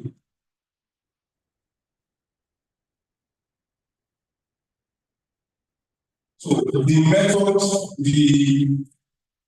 methodology used here is to assess the presentation pattern, the presentation of Nigeria, what we have now, what we have, and the effects when it is geoengineered. In the next slide, we can see the first panel here, which is presentation by the historical. And the second panel, which is the projection under SSB 245, which is tagged as the middle of the road, while the third one is the injection of sulfur, which is this sulfur, while the last one there is injection of this by solar mill. So what we want to see here is that we want to see what has been, what will be, and what will be under 2 scenarios, which is by sulfate injection, which is SMAI, and by solar mill. So from our observation here, in the second slide, we can see that the projection for SSB 245 is that there will be an increase in precipitation under SSB 245 for the future. And this scenario is from 2030 to 2099. So from the second panel here, we can see that it is projected that there will be an increase in precipitation over Nigeria, ranging from 4 mm to around 40 mm in the southeastern part of Nigeria, that is around Calabar, around possible area. But when it is geoengineered, that is the G sulfur, the top panel there, we can see that there is an reduction in precipitation over Nigeria, a total reduction over Nigeria, which is observed in the top panel here. We can see that we have from -24 to 0 in the northern region, while under solar region, which is this soil, we have increase in precipitation, but not as effective as what has been projected under SSB 245 in the second panel. So other scenario now, you can see that geoengineering using geoengineering now and solar radiation panel will bring a reduction in rainfall under stratospheric reduction, but when solar dimming is introduced, there will be an increase, but not as much as the normal scenario in which you have in SSB 245, which is below. The second point here is for consecutive dry days. Now, this is the first one in the historical pattern, while the second one, the other SSB 245, it is projected that it will increase over Nigeria. The dry days will increase over Nigeria. The third one here, when sulfur is injected, it is the dry days that will increase. But not only lesser dry days than southern region. Southern part of Nigeria have experienced more dry days than northern part of Nigeria. And under this solar, when solar wind is introduced, we can see that there is reduction, but it is less mean than when sulfate injection is less of what is introduced. And the next one, we have consecutive wear days. Also, we can see reduction in the consecutive wear days over Nigeria. And the last one here, we have the total penetration. For the got there, the scale there is from 500 to around 3,005 over Nigeria. And from what you can observe here, that's the historical. Why for the second plot, that's the projection under SSB 245, and it is projected that temperature will increase. There will be an increase in total penetration. But under G sulfur, there is an increase, but the increase is not as more as under solar thermal, which in the southeastern part of Nigeria, possible, we have as much as we have an increase of about 100 mm of penetration. From the sun of the world, this is solar. From the conclusion of the world, solar conclusion now, it was observed that using SAR, we have more intense effects than solar wind. So, from my recommendation now, solar wind is advanced because it actually works. The aim of this program, the aim of the project is to reduce the impacts of greenhouse gas and global warming. And under this scenario, solar dimming is the best approach because the extreme indices that was taken into consideration, the CVD and CWD, under these two scenarios, you can see that solar dimming produce more effects than injecting sulfur into the atmosphere. Thank you.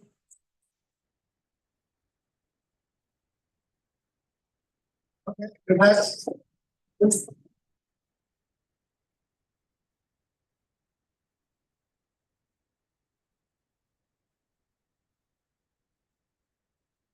Several aspects of the plot area.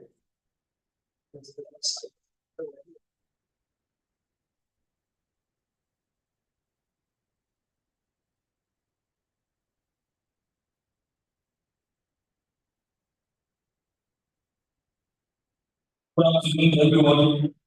My name is Tia Kiyomi, and my presentation today is evaluating the effectiveness of climate change in disability and years climate. As we all know, extreme weather events can affect extreme weather events significantly affect Africa and global world because it affects agriculture, the water resources, the livelihoods, and many studies have confirmed this effect of this extreme weather events.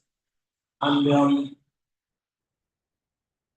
to solve because Africa and to study this extreme weather events, there is a need for a robust climate model, a robust climate data. But Africa, being a data scarce region, many researchers have turned to using of global climate models developed by the World Climate Research Group with the latest in corporate model intercomparison projects. Phase 6. And even though it is working very well, but it has a shortcoming, which is it doesn't capture the regional climate because of its collapse spatial resolution as high as 3 degrees, that is 300 kilometers. So for a region like this place, maybe square kilometer of maybe kilometer of 200 to 300 kilometers. That means you only have just one big point over this area. So in order to fulfill this problem, NASA developed a new series, a new transparent and bias corrected series known as NASA NMetS, which has a high resolution as high as 25 kilometers, I think 2.25 kilometers. And the aim of this work is to evaluate the performance of 3 shared socio-economic scenarios, namely SSA 126, SSA 245, and SSA 585, in order to compare them to be observed from 2015 to 2023. The number of that has been done over this period usually just use better data. They don't compare the results with what is already on ground, and now we already have 8 years. And for a projection data that has started as far back as 2015, we can now compare the results with what we already have from 2015 to 2023. So the main aim of this one is to compare 3 scenarios and to check the one that best predicts the climate of this region, which is Nigeria. And this is a map of the study area, Nigeria, adopted from Korea 2019. As I've said earlier, the data, the climate model data we use for this one is master HTTP. And for the observer, we use shapes, that is climate hazard group, climate hazard group infrared precipitation with spatial data shapes from 2015 to 2023. And for the methodology, we use the correlation coefficient, and this is the picture of 20 models we use for this work. And this is the methodology we use the ensemble, that is multi-model ensemble of the mean of the model, the mean of all the models, multi-model mean ensemble of all the 20 models to compare to shares data for 8 years. And to check the performance, we use Mandela test and correlation coefficient. This is the formula for Mandela. This figure showing spatial annual precipitation limiter of observed exchange and ensemble of SGBP series scenarios from 2015 to 2023. As you can see here, there is north to south period. This the northern part of Nigeria is having least precipitation, which is normal. Many studies have confirmed this. And the southern part of Nigeria is beginning to having more precipitation, which is more than 2,000 mm compared to the other part of Nigeria. And as you can see, almost all the models, it's only just few differences. Almost all the models are captured to north to south gradient of precipitation distribution. And This figure 3 is showing the trend analysis of the observer and the sample of the GDP. First one is SSP 126 and the observer. As you can see here, SSP 126 develops on the spatial we have the pointer. Yes. Yes, all these ones are showing the significance of the trend, the increase or decrease of the data. As you can see here, observe doesn't have a significant increase or decrease. But for SSP 126, majority of the part has increase or decrease. The lowest part is for the red part is for decrease, and the purple and the blue part is for increase. As you can see here, many of these divisions with the SS 126 showing decrease compared to the result. Same can be seen here, though it is not sure it is not as high as the SS 126, but SSP 245 is showing it's also showing the significance, but it is not as much as the SSP 126. At least SSP 585, especially the southern part, as you can see here, SSP 585 is showing decrease the trend of precipitation over the giving route, whereby in the see the observer, there is no decrease. In fact, it is increase. And this is the correlation of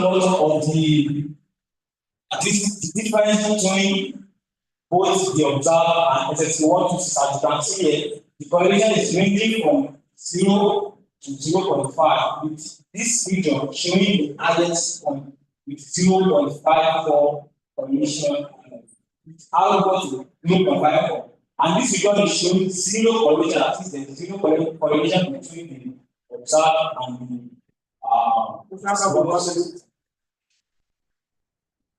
and this is the correlation of the SSP 245 with observed.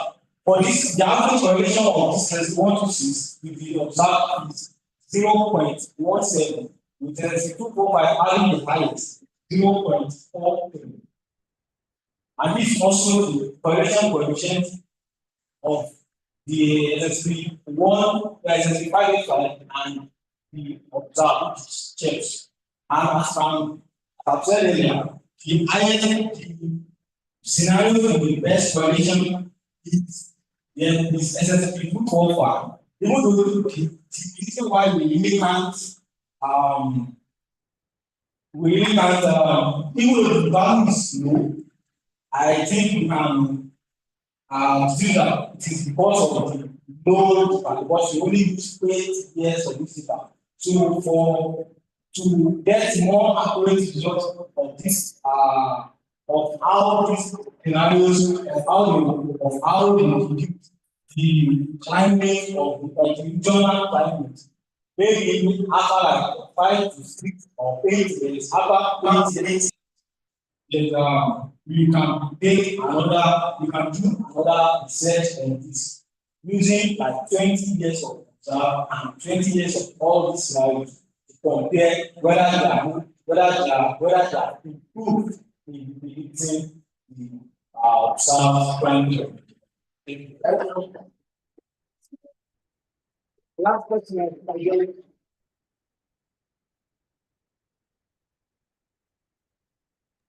is that you can put up the slide?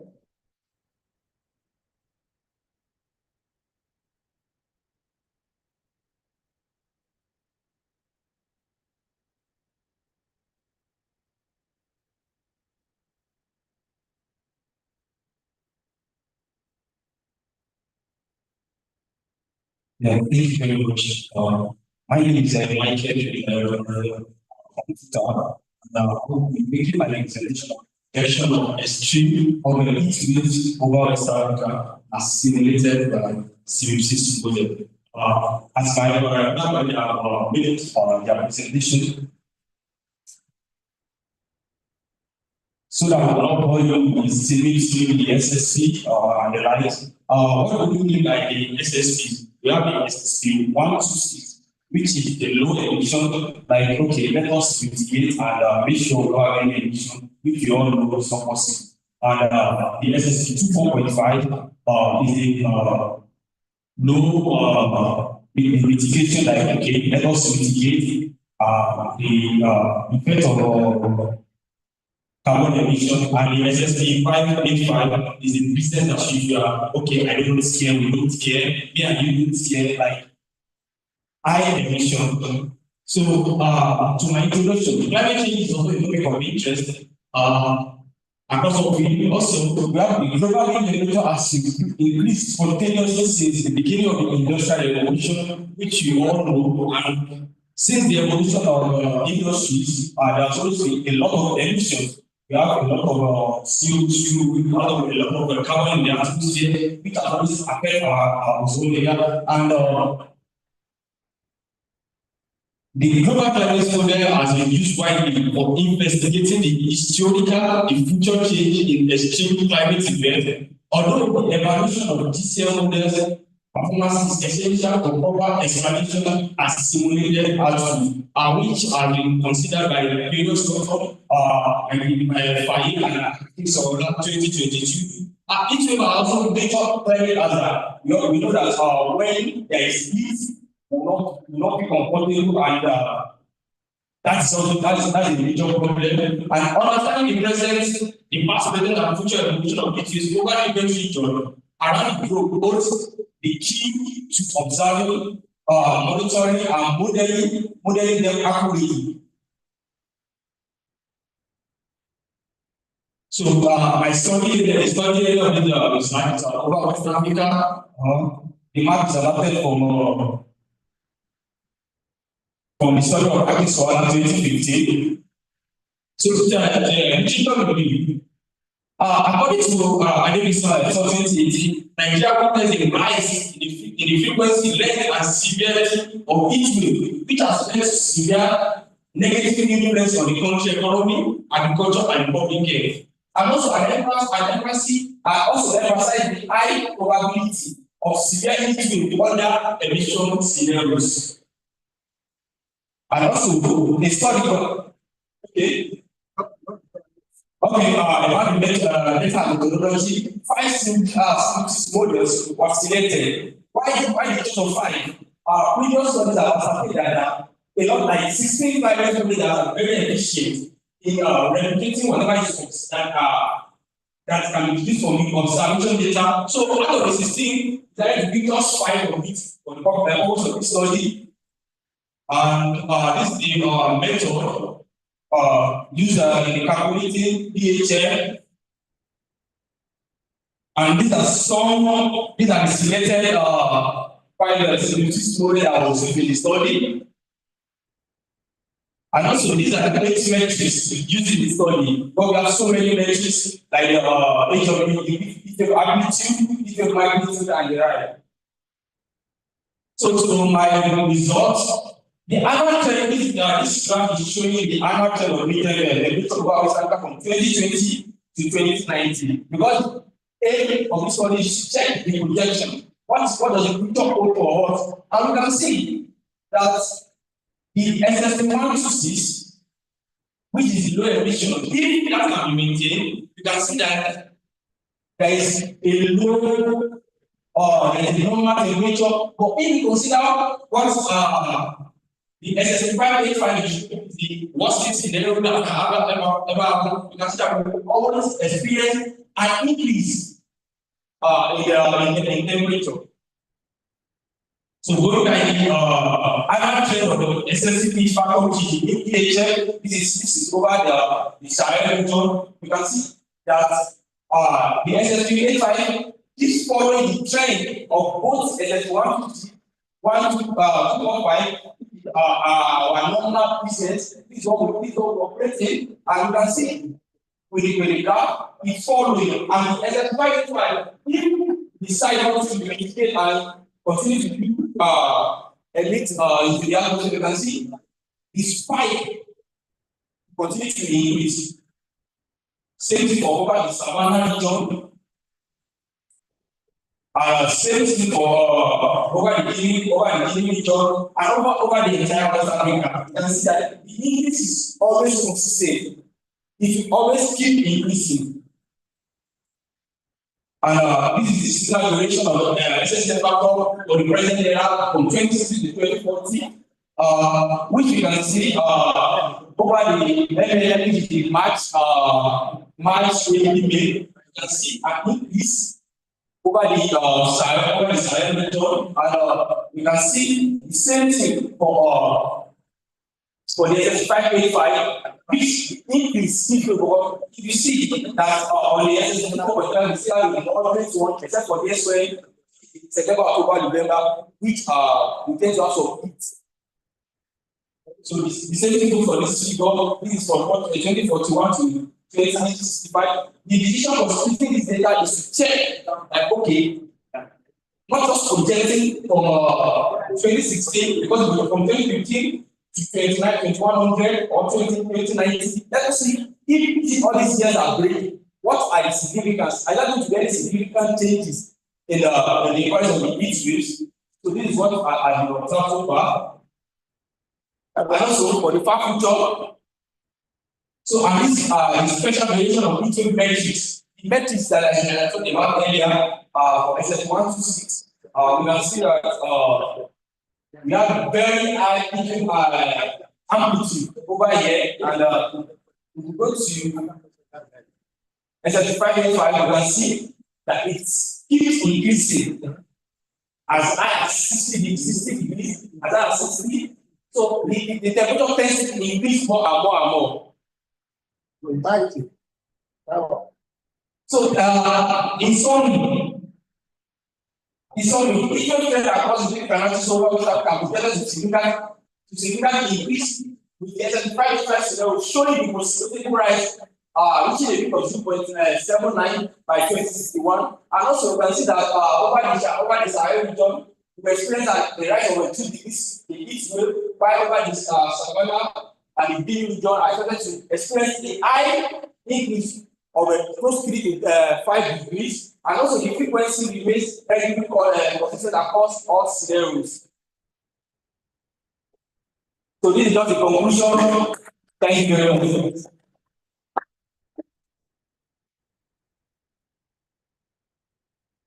Thank you, Dr. Abel. Are you ready? That's all. It's a slide in our leading show. My slide is ready, sir. Please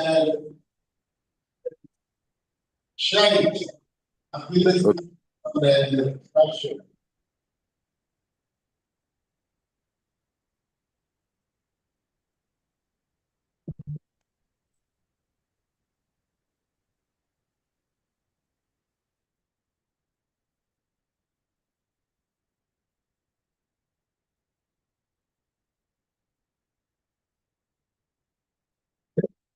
Is this with the laptop?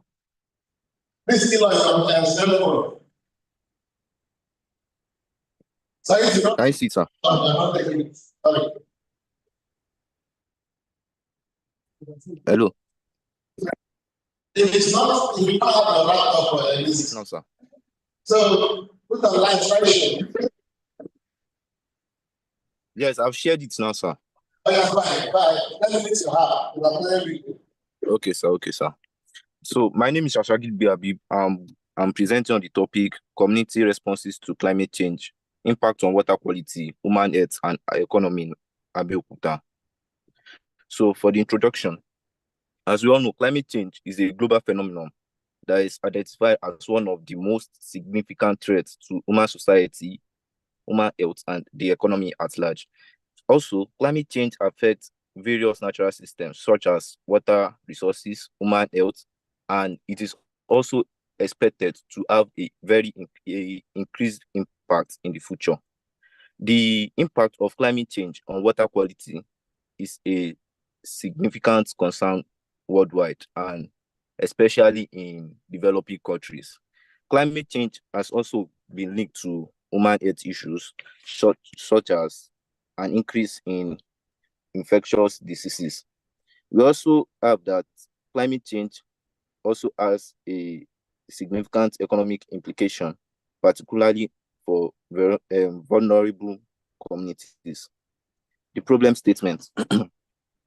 Abeokuta has experienced an increase in extreme weather events such as flooding, droughts, and heat waves. Climate change has led to changes in precipitation patterns, which has impacted water availability and the quality of water in Abeokuta. In Abeokuta, the increase in the extreme weather conditions has led to flooding, which has impacted the water quality in the city. We also have that changes in climate has also led to increase in health-related illness, respiratory problems due to air pollution and waterborne diseases. We have that in Abeokuta, the impact of climate change on the economy is evident in the decrease in crop yields, which has also led to decrease in incomes for farmers. We are moving on to the objective of the study. The aim of the study is to investigate the impact of community responses to climate change on water quality, human health, and economy in Abeokuta.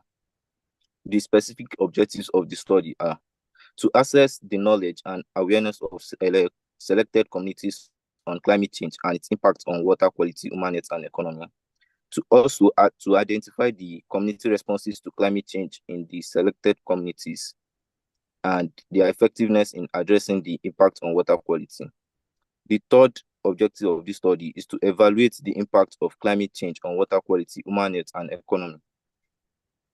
Moving on to the methodology. For this study, I picked 4 major communities in Abeokuta that has been prone to changes in climate, which are Amolaso, Lafenwa, Kuto, and Ijayi, are shown in the map here. Moving on to the materials and methods. I carried out this study using a stratified random sampling method. Also, sampling locations. The study focused on 4 distinct communities, as I said earlier. So, and I used GIS to map out the affected areas. The data collection techniques for this study. The data collection method used in this research are questionnaire survey and interview. Also, GIS. Data analysis techniques that I used in carrying out these studies are I used ANOVA and also GIS. Moving on to the results, we have climate change impact on water quality. As shown in the bar graph in the slide, a significant majority of 77% of respondents in Abeokuta are aware of the climate change and its impact, with 76.5% with noticing the changes in weather patterns over the years. This reflects a high level of community awareness and recognition of climate-related changes. As shown in the bar graph, most respondents of about 72.5% believe that climate change has led to increase in water pollution, and about 74.5% reports a decline in the availability of clean water in the environment. Also, the community identifies water scarcity. About 58.5% of the community members of the community identifies the scarcity of water. Also, 49.5% also identifies the inadequate infrastructure that has been put in place in the communities. Moving on to the impact of climate change on health.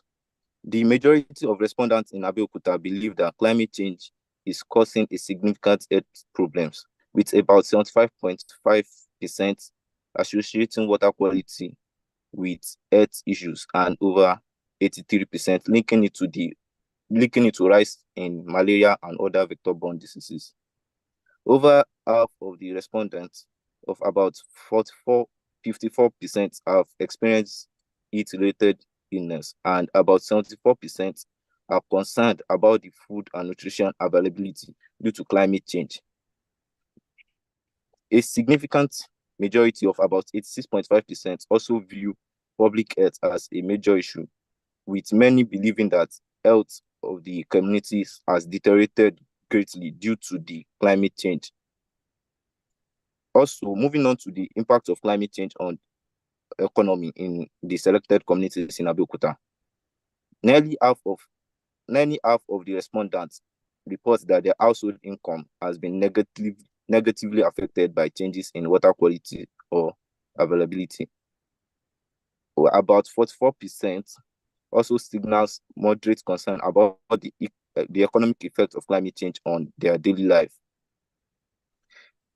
A significant majority of about 68.5% also believe that climate change has harmed the local economy, particularly by reducing agricultural productivity.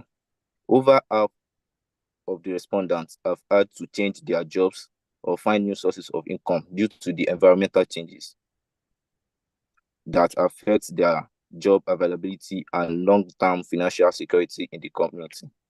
In conclusion, the majority of respondents in Abeokuta are aware of climate change and its effects. Also, climate change is perceived as a major driver of health issues, with concerns about the rise in vector-borne diseases, heat-related illness, waterborne diseases. The communities also associate the climate change with deteriorating water quality and availability. Climate change has significantly impacted household incomes, job availability, and agri productivity, leading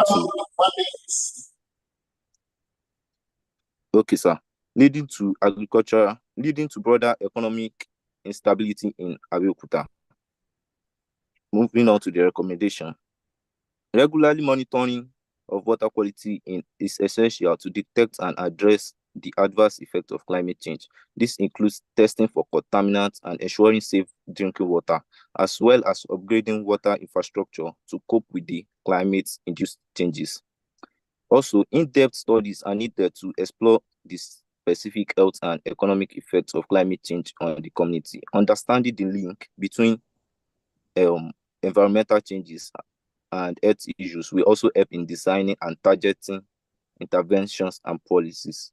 Also, enhancing community awareness about health, environmental, and economic risk associated with climate change is also crucial.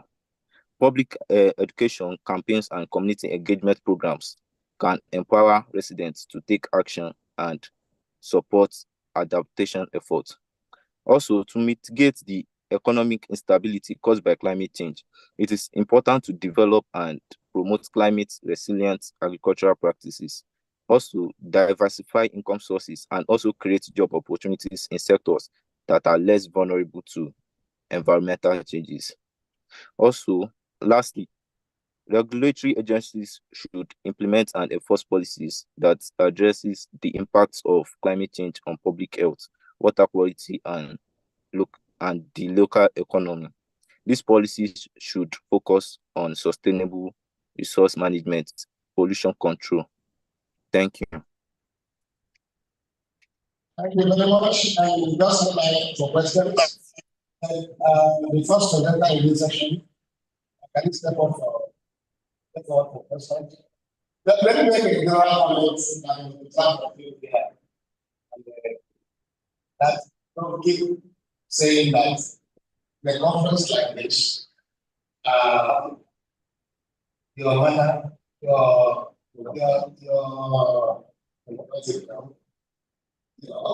blessing the conference. They facilitate by winter. It's like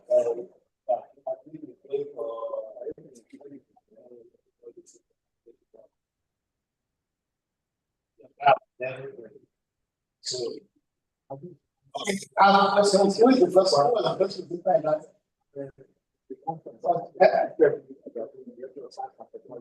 Okay, you can ask questions.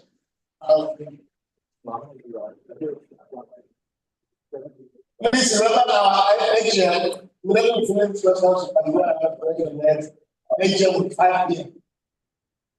5 years again. So, what's up to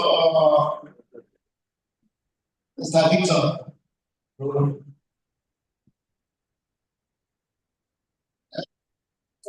How's it?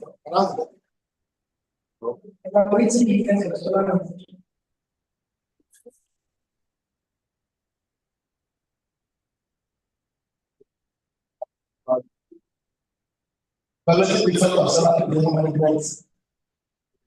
management. Any question for you? Sorry, sir?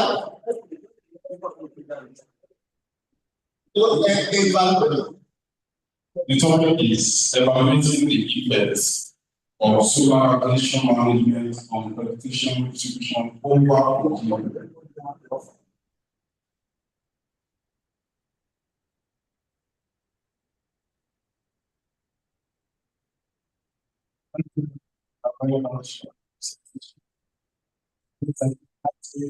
Yeah, I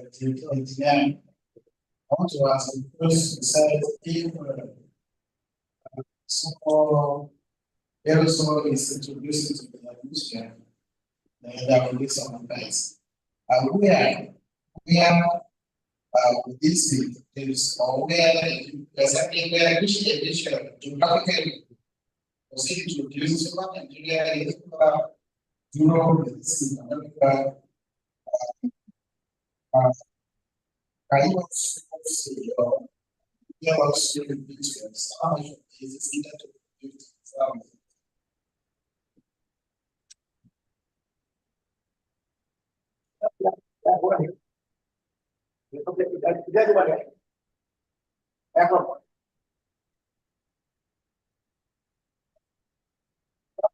This question is assuming that we achieve zero carbon emission. Then from this year, like zero. Assuming climate change shoots up.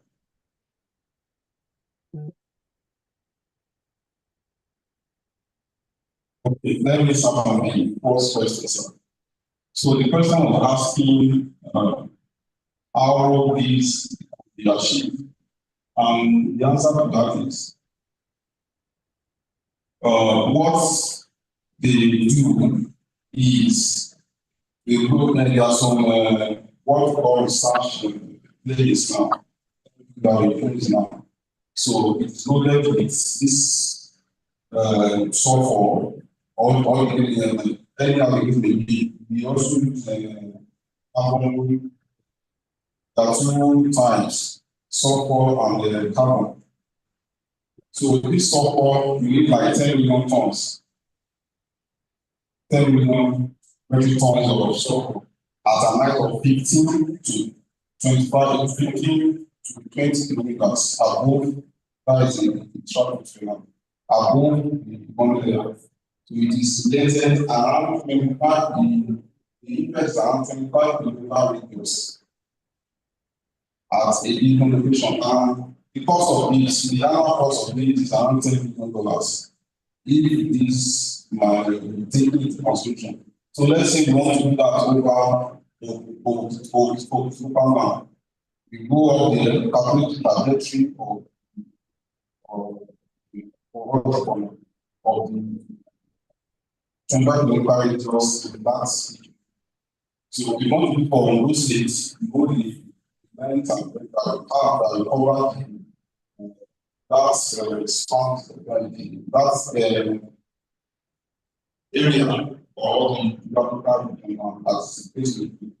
And the second question, if we are to reduce our carbon emission, we think this greenhouse gas is not about we have other gases that are contributing. But why I mention carbon is that carbon has a longer lifespan. What we call half-life. It has a longer lifespan in the atmosphere than other gases. So that's why we use our major focus on carbon. There are other gases that is contributing to this. Anything here also contribute to this global warming effect. Because absorb magnetic properties which increase the reality portion of that particular location. I think that's it. Wọ́n lè béèrè question, wọ́n béèrè lọ́wọ́ ẹni tó ti kọ́kọ́ present.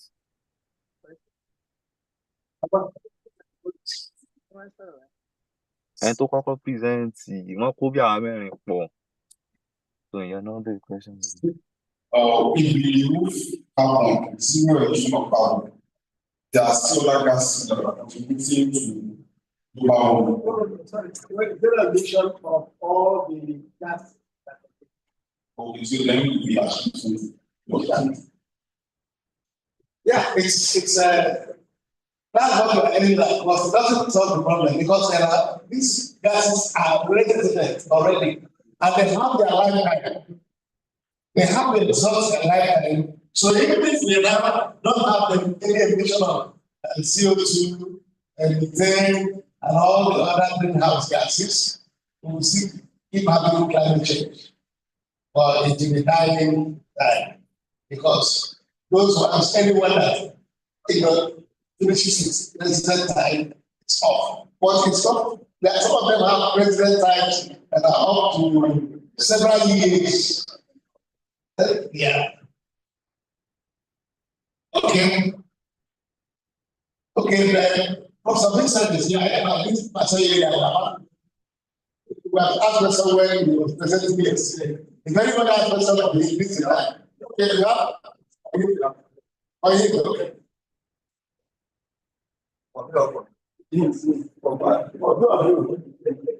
Okay, two of you.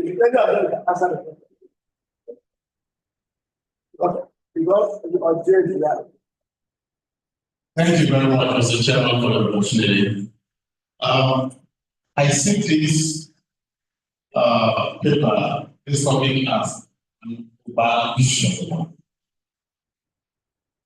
I'm thinking that it should be able to do something that we can implement immediately and get solution.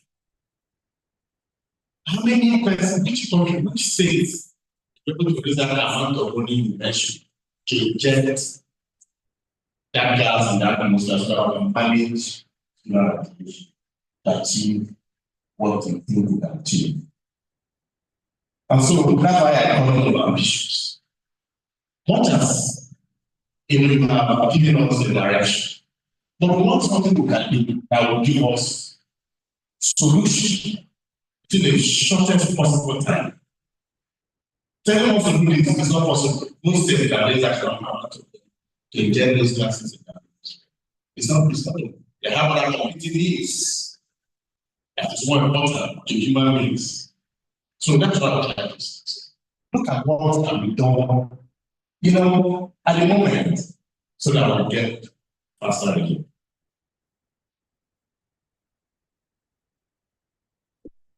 Sorry, let me. Yes, I'll do Well, I won't say overambitious, I will say ambitious. Where I'm saying, when the world was thinking of going into space, people will be thinking of ambitions. And let me tell you, everything that we're doing now, what I'm using now, results from that research into space. Your phone, results from that research into space. The television, results from that research into space. Because when we get into space, how do we send message to the ground? That's how phone, television, I don't say anything, color, and all that. But and that's what happened with Nigeria. Nigeria, when President Obasanjo was the head of state, not president, they sent out 6 energy centers. Other places where the sexual centers are making headway. But because we want to be quick. In Blackbird, the university study professors were using the money to take their girlfriends to job. That deals that project. In fact, I was the time one of my professors, Dr. Balogun, when he presented on how satellite technology will solve our problem in the country. He says to hell with the essential. Right? But that's what I didn't know. So I wouldn't say it's about ambitions. I can agree that it's ambitions, but let's continue to pursue that ambition. One day it will solve.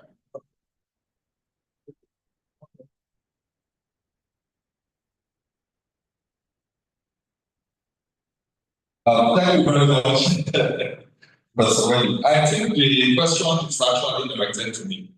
You presented the financial application of it.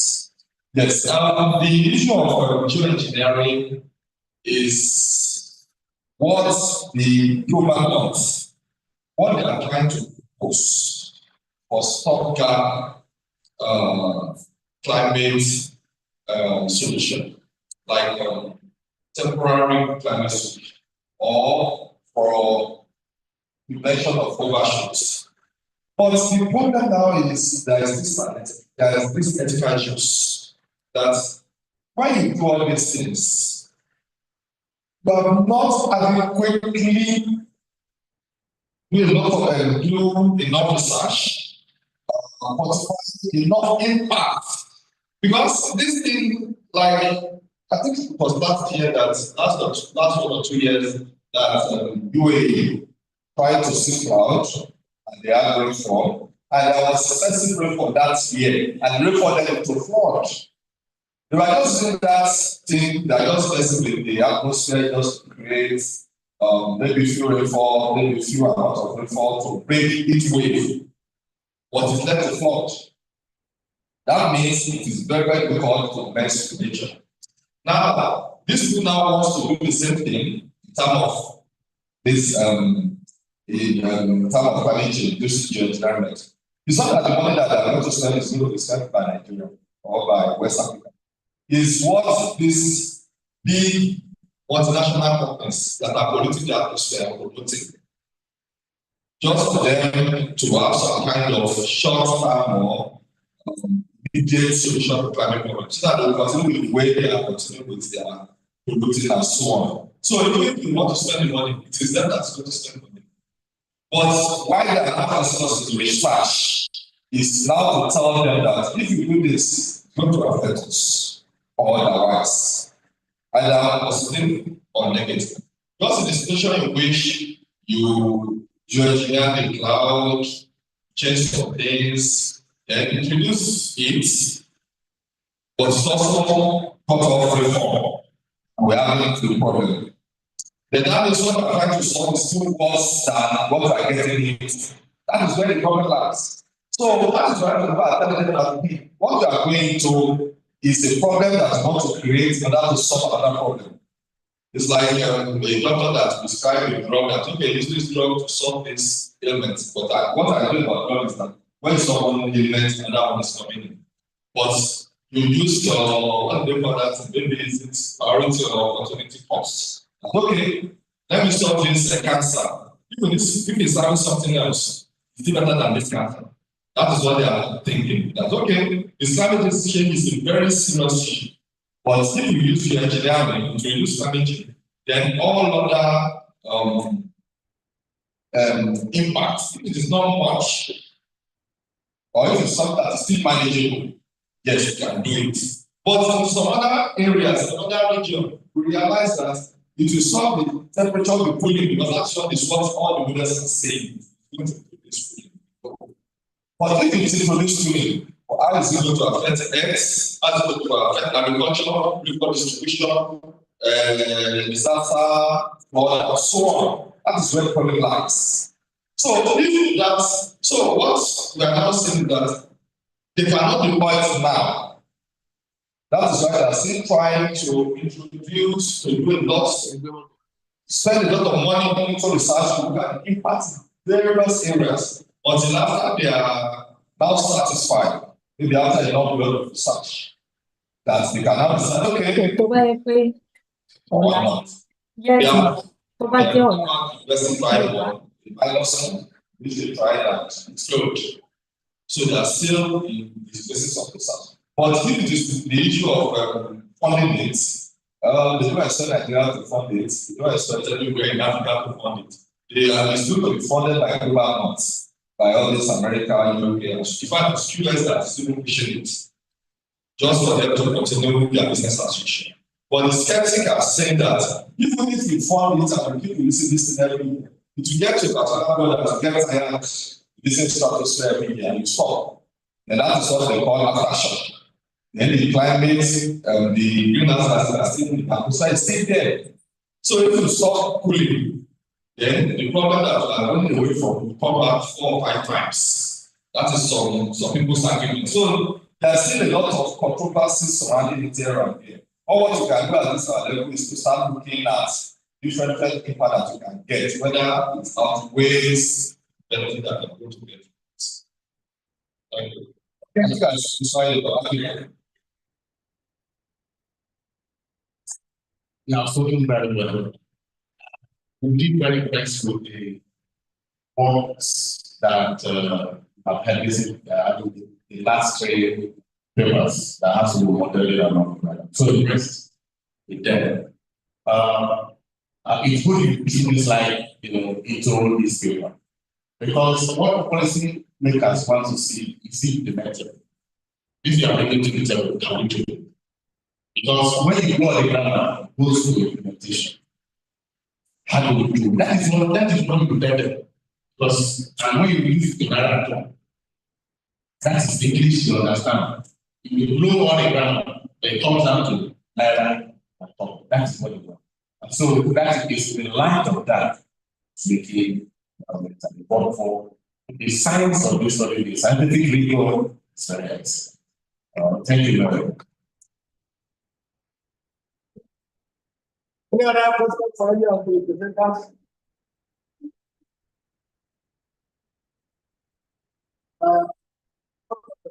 That's right.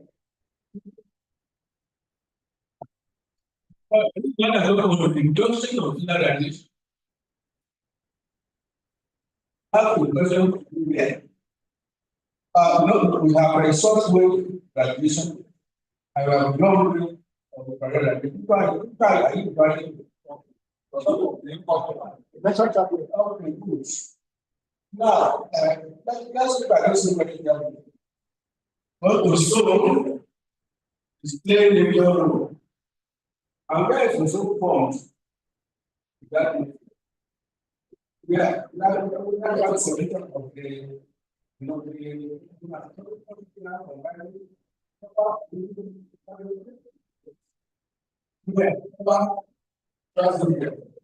upon them, are you going to introduce one of to reduce that is the first question. Okay. Okay. And what are you going to do?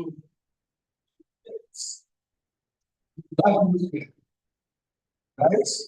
That is not found that also. Okay. That will control the economic something like this. That is that. Now, I don't know I want to go apart to the definition of times. Something that is defined, not that is defined that's not the important. You are using judgment of what they made or maybe that is not the equals of the credit, but the demand in foreign terms of the global. That is what we works in our authors use 2 ML as exchange code. Therefore, that is less than 12 indicates drag.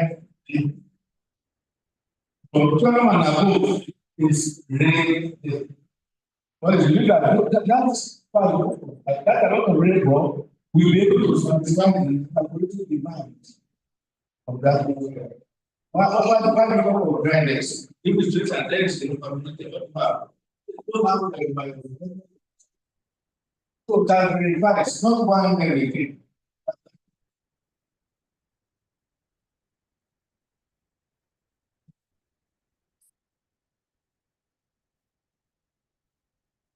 Okay, back to the question. He asked at what times the average there, so like I said earlier, it's from 15 to 20 papers. That is above the. Sir, is our hope to explain, sir. One day.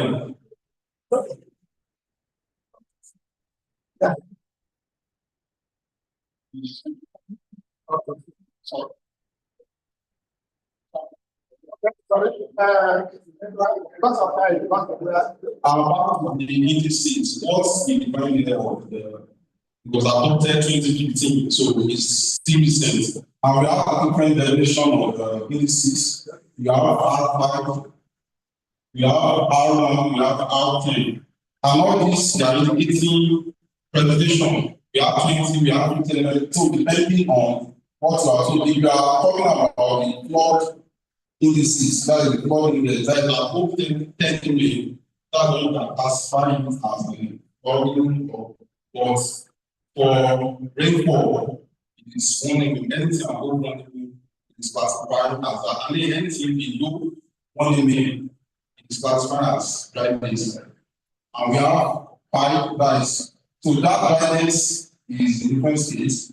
We have mini guidance, we have SP, we have CDF. So depending on what you are getting, maybe in agriculture, if we then I will look for I will look for so depending on what you are working.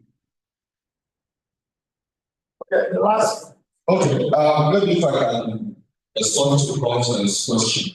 The issue of ozone stratospheric injection is at the atmosphere, stratospheric, at the level of the ozone.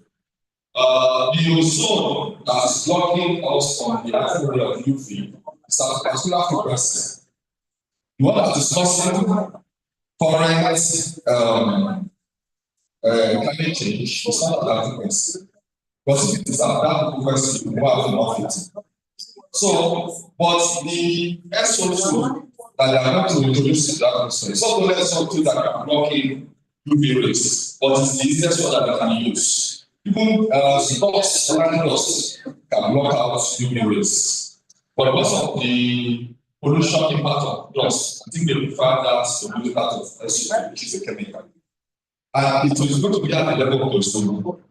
So if what they are trying to do now is we need what ozone is doing for that ample frequency. What will make it, that's what they are trying to do with this SAI injection. Yes, sir. I think we can discuss it on them. Because of that, the people are right. All this is transparent to all these things. I mean, it's terrestrial. Whatever I don't yes.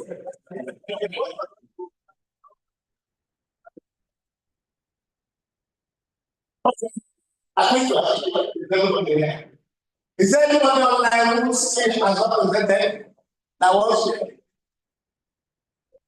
Is there anyone? Yes, sir. Yes, sir. Richard.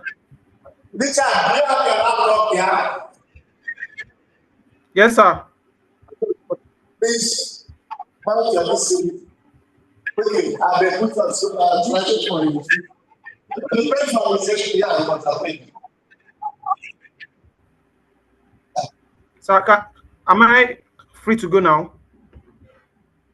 Put on slideshow. But this is it's on slideshow. Because I'm not using PowerPoint, I think. I'm using PowerPoint. Yeah, go ahead. PowerPoint. Go ahead. Right, sir. A lot of slideshow. I will anyway. Put on slideshow. Otherwise, you are changing. It will not be changing. Yeah, I think what our job is sharing is system is not sharing the slide show. So you have two windows already open, your slideshow and this. So you have to share the slideshow, not this window on your system. So either you share your screen before opening the slide. That will work. Okay. Okay. Okay, whichever one. What do we see in the slides here?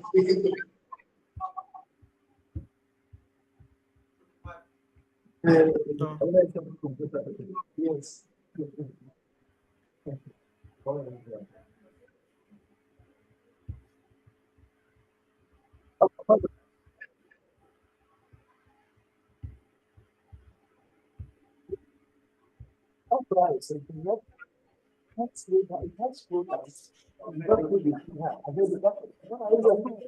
Let me check it.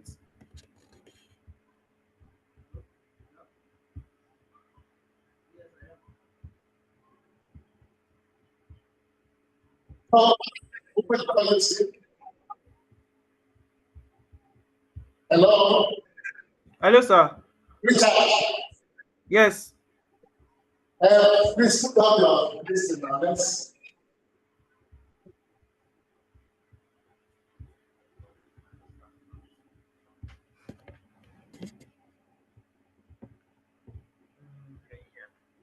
Sorry, come again.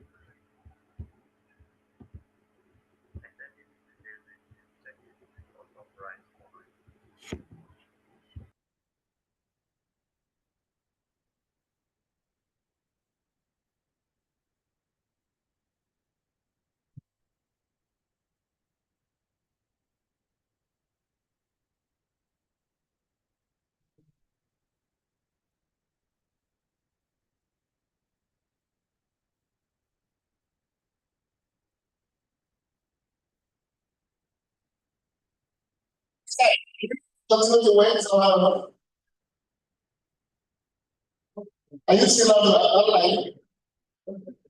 It will share its light. We are sharing it, but you cannot play it. You cannot play it. You see that. I don't know. Somebody explain to you.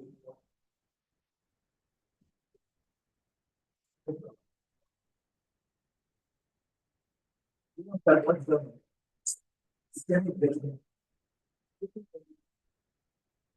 it doesn't mean that you have to then share it. It doesn't have to. Can you send out listen to any of the addresses you have here? One of them you are sending me so we can share it from here. Okay. Mike, put your address on the chat box. Let's send it to you. Your email address. Or your WhatsApp. I don't send to my WhatsApp.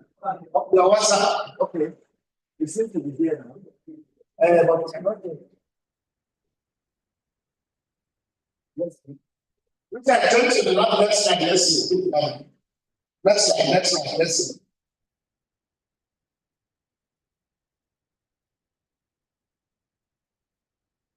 Hello.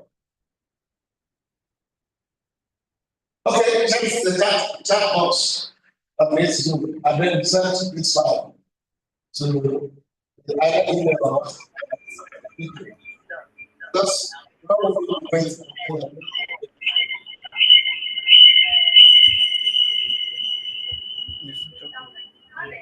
yeah. That's right. Too much about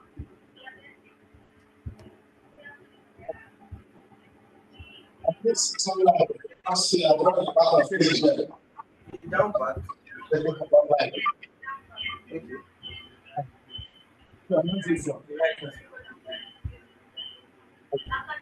After the comment.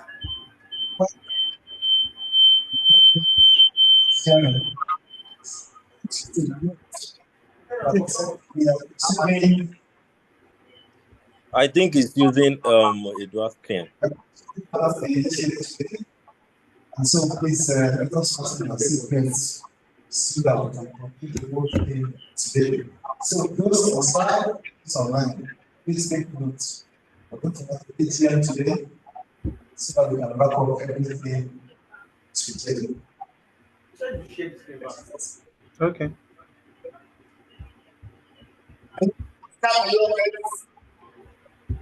I've been saying this.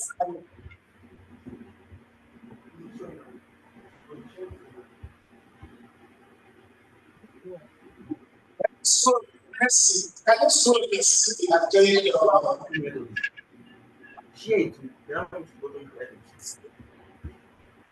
check on the next page. Show the next page.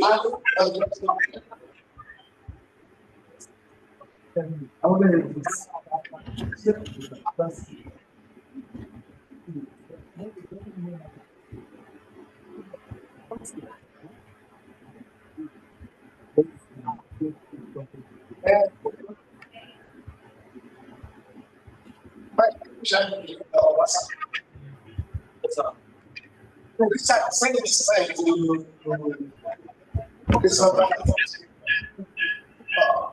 Yes.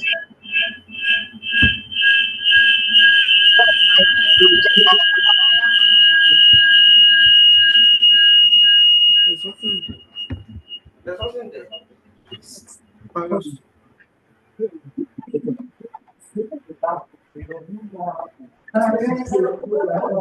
Oh yeah.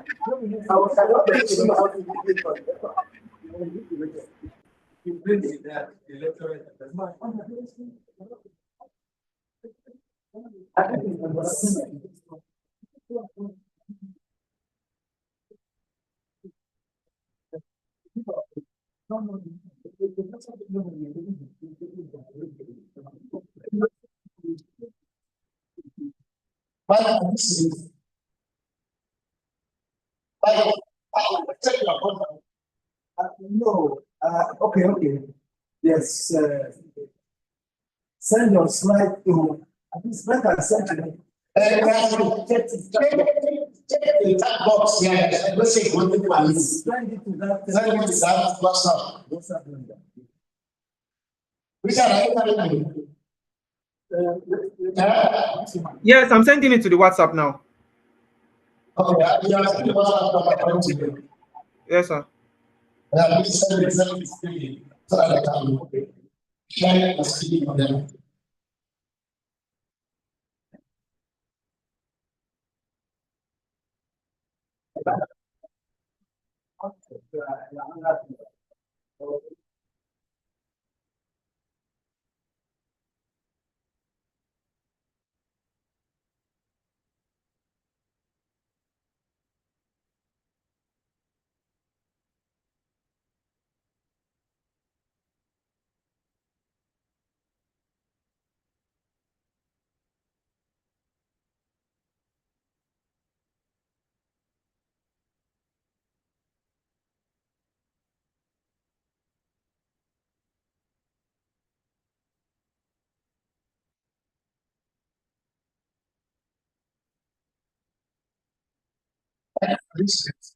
So,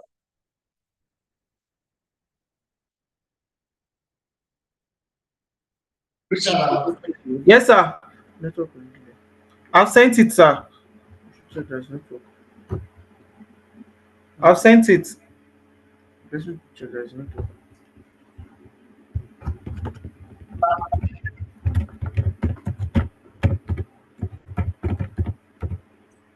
what's up?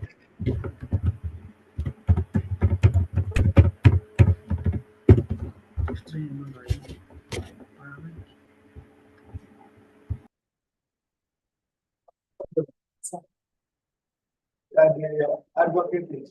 I'm doing it.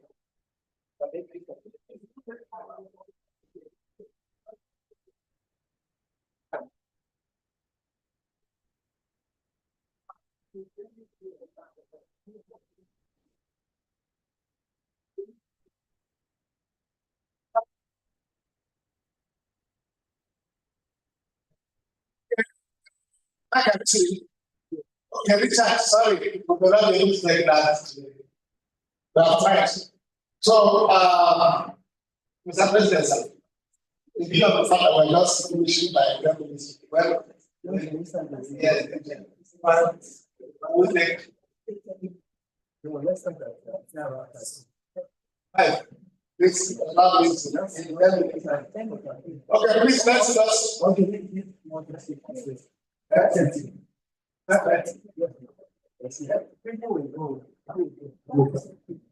Let's just walk around, stretch our legs, and come back from Asia. I have one paper. No, that's not There's one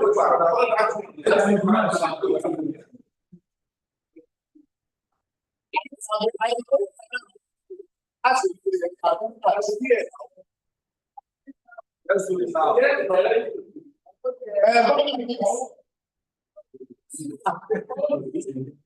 From now you're funny. 10 minutes, after 10 minutes. Okay, 5 minutes. Yeah, professor, 5 minutes. What of the candidate can present in 10 minutes? Maybe 5 minutes. Okay, right. So, over the remember 5 minutes. Thank you. I agree with your PowerPoint. Okay. New everybody, standing on a basic protocol so that we don't take too much time. This is basically an introduction of our innovative efforts in Akure to use climate smart methods to increase the production in the country. It's titled Innovative Small Rural Production System for Food Security and Climate Resilience in Nigeria. The development of the Fukasa goals. Next.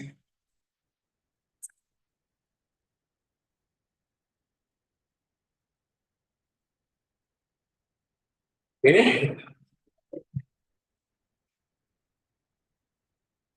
We have very productive and free of West African dwarf in the south that are broadly underutilized. Maybe you will notice that I started monitoring these animals as far back as 2010, and everywhere I go, if once I see, I will stop, I will take a picture. They are all over. They are in Para, they are in Ogun, they are in Oyo, they are in Osun, they are in Lagos. They give triplets and people quadruplets. Now, my motivation was, if animals are there on the village and they are giving triplets, quadruplets, what will happen if they are well careless?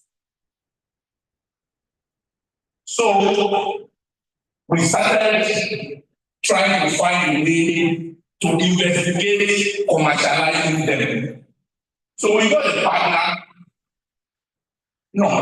to fund it for us. And we had a partner, a company that was interested in commercializing goats and sheep to look at the pros and cons from an environmental point of view. And that company was very scientific. Now, we found out that there are many limitations to goat farming in West Africa, not just Nigeria. Theft, road close, disease, lack of management expertise, lack of finance, inbreeding, poor feeding, abundance of climate and CSA, climate smart agriculture, came with regulation. We know what climate smart agriculture is, so we're not going to go out. The bottom line is in 2 pillars. That you increase agricultural productivity and livelihood that becomes, you adapt the system for resilience to climate change, and reduce greenhouse gas emission. Let's forget that livestock, particularly greenhouse, contribute to global warming by emitting greenhouse gases, mutating the particular from intelligent fermentation. And so, we have, if people can achieve this in our farm system, then we go a long way into improving resilience and productivity of the animals. What are the methods climate smart agriculture advocates for achieving this? Further cultivation, that's other banks, further conservation, further improvement, further integration, grazing management, crop, livestock, integration, air management, strategies, and manure management. Because you can also get emission of another greenhouse gas CO2 from an input. Now, once we did that, the idea was, what are our objectives? quite a number of them, but the key one there was understand performance of 3 indigenous gold trees that we have identified. That is the Savannah, the Sahel, and the West African dwarf. In the southwest, remember, one is domiciled in the south, Sahel and Savannah is domiciled in the north. And they often struggle to survive in the south.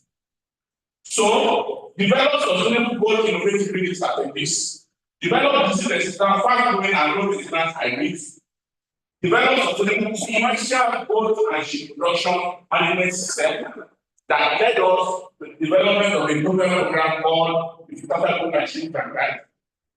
Improve livelihood of farmers, improve nutrition, create employment, increase meat and milk, enhance market access to polynomial goods.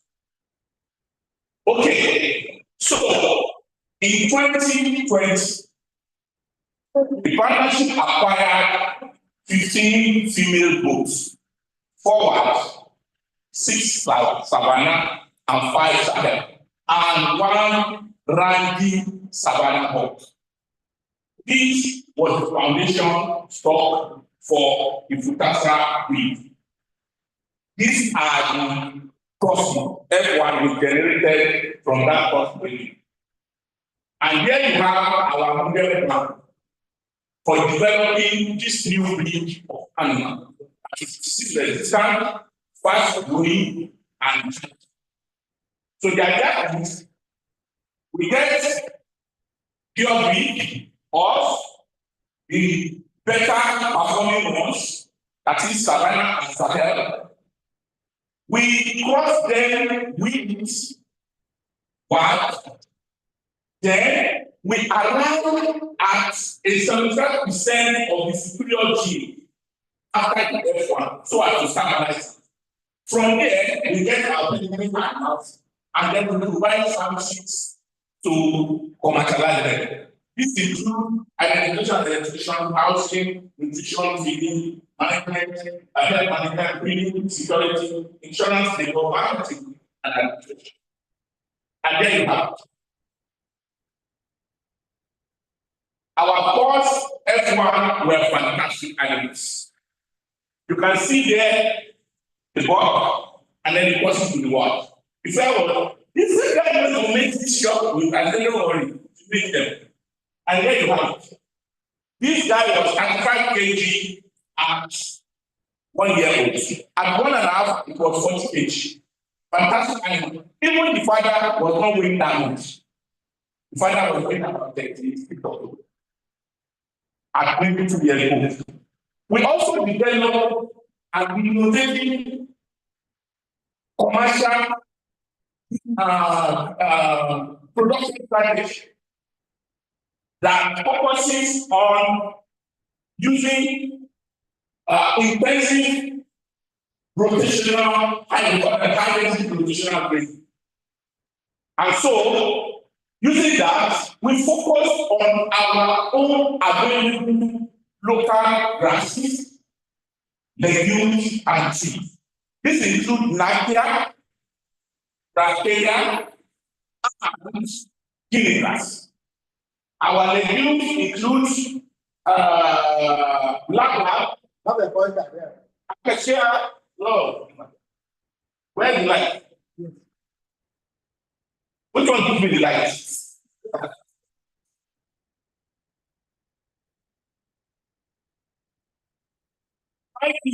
Okay. So you have all of them there. These are grasses, these are legumes, and these are the fodder trees. This is Glycidia, Moringa, and Nicania. If you are able to establish this on a ranch, you are good to go for life. Because the main key to the success of the ranching system is 70% of the cost of production. So it will take you about a year before you, so don't go and bring your animal before you set this up. What we do is set up your farm, your ranch first. Let them, because if you bring them with the animal, they won't let them do it. But allow it. So you want to do it next year, do your program this year, and then next year, so you don't supplement with concentrate for faster. Okay? Meaning that above your. That will happen. In our first experiment, one out of each of those breeds gave us triplets. Which means there you have it.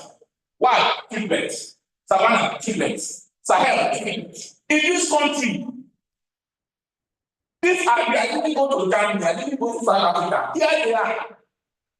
Now, from these ones, these are the kids, F1, that were the foundation stock of what we now call the substantial. So that breeding happened in 2020. Those kids were born in May. Not in the same day, but within 3-4 weeks in May, all of them are hidden. Because they all got pregnant within 1 week of December. We use a strategy called synchronous breeding. So the system there is start them on the ball. All of them, start them to 1 month. Don't bring a male dog near. The next month, what they come with every month, introduce the dog. Even the one that they will come back home, and they all got sad. And then you have it. Now, from this, the demand for these animals does exceeded expectation. We also have a video to promote it on YouTube. You will see that.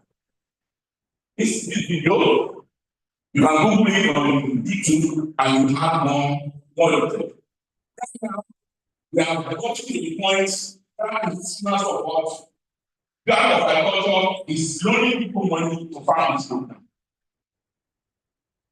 And they are insured by the National Insurance Company. There you have it. Okay, I'm not finished, I just 2 minutes. So, this is the model. Most models start from input to market. In our case, it started from parents. So nobody can say, oh, I don't have money. There's a franchise for 5 years at 300 per unit. You have a ranch of 100 animals that can hold, 100 animals, 50 to 100, and it costs 30 million to set up that ranch.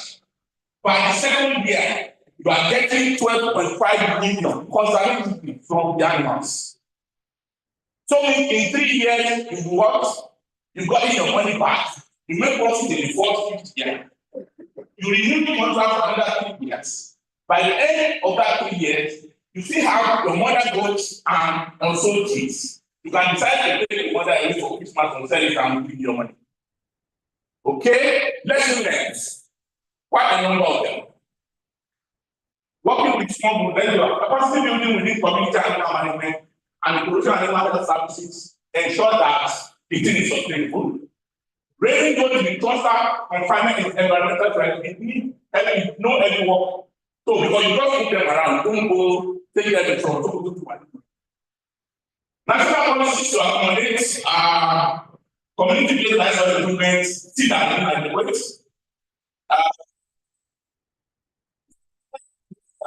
Institutional support for agriculture are available, but they are closely on the decline.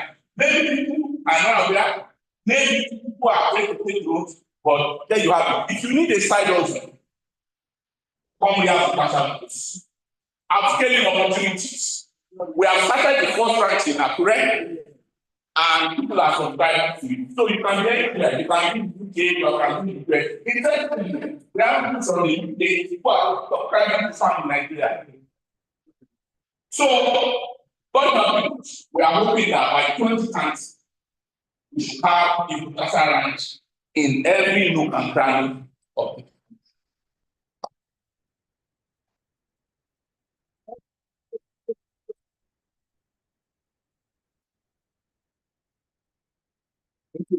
One or two questions for him and then we'll round up. Let's go ahead our point. One. Okay, after that one, another one. Lots of time. Quickly? Yeah, thank you, Prof. Very, very nice job. And I'm not surprised.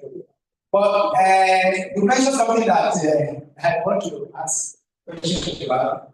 That was said you introduce around the good. Okay. Yes. Yeah. Please, how do you identify a ranking? It's very okay. Let's take all the questions. No, that's not what I want. Oh, fantastic. Now, the key to the success of the program was actually selection in body conformity, libido for the male, as well as history. So first of all, we didn't get these animals from anywhere. They were selected. We went to specific locations that I know they exist, and we selected them for their superior genetic performance. So that was how we know. Then before that, we didn't just go there and buy. I was with them for about a week to see. I didn't go and buy anything. I was selecting from one location to another before we got what we got. So it's actually selection. Any other one?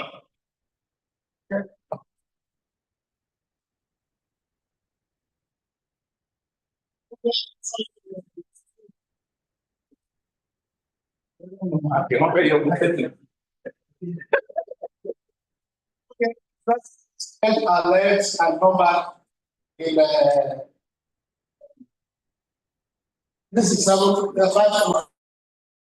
5 the side 5 right? 5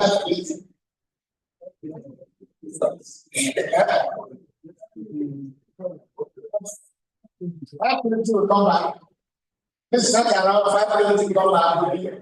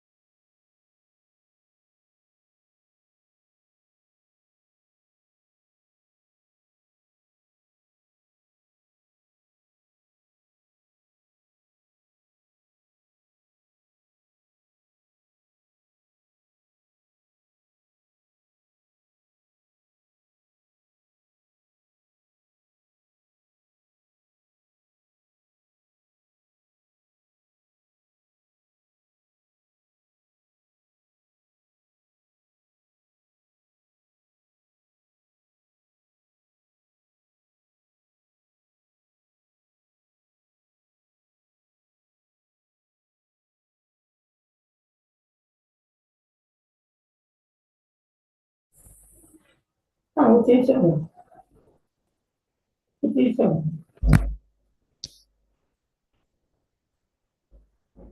ẹgbẹ́ra yín.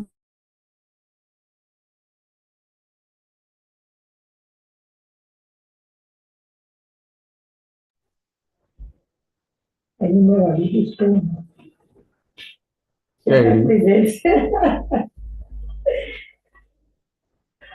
Ayọ̀lá Kọ́lá wọlé. Okay. Ẹ̀yin mẹ́wàá lójú screen báyìí. Ẹgbẹ́ra yín tó ọdún.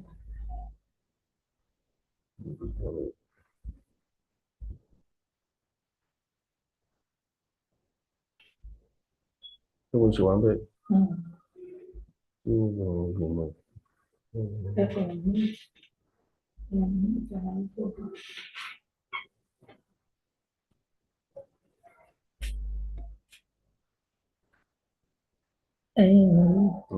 Okay, ẹ ti gbéra ní pé ó yà á sí.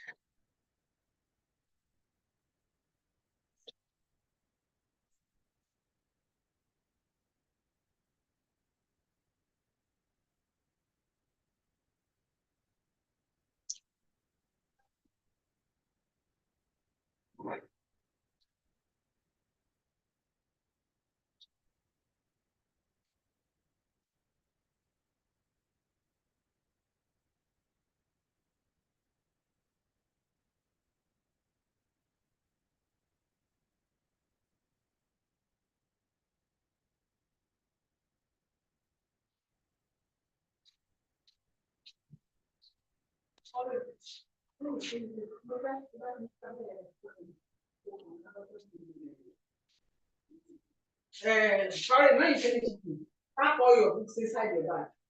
Leave only the work that you have tomorrow, which is CRS and what? Okay, that's the only book I want to see outside.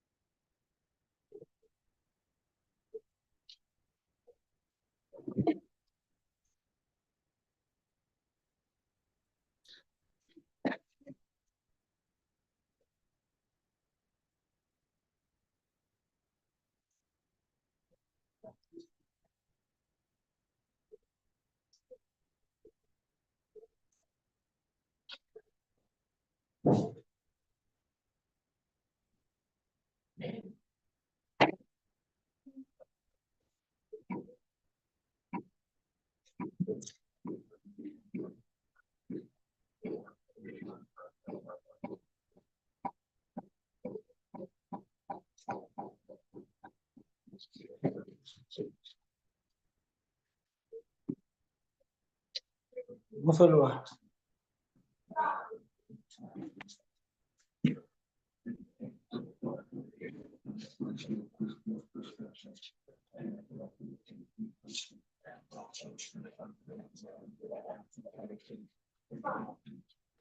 Oh, bring the bone there. Let me. No. Yes.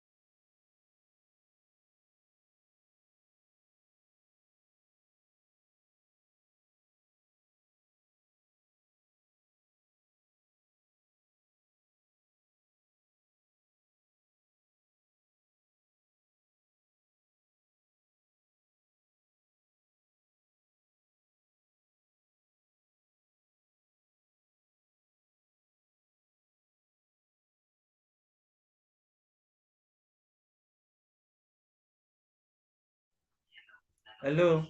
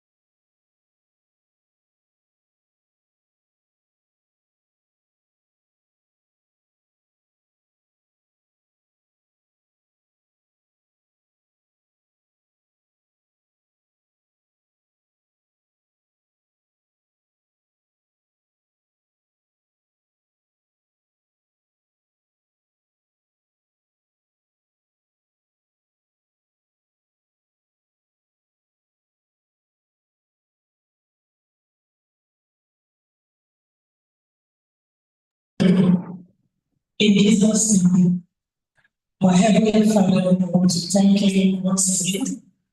We want to thank you for this conference, to thank you for the meeting and the start the year. Heavenly Father, we pray that you grant us spiritual knowledge and understanding that at the end of this meeting, every glory and honor will be given to you, and at the end of God, we will go here happily in Jesus' mighty name. Amen. Thank you, Mark. That other one is there. Thank you. Now we can match number 2 and number 5.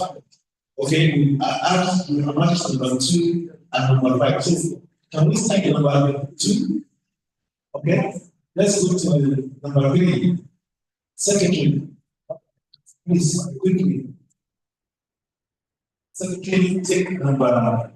Have you shared the minutes? We must apologize. Have you shared the minutes? We now share the minutes. How do we discuss? No.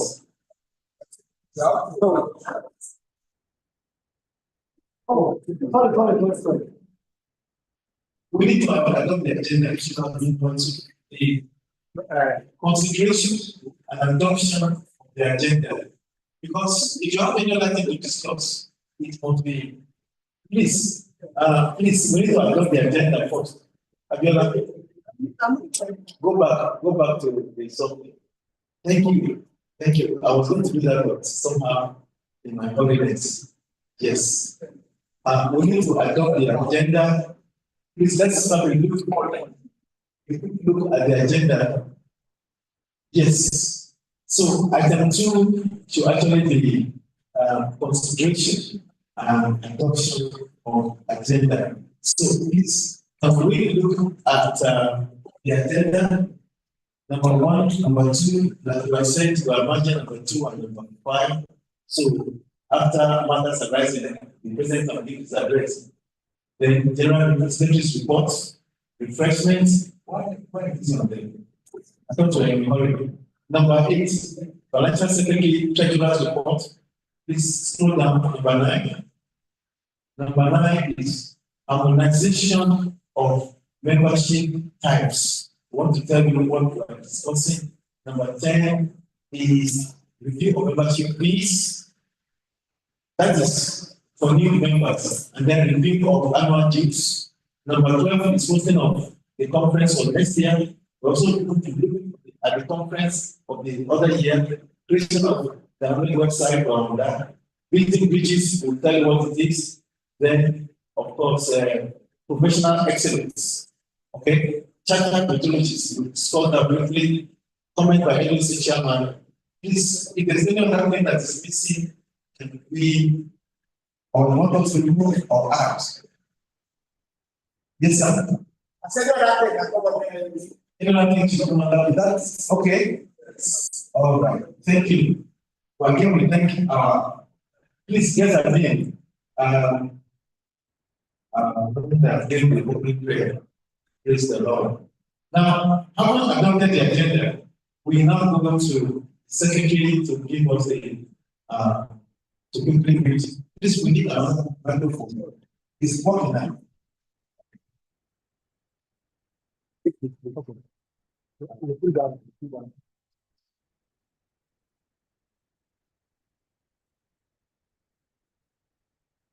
Good evening, distinguished ladies and gentlemen.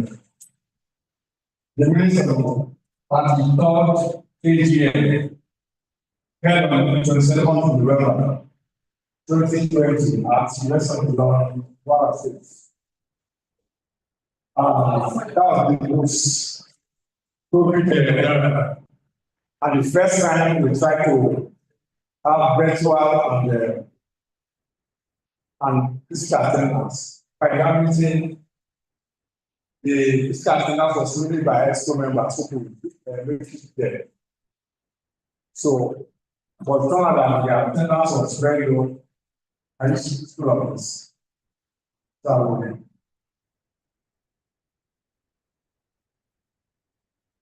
well, That's the attendance. Then few people participated online. Good one. Opening remarks. Opening prayer. Opening prayer.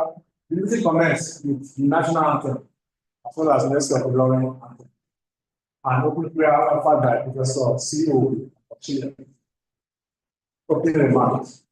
That was at 10:55 a.m. Opening remarks by Professor Adewa, and in his opening remarks, we welcome all members to the first ever post-COVID conference and agents held physically and virtually, and thank the few physical attendees present who are mainly SQ members and those from the rest of the Lord for coming for the conference, despite all uncertainties. I've shared the university for hosting the society and placing their facilities at our disposal. Minutes of that second AGM. The minutes of that second AGM, the society which is at Futa was read.